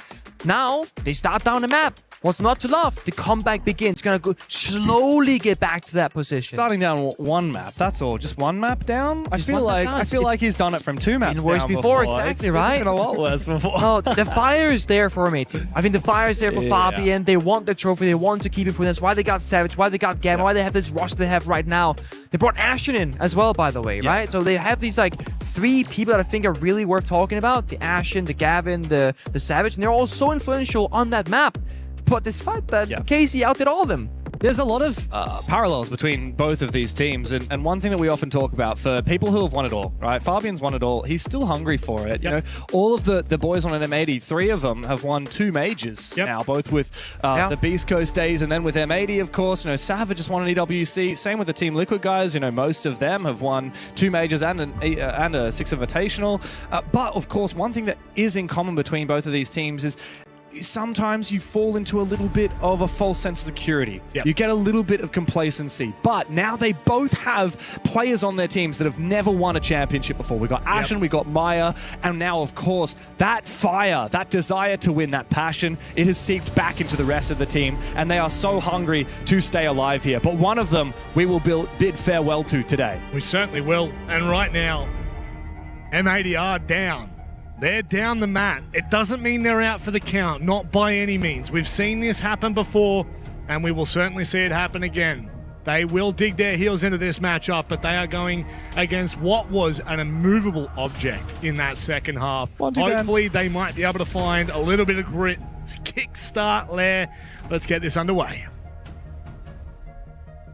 A very different map to Fortress. One thing's for sure, right? Casey can't go 25 kills back to back. Surely not. Well, we talked about the best of 1 kill record. The best of 3 kill record is 50, is 50 kills on land. On land, that is. Yeah. It's actually held by KZ and Dan, tied. So KZ, look, if he gets 25 kills again, he would... match his own record. It's only 12.5 kills per map required. Yeah, totally. Not sure how he finds the half, but it's there. I think, 12 to 13 kills per map for the next 2 maps is extremely doable. Yeah. Like, I would be extremely surprised. If this goes like 7-5, 7-5, or if it goes overtime on one or both of these maps, I'd be surprised if KZ doesn't break the kill record. Of course, a big thing is when you're going from a map like Fortress onto Lair onto Chalet, very different maps, different way of, different win condition. On some of those maps, hard destruction doesn't matter a whole lot. On Fortress, we almost never spoke about the hard destruction operators because it's like can openers galore. That was all that happened. On Chalet, if you can't break certain walls, you can't win the round. On Lair, if you can break certain walls, you can't win the round. So it's a bit of a switch up. Mady on the attack, T-Law on defense. And just like before in Fortress, they've banned the Electro Bros, both the Bandit and the Kaid, because they want to ensure that the very first step of Harvest, like I mentioned before, will be successful. They're not going to get stuck outside the building. Yeah, a lot of work to be done for M80 to bounce back from what was a very disappointing end to that first map. But this is where they want to be. This is their map pick. Oh, well, Casey goes down early. That's a good start there if you're an M80 fan, but this is how it started off in Fortress as well. Early dominance. It's all about consistency.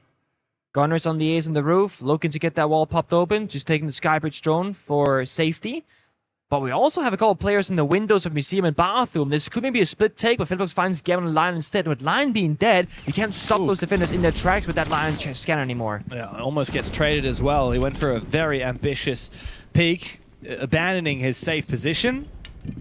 JV and Philippox both having taken a lot of damage, are extra vulnerable in the latter parts of this round, especially to the Vendetta from Ash. One bullet will mean the end of JV. Now it's up to Gunner to take control of Ops. He's done so, gets the hard breach to work. Next step will be breaching onto the bomb site itself. I believe the external breach has already been made as well by Savage. And opened up indeed. So as I said, like step 1 is accomplished. You got the opening P, you got the foothold inside the ops room. Step 2 is almost there, but the issue is the target scripts and Philippox on the main staircase could be a problem. Barbed wire as well. JV finds Ashen. This round is going from decent to worse for M80. Yeah, how long is Pox going to be allowed to survive here? He's getting all day long, pinged out by the Grimbees. He still has one gas babe. He also still has barbed wire. This shotgun is deadly. Nade, Diffuser from down below opens up a line of sight. This is so awkward.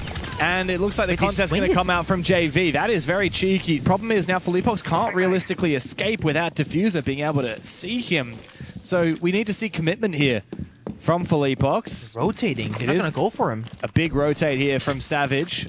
And I don't know if Team Liquid Alienware are aware of it. They should have heard that. A rotate now. Diffuser can actually go for the 2 big booms. He's so close. There is enough damage from 2 shots to get a kill. Calculating. He's not entirely sure. On desk. And Nade is on top of the desk, so he will be able to withstand any kind of breach from below him. Flipping the attack again, by the way. Looking for ops room right now, going back to the main staircase. So they're just kind of forcing T-Law to rotate away from the main staircase. Just take the ground shortly after, because now they're by the bomb site doors. Oh, he ran on the bomb here. If Diffuser gets this read right, this will be huge. A quick double tap. Oh, he gets it! While the player is moving as well. He just waited for the audio cue and he takes down Maya. That could open up a gap here for M80. Looking for the walk-in, though. That's the issue right now. Philippox there again to stop them. And Philippox will be the man of the hour with the SMG-11 traded back by Diffuser. 5 seconds. It's now Nade, who struggled, only 3 kills on the entire of the first map. Diffuser has finished off Savage, but Gunner, thankfully, can get the coverage for M80 to clutch up the first round. I'm curious if he team killed him because he was blocking from entering the bomb site, maybe. He was just in the door. But when we just saw it from the other position, I was like, what are we doing, guys? But I'm pretty sure he was body blocking his teammate and no can do. That or he was trying to plant on top of him and he kept reviving with the same body. Yeah. Quick thinking there. Scary stuff. Diffuser, huge for him in that round. Like, with finding that double boom. Dude, out of nowhere. This is a loud room, right? Like, we have the massive stage 1, which it has so many people playing. I believe there's Call of Duty at the moment. The crowd is roaring. We've got people walking around this building. Tekken over there. We've got Tekken over there. We've got the stage on the other side. And we've got 2 stages for Rainbow Six right here where we're standing. It is loud. Yeah. I have no idea how he is standing there listening to his team comms and trying to block out all the noise from the Esports World Cup around him to actually hear. Right, how could he hear it? How could he possibly hear it, right? Because he's the go. That's called jealousy, my friend, and you might want to get that looked at. There's a cure for it, you think? Yeah, have you heard of therapy? So not a real cure. I saw Fabian go to therapy. That didn't go very far, did it? Oh, didn't he go to therapy? He walked in, he smacked that Hassan back on the desk, and he straight left the room. Milosh therapy. Look, if Milosh was my therapist, I think my... Do you know the reference from that content piece? Is it a Goodwill Hunting reference? That's it! That's a Goodwill Hunting reference. I only knew that because Rob threw to it with he's hunting for some goodwill. That was the only way I knew about I didn't even catch that. I just... Oh, wow. Oh, Rob's smooth. That's a great throw. Yeah. Kind of like Gunner's great throw, just... But yeah, unfortunate. Good opening kill though from JV. He was very quiet for a little bit of the first map. But like I said before, I mean, Nade, he got 3 kills in 15 rounds on the first map. JV only 5. And unfortunately for JV, he won't find any more in this round. Also, KZ, yet to find a kill after 25 on the first map. Has struggled on there so far. M80 now numbers advantage. You have outcam though from T-Law inside our warehouse. Constantly giving yellow ping information. I think he's just shut out actually from M80. So Maya peeking these fights, very blind, and it's Savage with the shield. Oh, where are you looking at? When looking the wrong way. Nade comes out from Savage. He tries to take the fight, but Maya doesn't go for it until he does. Savage looking the wrong way. And Ashen now in a 1v3. DMR in hand. He's got info on one of them. Tries to bait out some peeks, but it's a pretty strong crossfire here from Team Liquid Alienware. And Ashen does not have that defuser. Does not. Doesn't even find the kill either. Philippox shot with SMG-11 takes him down. And that very well could have been a good push there for Amati, but looking the wrong way for a split second with the timing of Maya going for a swing. They find 1-2 quick kills. And with that, the man advantage. And with that, also the round. We're tied up 1-1. I can't help but feel like this is going to be a bit of a struggle for Amati going forward. I really think that first map has impacted them. Just that slight bit of hesitation, you know? Ever so slightly. Sometimes that's all it takes. Team Liquid are so much more energized now after a very quiet start to map 1. Even these rounds where they're losing opening kills, like what happened just previously on Lair, they can always fight back. They are mid-round and late-round demons, these Team Liquid Alienware boys. They really are. But that early game, sometimes okay, sometimes maybe good, kind of not so good. Sometimes maybe not good. 5 seconds to insertion. It is interesting though, because into Siege there are so many different areas that you can be good at and you can be worse at. And there are just teams that if you let them get to a bomb site execute position as the attacking team, they're flawless. And I think of teams like FaZe Clan, for example, right? And I think the reason why FaZe Clan are so efficient and so consistent across all the years is that they don't have a bad early game either. So when you have a decently good early game, so that you can get to the late stage and you're really good at the late, that's how you win. Yeah. And if T-Law can like really sharpen up in the first like 90 seconds of a round, especially attack inside, I mean, they'll be much better for it. But it's easier said than done. Yeah, it is. And look, M80, I think, are really good at picking apart and coming up with these cheeky ideas. How do we execute onto this position? Yeah, let's flip the attack. Let's flip it back again. Let's get Diffuser downstairs and bank on him finding a kill through the vert. Which, by the way, he's doing again here in this round. Same bomb site we saw before from Team Liquid Alienware. It was very close, but M80 clutched it up at the end. And for the most part, M80 are really talking about doing the same strat. I mean, we have almost all the same operators. The only difference is Ashen, who's now bringing to the table this Glaz. I also have the Black... I didn't realize we didn't have Blackbeard last time on this top floor. No, and also mind you that they've done a great job here to open up the external wall to the right-hand side there of Maya, but there's a Q barrier patching it up and no one's destroyed it from the attack. So the breach being open is kind of fake pressure, and they know that as well. Yeah. So Maya can peek freely by the side, but they find Felipox on the extension. Big kill, though, from the DMR of Ashen with that Glaz. He takes a lot of damage. He hasn't even used any of his smokes as of yet either. So that's still available for the late round, though he will be vulnerable to damage, tick damage away from the explosions of those Razor Blooms from JV, or perhaps from the Nitro of Nade. However, taking down Felipox on that smoke early certainly helps out. As we see Diffuser go back downstairs again, he's hoping for a little bit of information. Maybe Savage can ping out someone for him. Might be able to go for the 3 big booms. Been there before, work out to perfection, and there's still decent amount of time right now because they got time. Diffuser's downstairs, and Gunner's going for a back. So there's immediately applying pressure from many different angles at the same time. There's a rough yellow ping. Oh, he only went one. Oh, yeah, he still gets it. Give me the 3 big booms. Boom, boom, boom. JV, though, does take down Gunner. Team Liquid Alienware looking a little bit rough around the edges. 25 seconds, though. That clock will be an advantage for them. That will be their 4th player on the board. That Nitro Cell, though, for Nade will miss. How does Savage get in and look for a plant?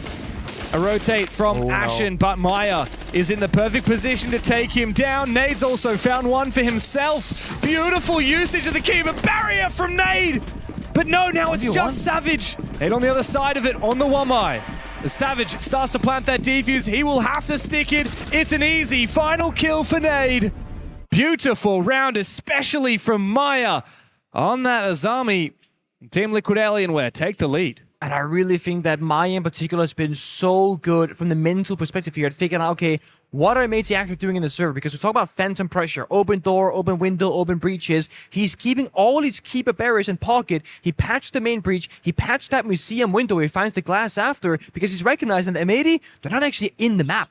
It feels like they are, but by putting down the assignment barriers, as long as they're intact, we know that it's not real pressure. It nets them a kill, it nets them a bit of safety, and there's less angles to worry about. And the reason why in that round is particularly important is that Gunner was flanking from Ops Room on the other side of the map. The main breach was closed, museum window was closed, and there's still barbed wire on the main stairs. They knew the only gap that they had was gonna be ups. So in the middle of that execute from M80, one player from T-Law turned his back to the execute and looked at the backstep and found Gunner as well. So they went from a 5 versus 3 effectively to a 3v3 even numbers. It's good game sense Very. from the Brazilians. Good Really. use of the Asami, because often it's about fighting the enemy. They're using it almost like as a vault cam, like a one-off vault cam.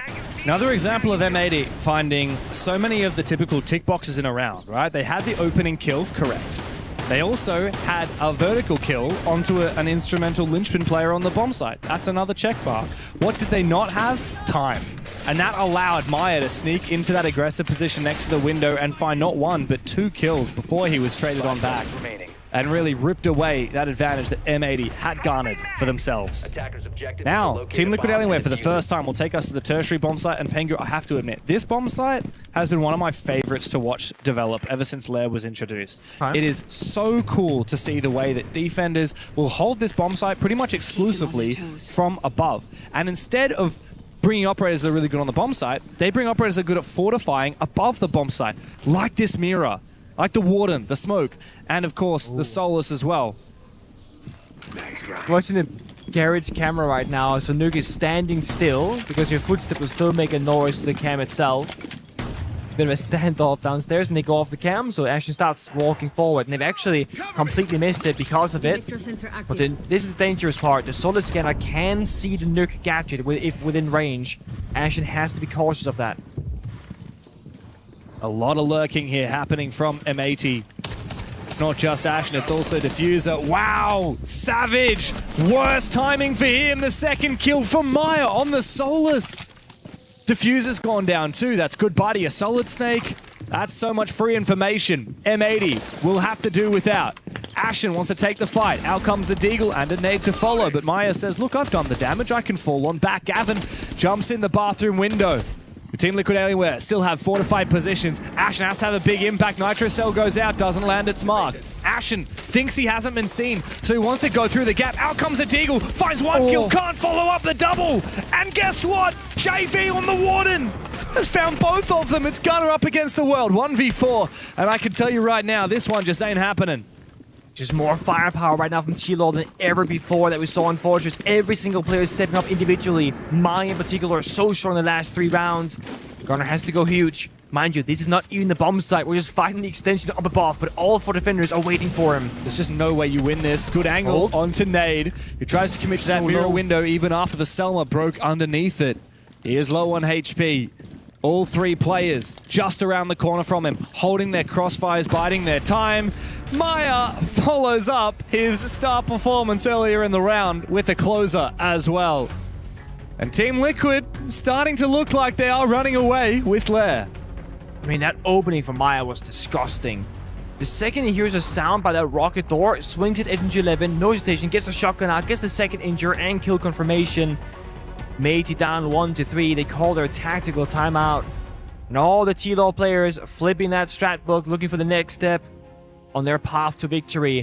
While Matey, they're battling to stay in this tournament. And you see Fabian right now. It's similar look we've seen before in G2 when he was coaching those boys as well, saying, guys, we know what we're doing. We're so much better than this. We've gone from anger, from disappointment, just being sad that this is all they have to offer, that this is all they can find in the rounds. On the flip side, Team Liquid Alienware, despite individual players having lackluster performances, they look so relaxed right now. I got to admit, M80 also look pretty chill.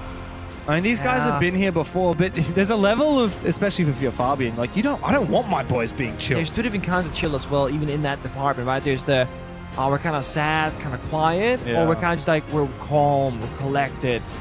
And it feels a bit like that first map, it stung, and with how the second map is starting, your brain just kind of defaults back to that, this sucks.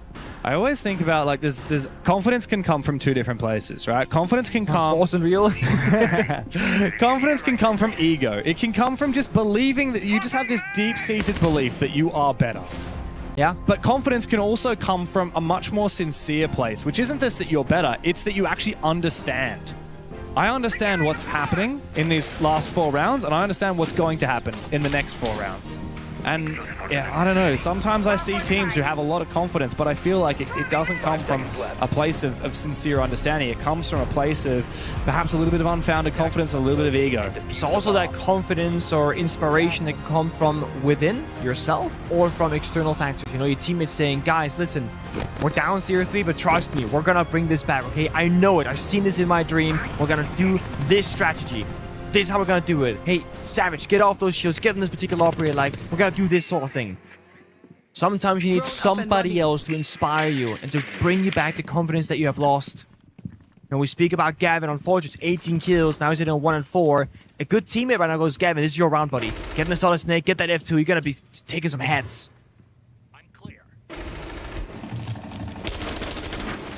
M80, focus up on that opening kill. That's step one. Focus up on taking map control. Okay, we're peeking outside the building as fast. I mean, KZ's yet to find a kill since he found 25 on Fortress, and he says, guys, I just want to get on the scoreboard here. I was on track for a record. Wait.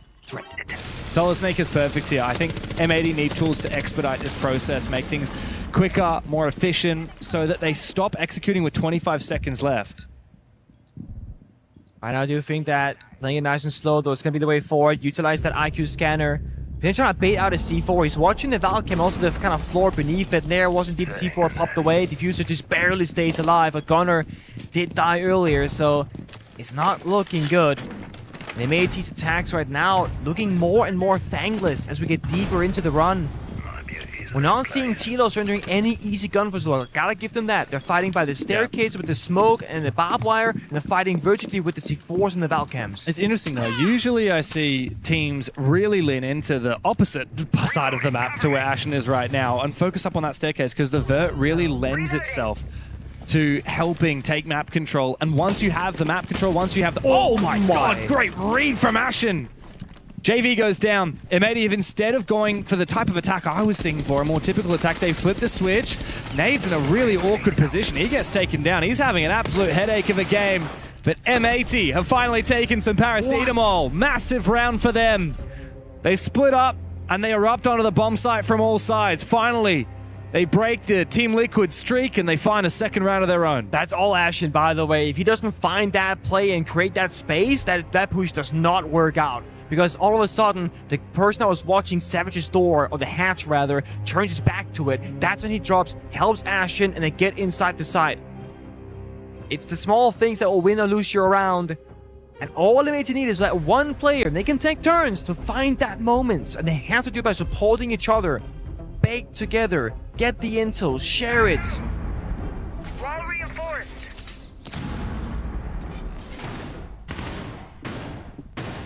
It's a flash of greatness there from M80. Yeah. Bit of a different playstyle, bit of split theory. Good old split theory. Good old split theory, but look, that's not going to work every time, especially if Team Liquid, like, what's the main counter to split theory is traps. Yeah, intel. You just have tons of intel, tons of traps, so that you always plug your gaps, and you don't overcommit to one side of the map. And we are seeing the Thorn here picked out. Funnily enough, there were actually no traps last round. It was Goyo, Valkyrie, Smoke, Azami, and Warden, which is a lot more power position and counter-execute. A little bit of information. No traps, no actual stopping power. So I think that's a good adaptation. Not only do we have the Thorn, but we've also got the Fenrir as well for Team Liquid Alienware. Obviously, Savage has done a great job, even without getting kills, right? Soaking up 3 bans, all the shields. Yeah. Like I said, it's his 3 most played operators in the game. Literally 1, 2, 3. I'm a little bit not skeptical, but I would have loved to see a Capital here and there, especially since that my ban came through. I know that Jaeger still catches the fire arrows that was buffed some time ago, but there are so many rounds of Philippox in particular is playing in a very certain position, often on a staircase. Yeah. And it's gonna trigger getting the nade in the right location, the flashbang, the Grim Beast, the Capital Fire, however, large spread, burning away at the feet of Philippox. It's true. And look, we've even seen Felipox happy to sit in the Grimm's playing there bees. again. He's in this critical position. And when he's been shot with the bees before, the Kawan hives, he's happy to just stand in them. Yeah. Because he's still probably going to win that gunfight with the shotgun in close range. That's what I said before with Maya, right? He patched up this breach every single time, so it doesn't matter. Now they gotta break it, and they finally get a bit of pressure. But now T-Law in response also knows that it's no longer clear.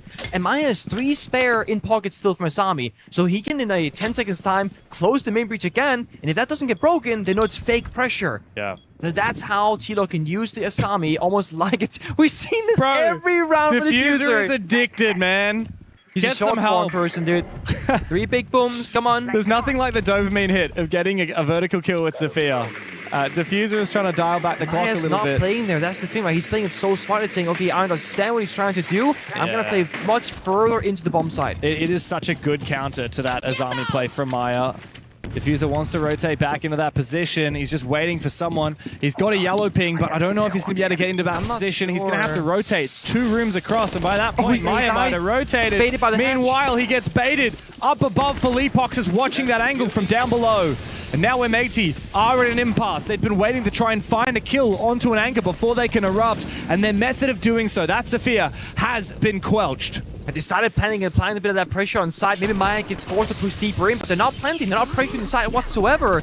Oh. They just get shot down by the breach as well. This is perfect from Team Liquid Alienware. M80 get desperate. They run straight into those traps. They spend far too much time measuring and not enough time getting active. Finally, Gunner gets in the building, but guess what? He's the last one. JV! A bit of life, finally, out of JV. As Team Liquid Alienware cap off what was a very powerful half, 4 rounds on their defense. A little bit disappointed there, though, I gotta say. Like, if you just get the A's into Ops Room, which they had, you open up the internal bomb site wall, which they did, you walk in with the diffuser, you start planting. There is one thing that T-Law can do against you. Throw out Toxic Babes, there's 3 of them. You got over 60 seconds, that's not gonna last.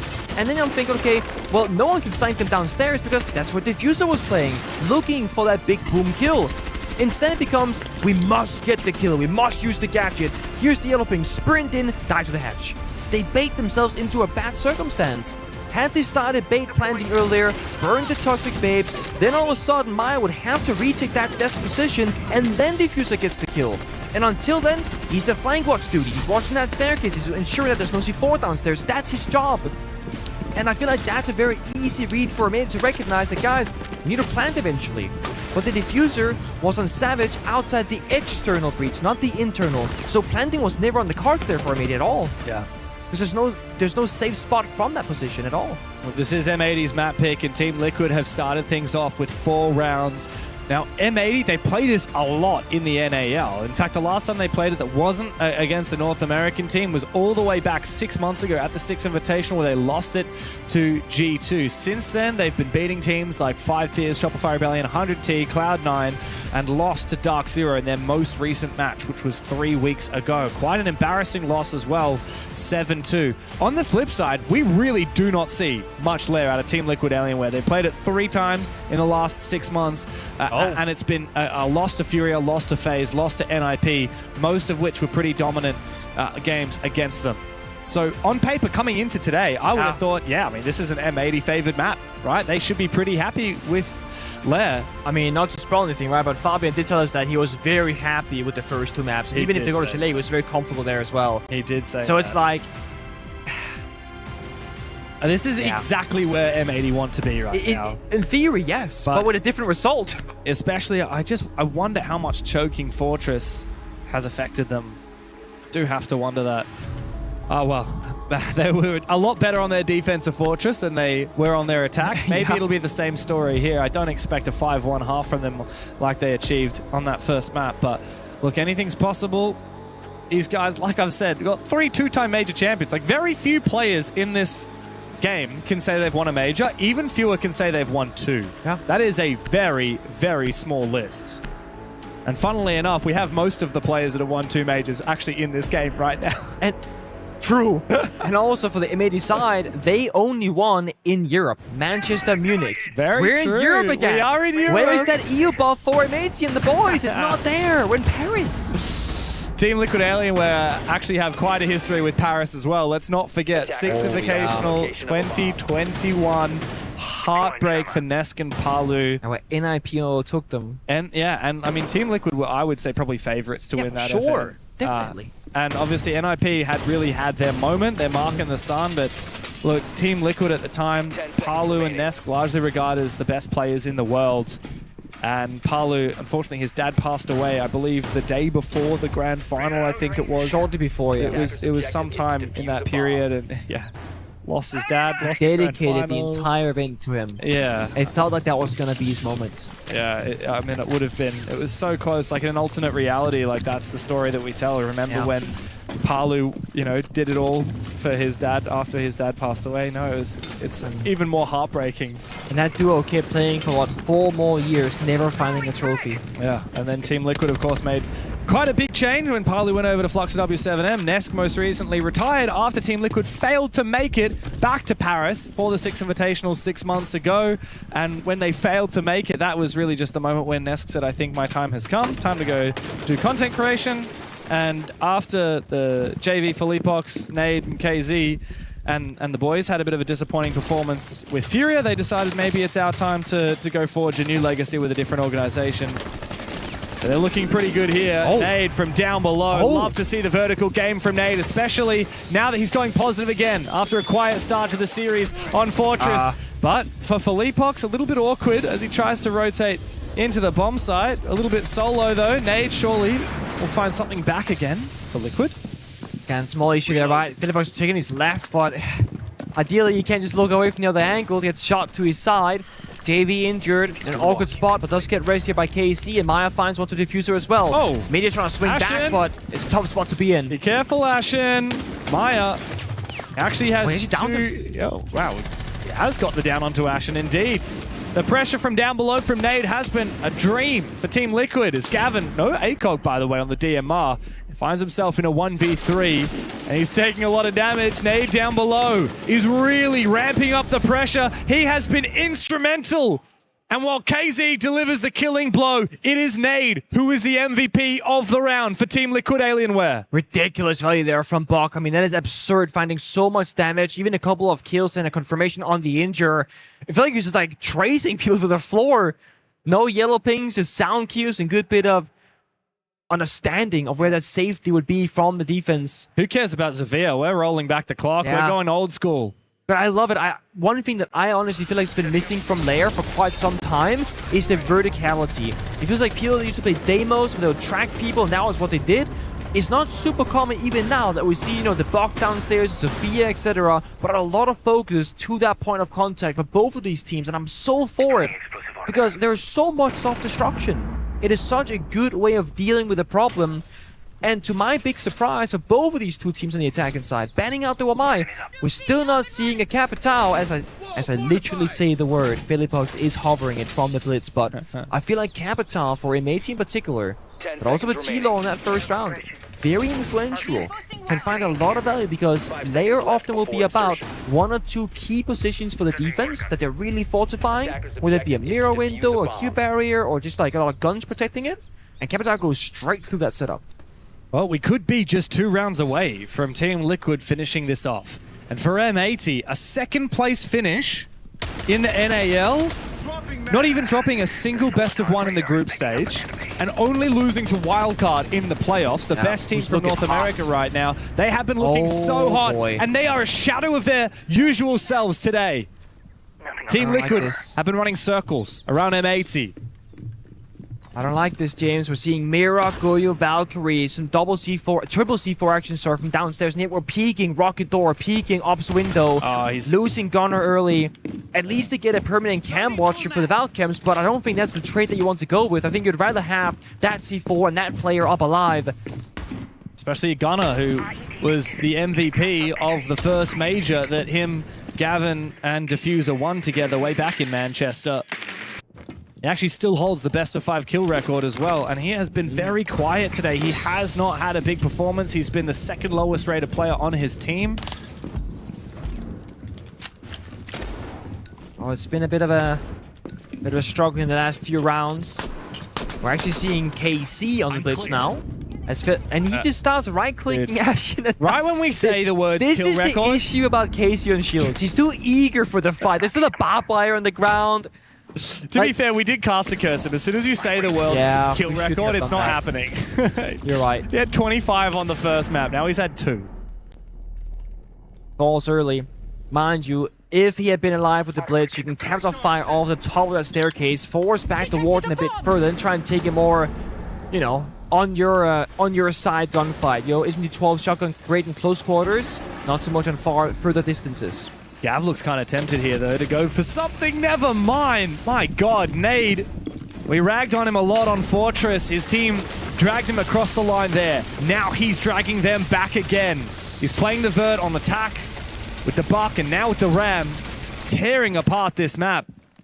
As Maya looks to try and take a staircase that seems to be completely free. M80 have vacated it. They've given up so much map control. Ashen looks to try and contest it back again. C4 in pocket, but the shotgun in hand. Great shot onto Maya. Goodbye to the solid snake.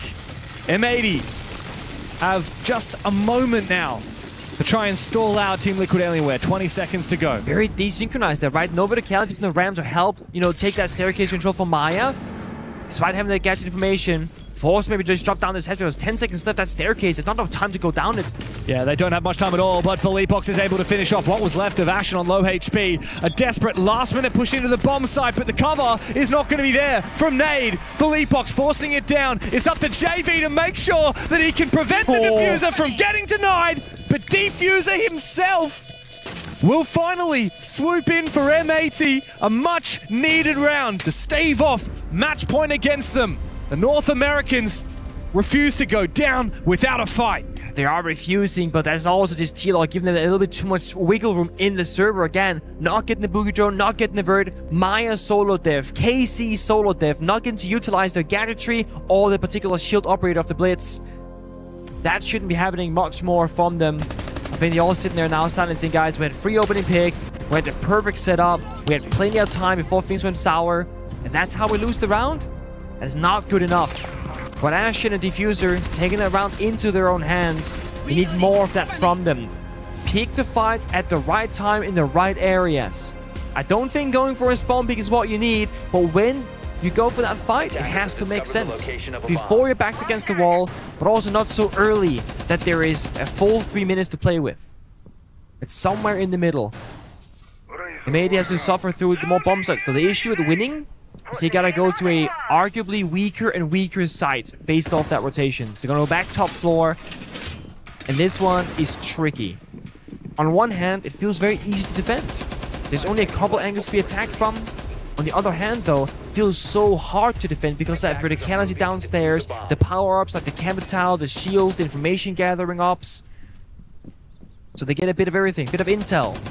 And operators like your Thorn for the jump-ins. Plant denial twice in the smoke and Tushanga, and they're gonna play that Asami and Goyo, which can stall out the round.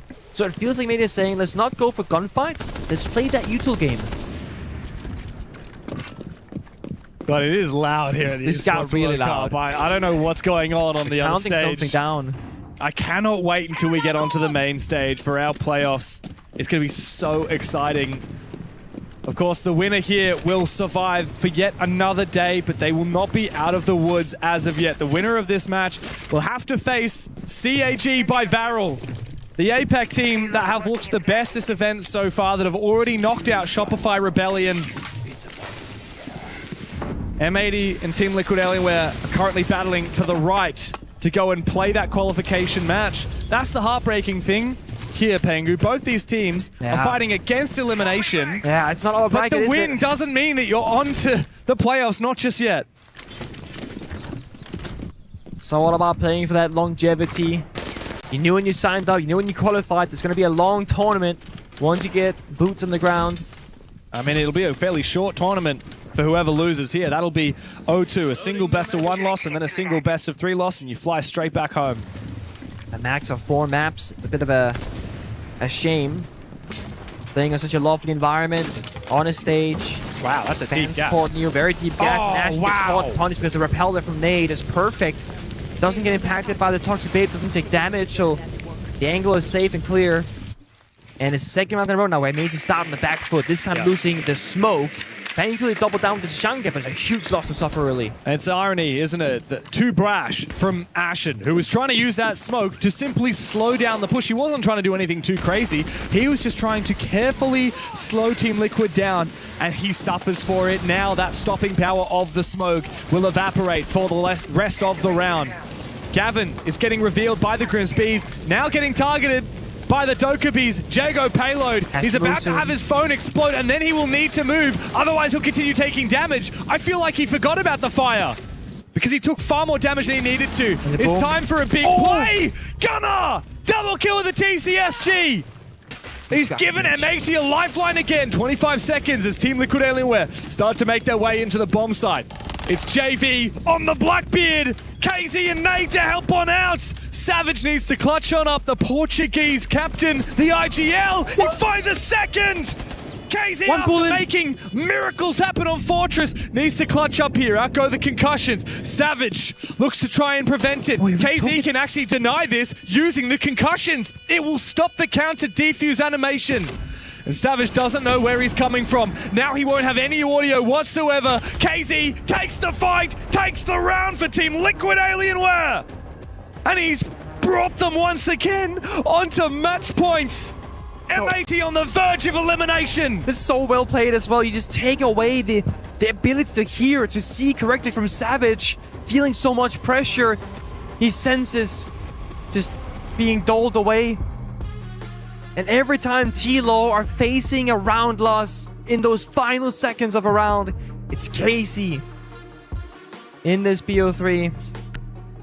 And the more we see from Fabian, the more we see from the players from AT, the more defeated their faces appear. Because reality is kicking in. They are one round away from going home far too early at this event. And how does a team with this much potential, with one of the most esteemed of all time in Rainbow Six coaching them? He's won 2 invitationals as a player, 1 as a coach. And then you've got 3 people, Gunnar, Gavin, and Diffuser, who have won majors with 2 different teams.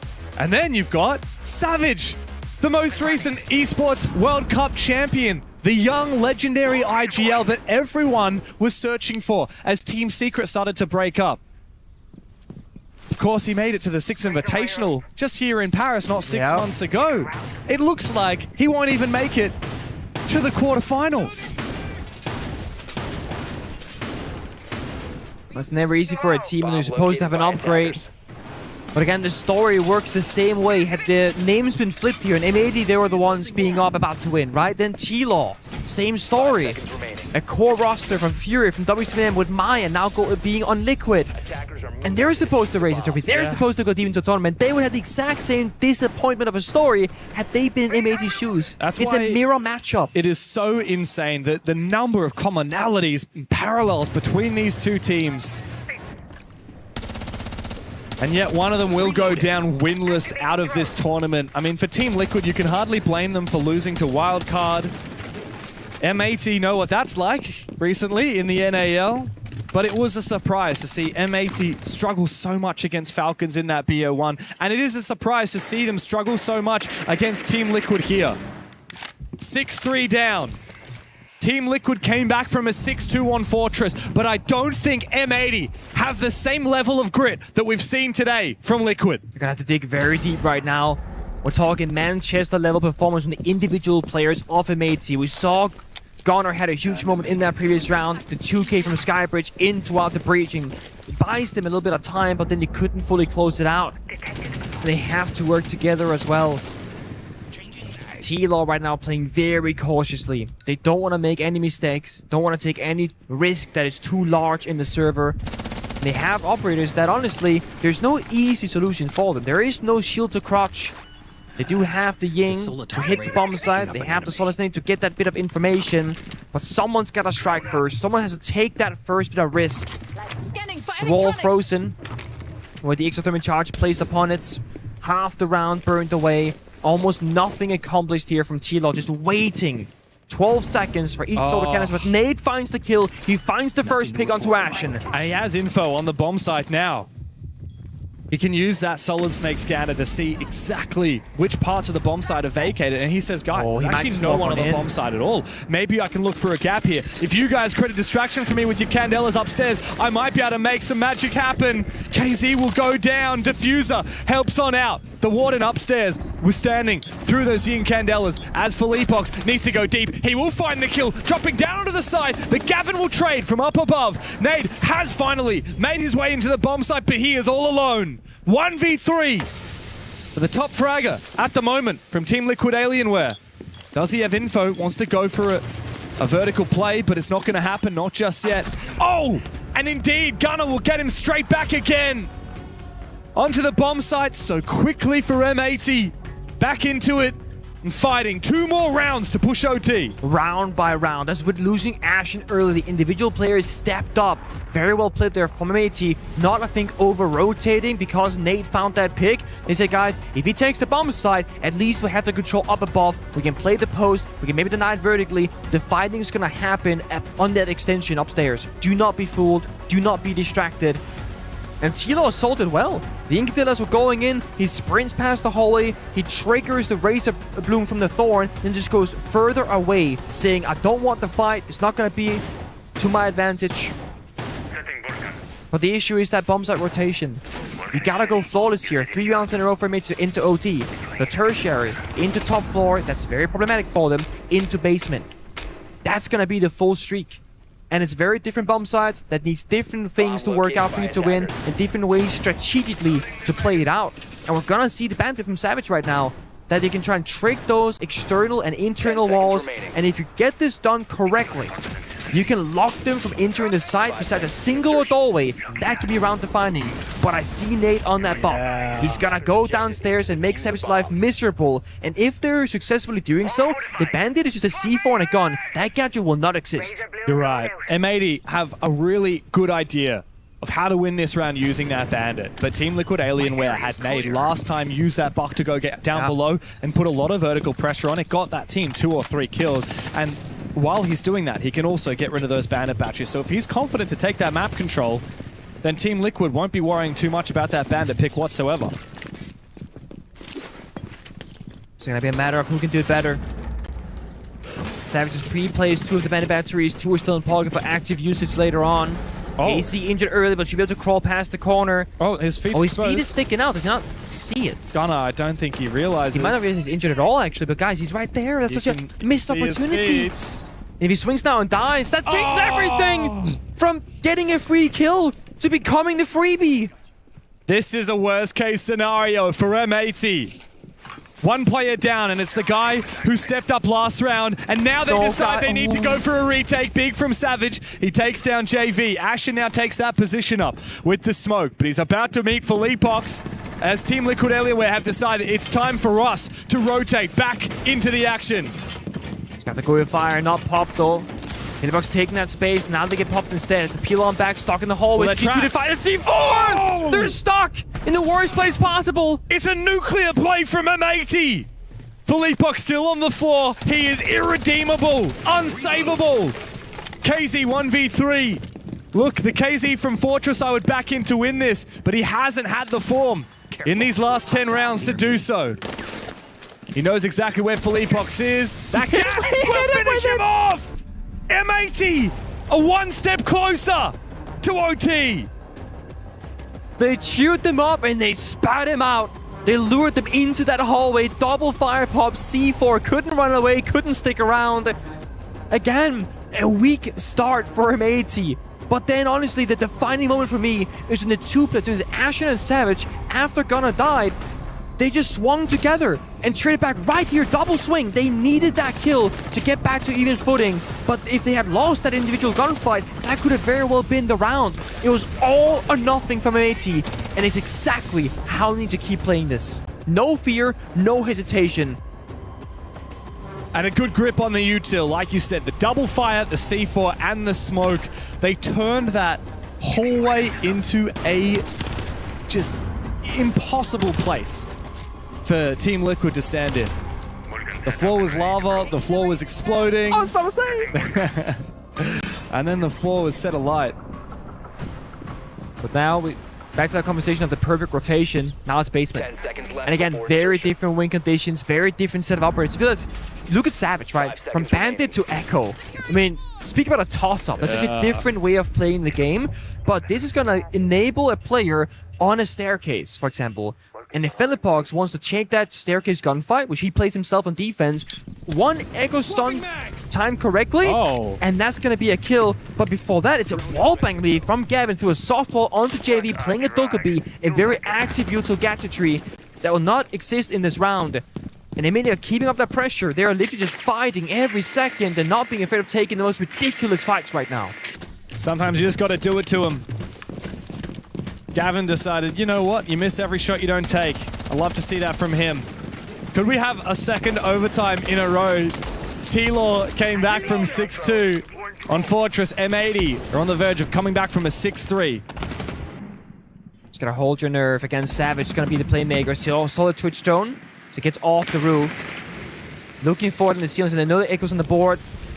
It's a bit of a bait and switch, right? Diffuse is trying to protect it. Perfect. He tanked the sap and gets the drone kill as well. So that's only one Twitch now in pocket for KC. Is the only counter for the Yokais directly. And as long as Echo exists, Philippox has to be so cautious because anywhere with that shield, if he gets stun locked, will be a dangerous spot to be in. Yeah. So much work to be done by KZ on that Twitch. He has to find all of the traps, all of the Goyos. And also those Yokais, ideally. This would be huge. He's just waiting patiently for Savage to move that Yokai active. He sees it. It's the last shot. Running around. It is the last shot that KZ has before it recharges. He tries to get active, sees the drone, and takes down that first Yokai. Where are Savage's other Yokais? One on the blue stairs and one infiltration. That's the last two. And he's going to rotate one over, surely, to help out his team. Yep. So Ashen now is going to have less support playing by the staircase right now because they're worried about the frontal attack from Warehouse. Once the Yokai gets here, they'll see, okay, right now there's nothing happening. So it's a tough call now for Savage. Do you keep that drone as a flank watching tool, or do you rotate it back to help Ashen playing by the filtration stairs? Well, they made the decision for them. Ashen will give up the staircase control because of 60 seconds being left remaining. He's going to play by the bomb site itself. So I made his win condition with every single is changing. Oh no. The Thorn Trap does reveal the position. Nade is now slowed down, but Philippox somehow managed to evade it, so he can keep march on forward. And you're right. M80 elected not to reinforce that wall, that typically teams that would fall back would close up. Look at Ashen, though. Ashen has a position. Wait, with a swing. Oh, this is a very aggressive play from Diffuser. KZ reads it. All or nothing. It is indeed all or nothing. 25 seconds as M80 need to win this. It is indeed too early. The Nitro Cell comes out, doesn't land its mark. We need that Yokai to get active, but Nade will punish Ashen. Team Liquid Alienware on the verge of knocking M80 from the tournament. But they need to get into the building right now as the Americans hold their ground. Gavin is down. Savage stands tall. Mayan needs to find this kill as Philippox looks for a chance to plant. But M80 say not today. We are not done yet. To overtime we go for a second map in a row. M80, they have made some sort of pact with the Seeds gods. They must make a huge mistake in a round because they will clutch it later. A necessary sacrifice. The mistimed, miscommunicated play there between Ashen and Savage could and arguably should have lost them the chance of OT. But then the other players show up and say, don't worry guys, we have your back. As any good team would. Team Law call their attack timeout as they enter overtime. We're back on familiar territory. 6-6, the comeback story continues, but for the opposite team. But it's a very different story to Fortress. Fortress was a game where nobody could attack. It was all defenses almost the entire game through. This has been a very different story here on Lair. We've seen these teams changing their playstyle, adapting to each other, and clutching up in dire moments.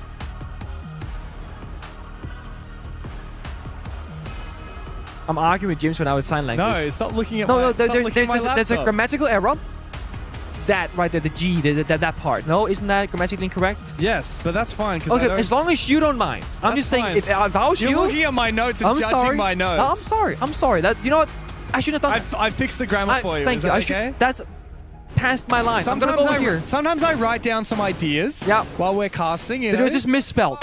And I thought... Thanks, Grammar Police! I thought you were going to trip up your own words, and I don't want you to happen for you. I don't sit here and read the bloody thing, they're just notes. Oh. Shell going out. All right. Who takes notes and doesn't read them again? Why take them then? Have you ever heard of journaling? Sure. Diary stuff? Yeah, people do Dear not diary, read them. today I misspelled the word and I'm so butthurt because somebody pointed it out. I'm sorry, Jinx. Yeah, thanks, man. I'm sorry. Do you want to cast the rest of this yourself? I'm ready to walk off. Rob is right here, buddy. Okay? You say the word, I'm gonna get 2 bald men casting this match in OT. Oh, man. I don't think the esports scene is ready for that. No, not yet. It's too soon. Oh, man. We're into overtime, and I think that these teams are overcooked just as much as we are here on the desk, trying to get a handle on what has been such a heart stopper. What happens now? M80 back onto the attack. It's been a long time between drinks for them. They only won 2 rounds of attack. One was onto the top floor, one was onto the basement. Right now, we go to the top floor again here from Team Liquid Alienware. Of course, the side swap makes things kind of challenging. You just found your stride on one side just to go back on the other. Finally, coveted from M80 though. I was saying, where is this operator? It was missing the entire time they were attacking previously, and now it's the perfect counter to take down Philippox on the main staircase. Diffuser, do not die trying to do the big booms, okay? You're needed elsewhere for different things. It cannot be all or nothing. Yeah, he is, but there's no one there. They know. They're playing deeper, like deeper in the bomb site, just like before where he died to the hatch. You gotta clear Philippox first. Get that main stage control. Get up to him breach. Because once Philippox is dealt with, then you can breach the bomb set wall. Well, until then, it's too risky because you shoot off the Selma charge, which only have 1 left in pocket. Well, there is no catch to try and support Philippox from the fire and from the Grimsbees. Wait. Back to we big could see booms. 3 big booms here. As Diffuser gets back into position, but Nade keeps on moving. Top fragger for Team Liquid Alienware. Big scalp to take if they're able to find him. He is still standing above soft floor. Here comes the fire. That's what they need. Savage rotating in position to take down Philippox. Oh, good smoke though. Yeah, the smoke will slow him down. The fire will force him back. And finally, the kill is delivered. It's on to Gunner though, from JV. Team Liquid strike first, somehow out of nowhere. As M80 try their best to push Team Liquid back, but they have struggled to find any kills to go with it. Would have been such a beautiful time in there. The fire to force back Philippox to go big booms right beneath him, but only 1 went out doing damage. He stays alive. Now Pro on the floor is out of server, holding that first push. I still think M80 are in a great spot to go for a plant here, but the issue is they haven't broken that bomb site wall because Gunner died. So they gotta get Diffuser all the way across the hallway, start breaching the wall, then the second issue appears because he just dies in the path there. So now the wall will not be opened up. They cannot go for a plant. Nade's picked out again. M80 now. How do they get into a plant position? They are struggling to do so. Savage tries to get active with the smokes. This is so desperate. He goes all the way back. Casey has the angle. Skybridge. KZ. He can deny the plants. Oh my god. Massive clutch from KZ. 1v5 for Cav. It just ain't happening. Philippox to shut him down. A flawless round to cook up yet another match point for Team Liquid. Another round, just like on Fortress, where M80, that could have been their flawless victory. If the Fire Sophia combination gets that Philippox kill, they get the bomb site wall, they don't lose the Heartbridge operators, they go for a plant, and Casey doesn't find the kill on Skybridge, it's absolutely free. But all the things I just mentioned did not go according to plan. They went the opposite direction. Completely in the wrong one if you're an M80 fan or player. I mean, look at this Heartbreak. He was slowed by... Looked like the bar fight, but it was the... I'm not sure. He couldn't sprint, I guess, because there was a bench in the floor as well. Yeah. So he couldn't sprint, and he couldn't see, and he just dies, and then the wall doesn't get opened up, and the step 1 was never fully accomplished, but they were trying to do step 3. So tunnel visioned on getting that kill from below, on clearing out Philippox from the stairs, on taking control of bathroom to have lateral pressure. They never maintained control of Skybridge. Even though they breached the external wall, they never breached the internal wall. You know, you could argue here if you want to do that kind of play and, you know, not give attention to Skybridge. If you're on the outside wall, if you breach the right-hand side, you can still plant default. But by breaching far left, you are opening up your angle to yourself. It's funny because M80 did that exact play on the defense. Gunner got 2 kills from the same exact thing. We just saw KZ get 2 from. M80 know exactly what to do, they just can't do it. They keep making critical mistakes, and that pressure is just getting torqued up tighter and tighter. As M80 find themselves for the 4th time in a match point loss position. on the verge of elimination. Setting up a sequential breach. I feel like whenever we see T-Law on the attack inside an OT, it's a very different stylistic choice from them. He's probably waiting for the door to be barricaded, and if he goes for it, he just runs away okay. Because often you break a door early on, you barricade it now for your flank watch, and you can get caught in the middle of that animation. Do you reckon they subbed out Nade for Handy between maps? Because he got 3. As I said, who would know? He got 3 kills in the first Yeah. Now he's got 13. I'm telling you, having a twin brother playing in the same game at the same level for very similar... Okay, it's Davey. You know, I'm not even surprised, because if there's one player that would mess it up, it's Davey, okay? Guy's a troll. Let's go back. You were saying that Nade and Oh, yeah, Handy are going to do the parent trap or something? Yeah, oh my god, that's a great movie, yeah. It's, nobody would know besides the players that are in the voice comms with them. Like, I couldn't tell the difference. There was actually a content piece that happened in a previous event where they had different pro players guess it was Handy or Nade. Yeah. And they got it completely wrong. I think Asher was a part of that, actually. He's like, oh, that's Handy, I know for sure. It wasn't. They are twin brothers. And they've both lifted a hammer. Yeah, incredible. Incredible. Both against each other as well. Yeah. Imagine the family dinners that they have. Oh boy. Well, M80 certainly won't be having a family dinner after this if they struggle to clutch up here. They are 1 round trailing behind and getting closer and closer for Leapox. Feels a bit of pressure there, but KZ still finds a kill. Oh no. And for Leapox as well. Gavin desperately tries to kill, and he does find one. It's all up to Ashen in the 1v2 to try and save his team in the Esports World Cup. But Nade might well just be about to target him with that Dockerby. Maya as well with the AK-12 in hand will hunt him down. There's plenty of time, tanks the damage, and continues making his way forward. 1 gas in pocket, SMG-11 in hand. The young gun, who is one of the few players in this game who has not raised a major trophy. Ashen has to be the man of the hour for M80. Otherwise, Team Liquid will finish it right here. They're stalling it out. They're just waiting for that adrenaline to dissipate, to use all the toxic babes, all the final piece of safety that he has. In a couple of seconds, they can push and force that 2v1.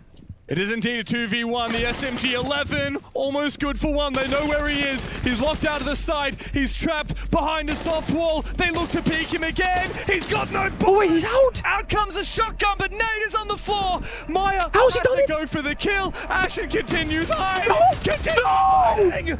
But the cavalry is here. M80 have stumbled again. The young legends are going home. But Team Liquid will survive! He had it! He basically won the round. He basically hit the shot, but he didn't. He played that as good as he could have. But the game said no! The God said no!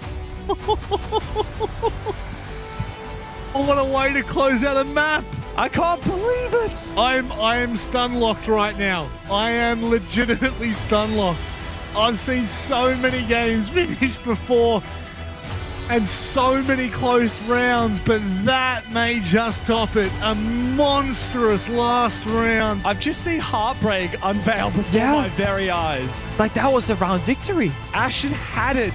Oh, he had it so clutch. And don't forget, this knocks M80 out of the tournament in its entirety. They are done. They are dusted.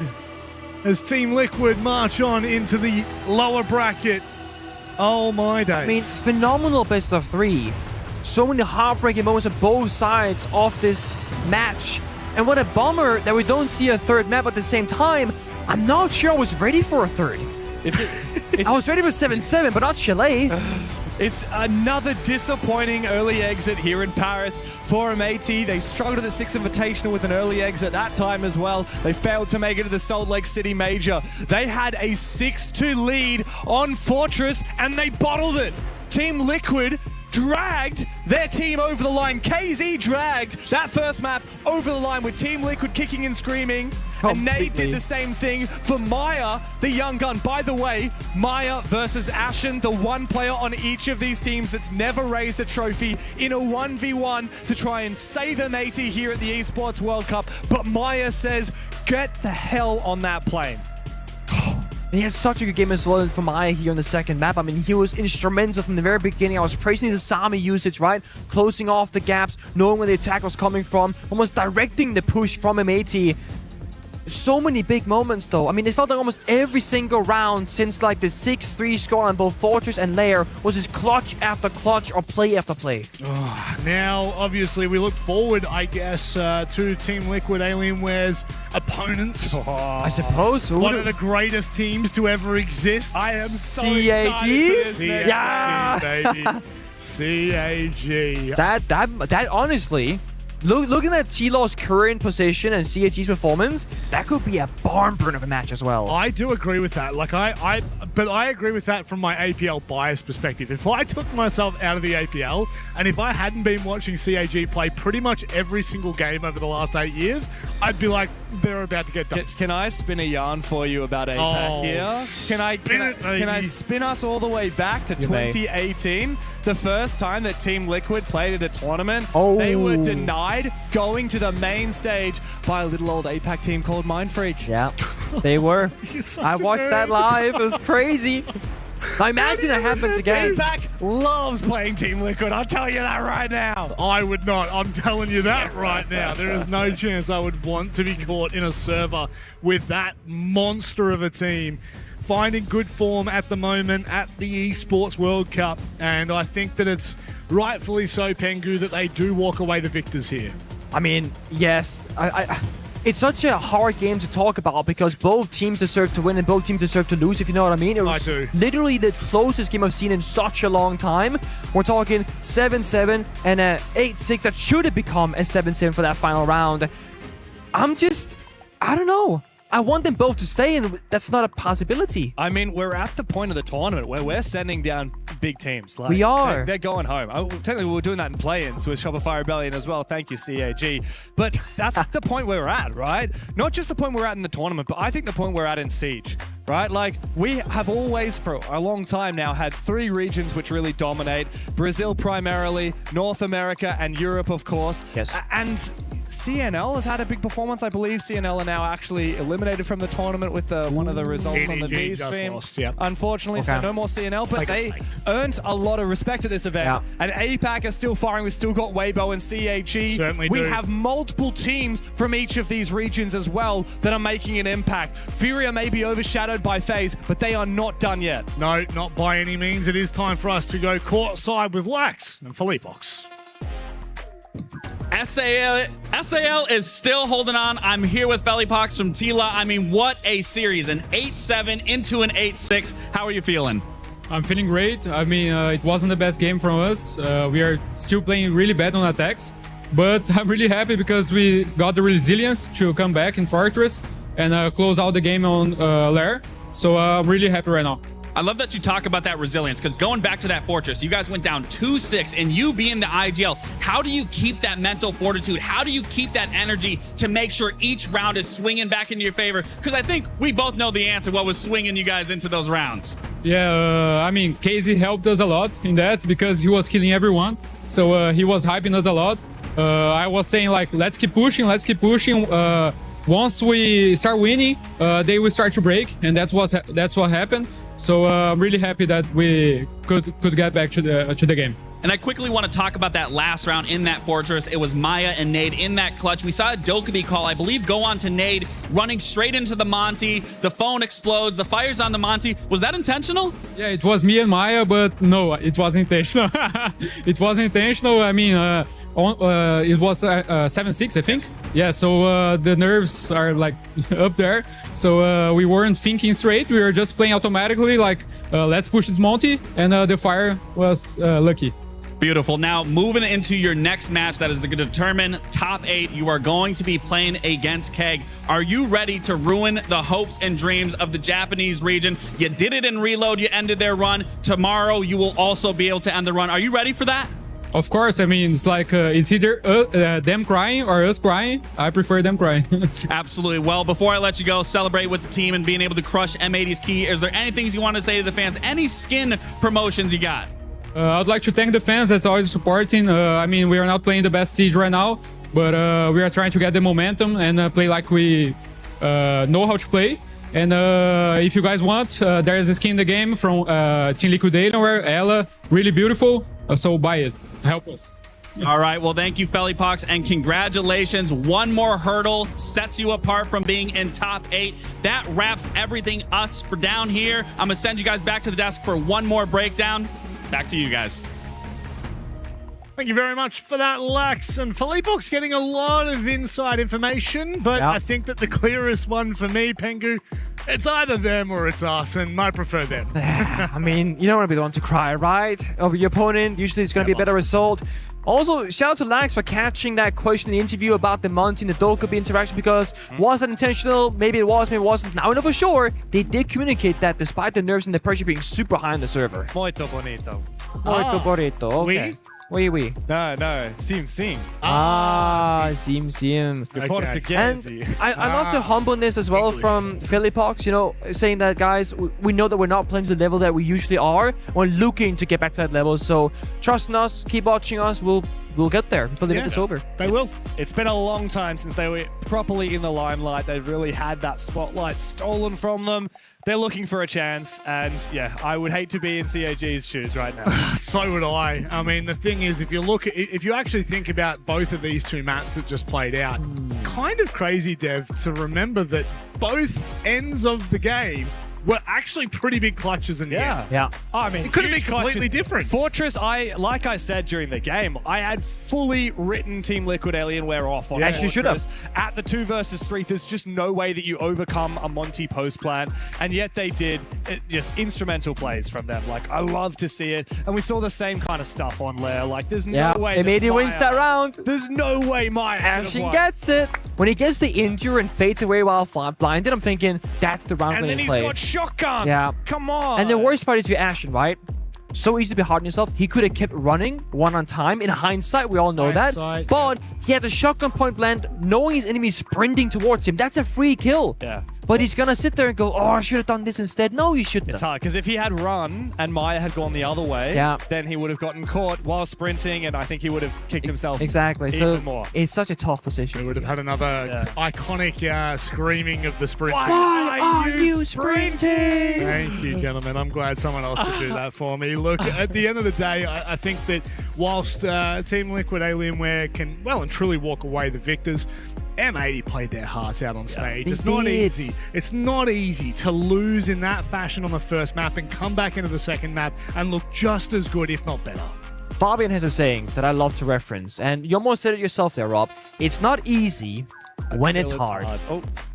It's not until it's when it's. I'm so sorry. It's not easy when it's hard. I messed that up. Yeah, but today was hard for me. Yeah, it was. And I mean they were in the exact same position, 6-3 down, and they still managed to bring that back. You know, it is the way it is. I think looking at a snapshot of the day, I guess as a whole, because we have had very interesting and bipolar results. In fact, it's kind of beautiful to see the fact that we could go from a Weibo dominance into Team Liquid Alienware dominance. But that just is the way the cookie crumbles. And unfortunately for M80... Who's on it? Well, all I'm going to say is... It's their key's getting crushed, baby. Don't worry about the cookie. How do we know Someone should ask for his passport right now. Which player? Is it Handy or is it Nate, huh? I think you could still get away with it. Look at that. As the crushing slowly makes its way down and cracks the final part of M80 that will be at this event.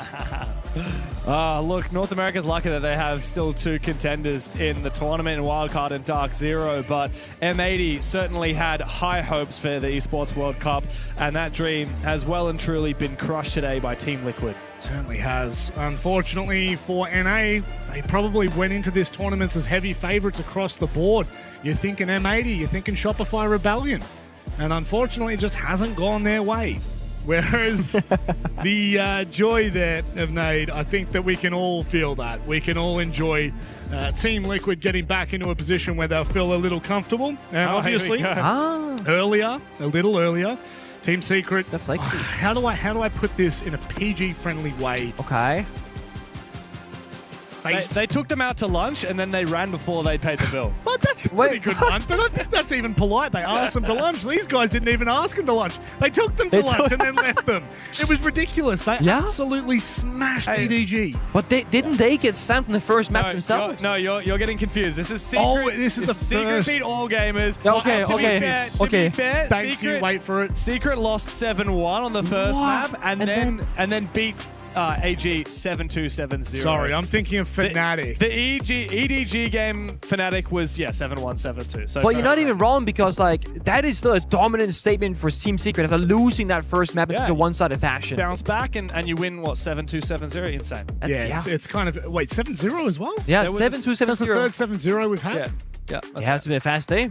Wow. I mean, it's not even 9:30 yet, or 8:30 rather. It's 8:27. Well, Time thank to go you have very some much dinner. for that, Nick. Yeah, It is time for dinner. I got starving after that game. I can agree with that. But very quickly recapping the day, gents. Obviously, a lot of fun. Tomorrow, though, gets a little bit more hectic. Who have you got going through to the quarterfinals?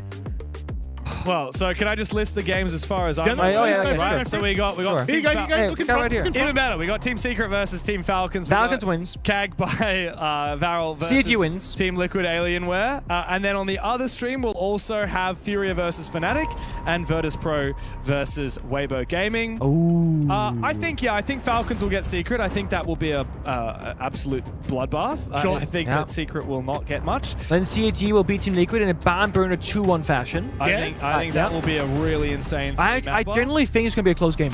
And then, I don't know if we have the graph for the other one, but Furia Fnatic, I think that's going to be a really tough game because both of those teams have been very inconsistent, very high highs and very low lows. So it's just going to be like a crazy frag fest. Yeah. And then one of the games I'm most excited for is VP virtus.pro Weibo. versus Weibo because huge. I think both of those I'm not going to call that one. firmly deserve to be in the top 8. Yeah. I think probably, my hot take, I think both those teams deserve to be in the top 8 more than Furia and Fnatic. But of course, this is the way that the bracket has handled. Look, I've seen Furia play with us a bit. They're a bit shaky both right teams now. are really good on their moment, but Yeah. also overheat, particularly Furia.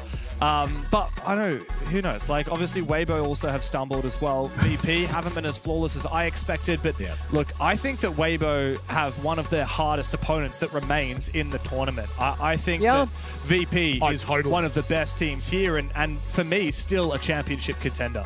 The fact that both of them, one of them has to go is kind of a little bit heartbreaking. It's the same story as just now with immediately Team Liquid Alienware, right? Like someone has to go home in every single matchup now so we keep moving forward in this tournament. It's all elimination. It's all elimination games. It is. So That's tomorrow we're dressing all in all black, right? Funeral day. I think I'm going to do that. I'll take you up Yeah. on that. Please don't. Please don't. I'm not going to take either of you up. Okay, maybe do. You'd look good in black. We're Nick. working I think tomorrow. You look clean. Yeah, we are. Yeah. This is brown. This is brown. Yeah, but Brown is like not- you look super. Oh, Oh, is that Superman a black That is shirt I black, see? that Yeah. is black. Okay. I agree. So you take off the top and boom, we're there. I mean, What am I doing? I mean, whoa. You take one of the two. And on that note, I'm getting Anyways. told. Yep, okay, let's get away from Pengu. Let's get away from today. Let's move into tomorrow. It is elimination and qualifying time. It is only one or the other. It doesn't matter which team you are. It is quarterfinal time on the line. It's time for us to end today. Thank you very much for joining us. We'll see you tomorrow. Same place, same time.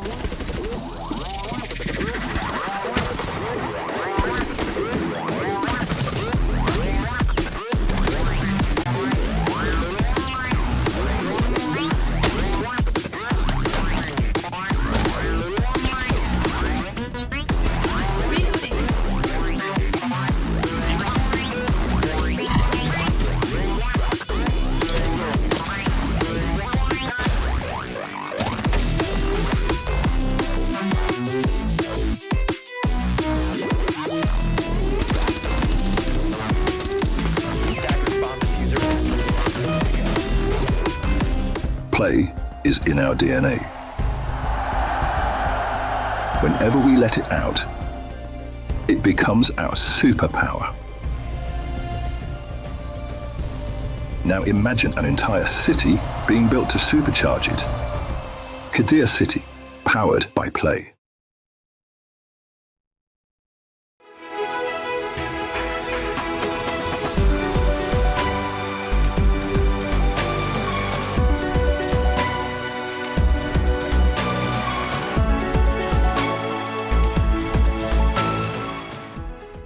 The human body was built to move.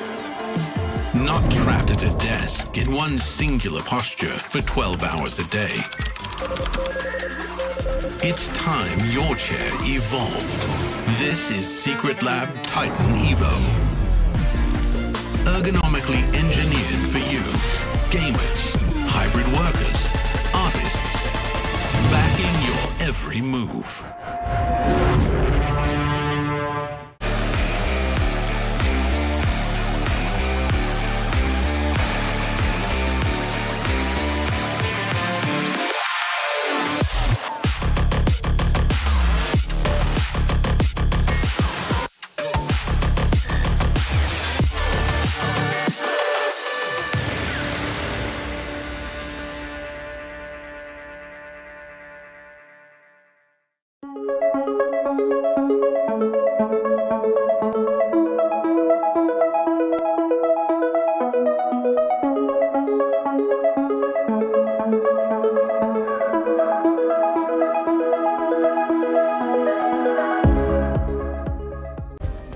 Play is in our DNA.